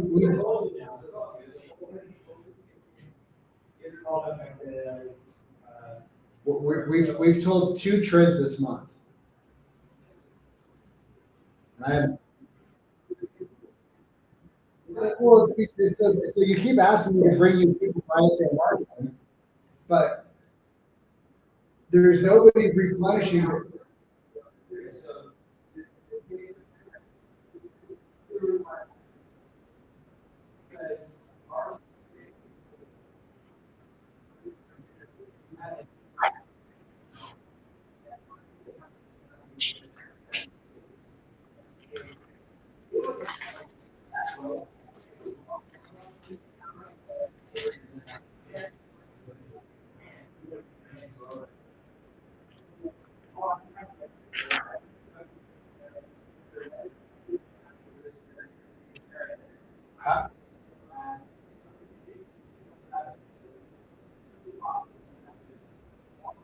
So get.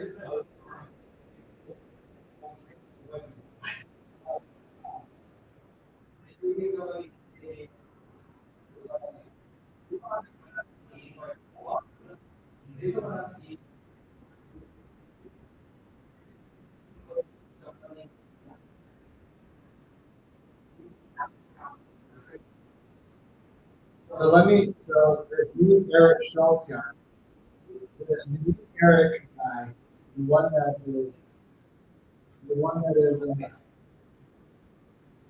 that just started, let me send him marketing. And yeah, but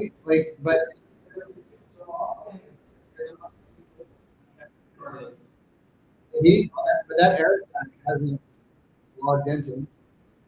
So 3 of the guys that I hired, 7 didn't show up today.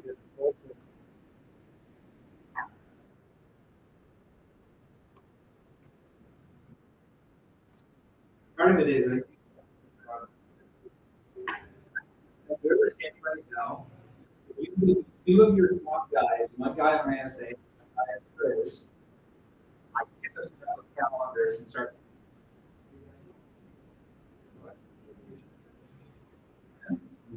Hello?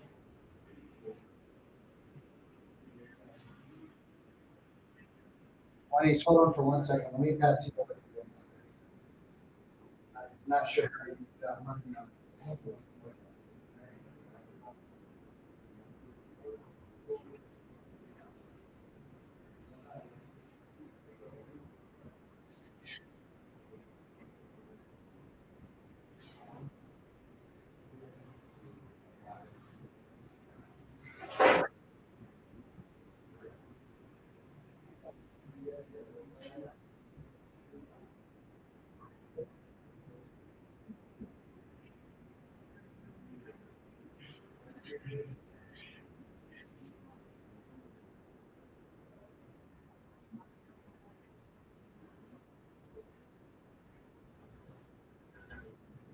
What are you doing? I'm not going to be able to get you up. I'm going to say I get you don't have the other. I don't know that he's got. He can log into Slack. There's the dude. What's his name?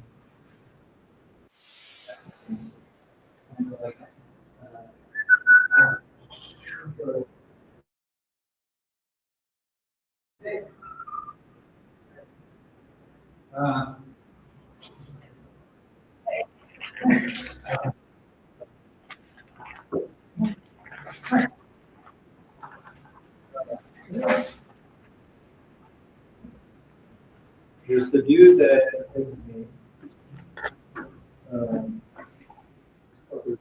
Eric Schulte. That's the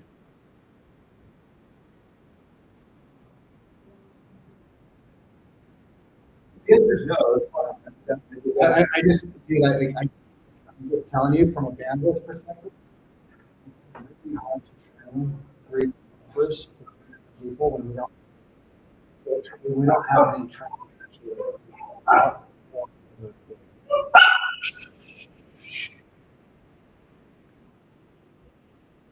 So I get what you're trying to do, but often all they do, if you guys can do that, and you can just give these guys one, I would say figure out how to run back to your schedule. Share for Tris.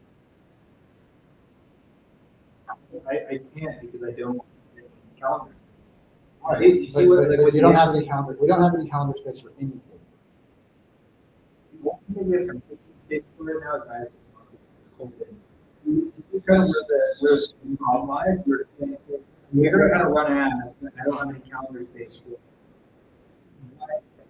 Although you, me, and Colton's probably the only one you shouldn't take. So that's what I'm saying right now. All those already on Twitter. Right. Yeah, so.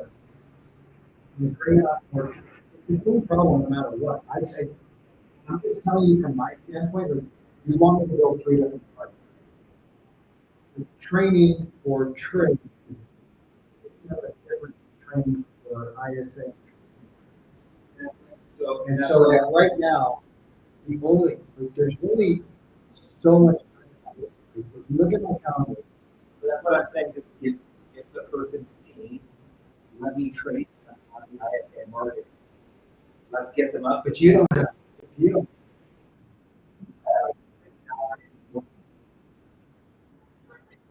Every day you're like, I don't have to do this. And so, like,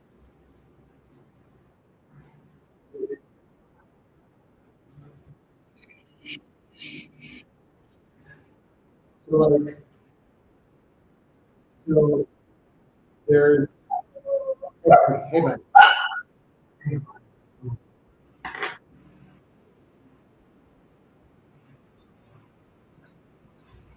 Hey. So look, there's Selvin said he was going to do it. He didn't show up. If you want that fucking dude, you can have him. He hasn't been. He was going to show up. He didn't show up. So, yeah, I'm kind of like, this is a big contract. So 3 weeks that he's going to.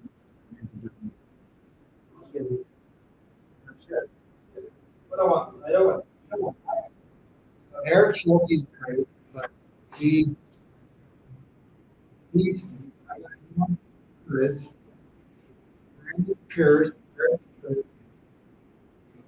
Robert Smith.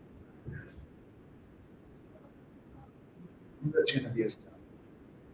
Selvin, I can find. He's gonna be. Hey, gosh, these two guys right here. Not even inside.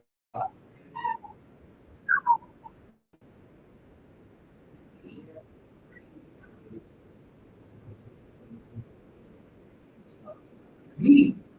So Robert's all over. He has that. He's very old school. Like,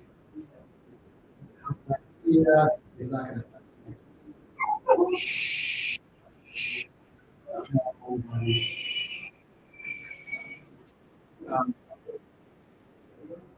So, and Eric Schultz. Eric Schultz is Eric Shirk. Eric Schultz and Eric Shirk are different people.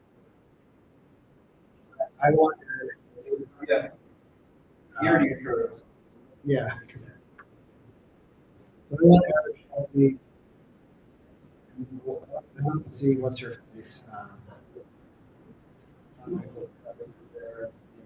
Oh, Jenna. So Michael and Jenna. But they're like, you're gonna run into the same problem. They don't want to set appointment. You know, you can book them for appointments, but they're not allowed. So you can book them now, but you have to lead some people. And it's not a matter of if, it's a matter of when. Right? And then if the funnel breaks, they're gonna be done. And you're gonna run into the same problem where now you just spend so much time on people. Like, they're not even in Slack. They're about the email, not even in Slack. Brandon didn't even reach out. Like I told you, Brandon, I was already iffy on.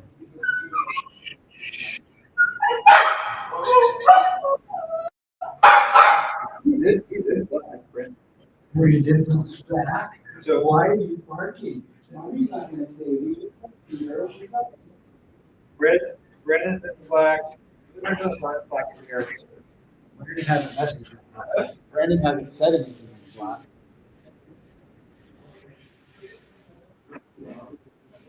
So if you want to take Brandon, he's rough around the edges. Brandon's rough around the edges. You're welcome. What do you need rough? Yeah, I told you he was the guy. A little. Maybe. Is this the same Brandon? This guy. Yeah. He looks much cleaner.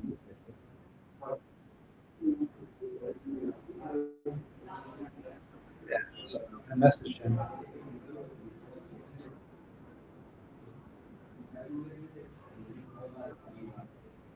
Start everyone in training.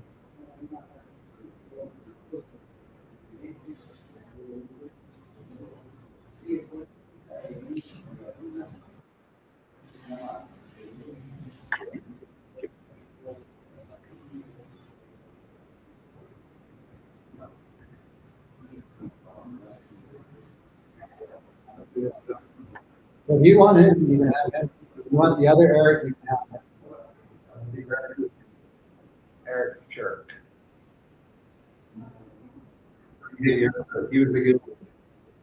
He could be. Okay. But take Eric. Eric Shirk. I'll take Eric Shirk. Eric Shirk. I want to work with. You work with Salty. I got Salty who's coming as a closer. Jenna and Michael are coming. Jenna's right here. What I would make. Let's set focus. I take Shirk. You take Salty. You have Shirk and. I just go take Shirk. Right, I can take them. Because. But you get Salty. I'll get a calendar. Yeah. Jenna and Eric. I can have them on closures. First week of March, Jenna and Eric are going to be on the line. Michael being there, he's pretty close, but I feel really good about Jenna and Eric. Like, Well, just let she's on the phone. Just let me know. It's like, I take these two. Right I'll take Shirk and Brandon. Yeah. I'll send them both an email. I'll send them both an email and say, hey, we got a overflow calendar space. We want to put you on marketing and. I already told him we'll get to the point. I mean, what? That's what I told fucking.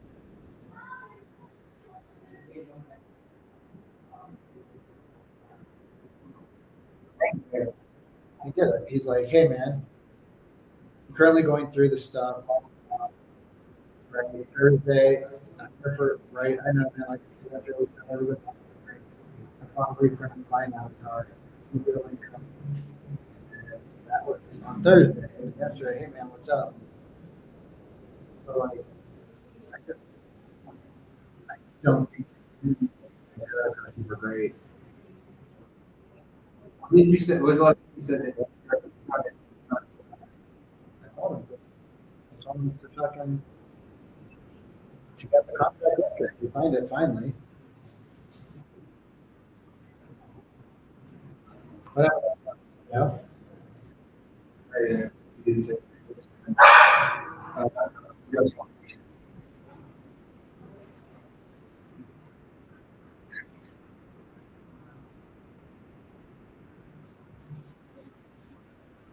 Have to go through a lot of information for them. So just go through no response to it. I'll GM Like, them both. I'm just telling you, like, neither one of them I have great feelings about for the long term. So there's a lot of shit that we need to be doing.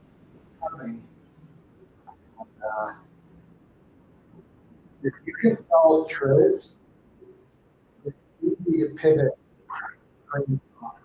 If you can put Triz reframes down, it's a harder sell. It's really hard. So if they can get halfway decent on Triz and listen to the I can cut them over to marketing really fast. So if you train them on marketing, we bring them over to Triz really fast. You want to take Mikey, but he's not. I'm meeting with the guy. I'm meeting with him. Yeah, sure. Sure. I think you.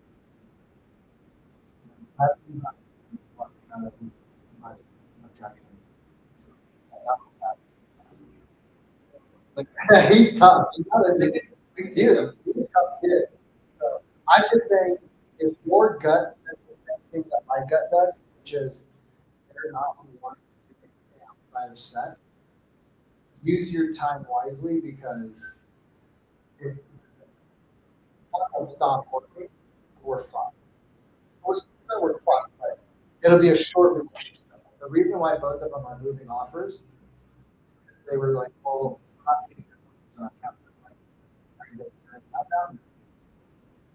so if the funnel breaks, and we have a month where we're trying to refigure it out, then we might lose those guys where I feel are going to be with us for pretty long. Yeah. Because they all showed up, all working fast, they're all quick. If I can just hold the P&L until you get them up. How long running the market is? Everything's built out. Everything in general, I'll know in an hour or 2 hours they can whether or not we can actually pitch the offer. Huh? Take Nathan. I can take Nathan if you want. That's not true. Let him try to last. Approach to That's how you teach it, which is why I don't want to teach it. Because the problem with teaching it that way is that you want to do all skills up front. So like Aldo can't build Triz without. I know I do like I need a couple sections of it. Aldo is pretty much. That's why it's the way I train it, but it's faster, and they're close. Aldo's finally starting to ask questions. But the problem with them, other people, that people are super reliant on the demo. And Will said, they don't have enough. But actually, Ray Colton, all have the same reliance on the demo. That's really my only reservation with you training marketing. It's not that you can train. My only reservation is that we go very and then hard to pick. It's very hard to pick Aldo Colton because they're like so packed each demo. And so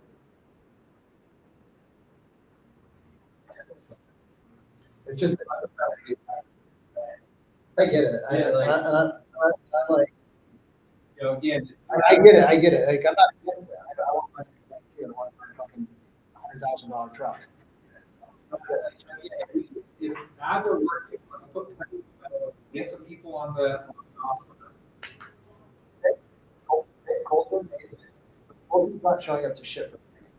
Not on this call. He missed 2 calls today with, and 2 closed calls. He didn't show up to speed training. He's not on this one with Hardly Selling. He's not showing. Is it? For what? I don't know. Blocked out. For something. I don't know what's blocked out for. But yeah. So It's not like he's not.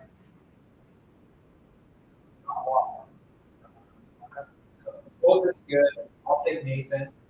You want me to just? Okay. Oh, fuck. Take Nathan? Take him. He's not selling. I'll take.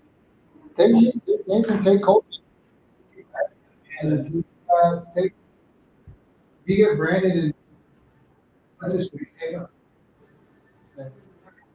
Like, I think what you, if you want to teach the first part, we work with them on presentation. Yeah, we're fine. I just want to get right. I want to know the product. If they have. So that's the only. We have to be able to get them. Yeah, I agree. So the product knowledge is easy. You know, how do you Piss that sad guy up. I understand the product. You get it? He's also shit. Yeah. And I told him, I'm like, I didn't know what to hear, and it's right. Like,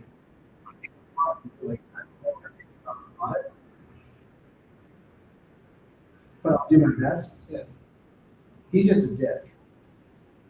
He's a dick. I just, they, like, a little bit about the product. Right. He's asking super product specific questions that I told him, I'm like, I don't have the answers, but I can speak with the owner. Like, you know, like I got, like, what we do with based on what he told me. But if you showed up, chuckling, laughing at, yeah, I'm sorry, you know, I'm going through shit. Yeah, I get it, man. Like, I don't give a fuck. This is the day, no worries. I appreciate you. You want to be the next one. So if he showed me again, he showed up with me. War. Yeah, I think we dodged. Yeah, he's just not. I feel. Yeah. So he showed up, he apologized to. He's like, bro, I'm sorry, man. Yeah. It's not even that. They're apart. And they're arguing. So I'll take. Yeah. I'll take the. I'll try to meet with the other guy. See if I can get them up and running. I'm gonna take Nathan. Or Eric Sure. I don't think they're gonna both laugh. Or train them both. For sure. Maybe they'll train them both. And training Nathan at the same time. You may as well retrain Colton. Yeah. Yeah.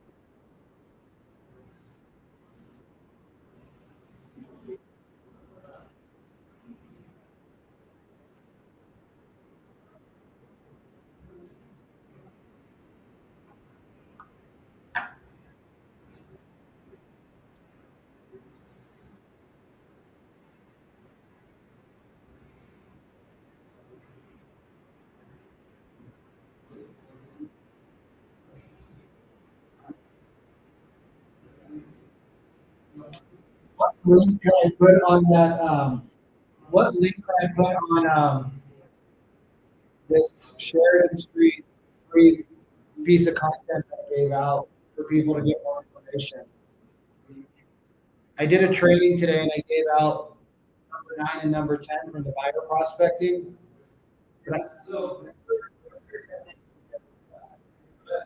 On Sheridan Street, for example.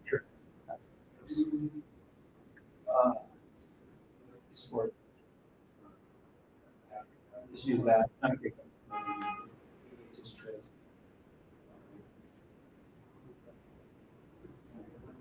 There you go.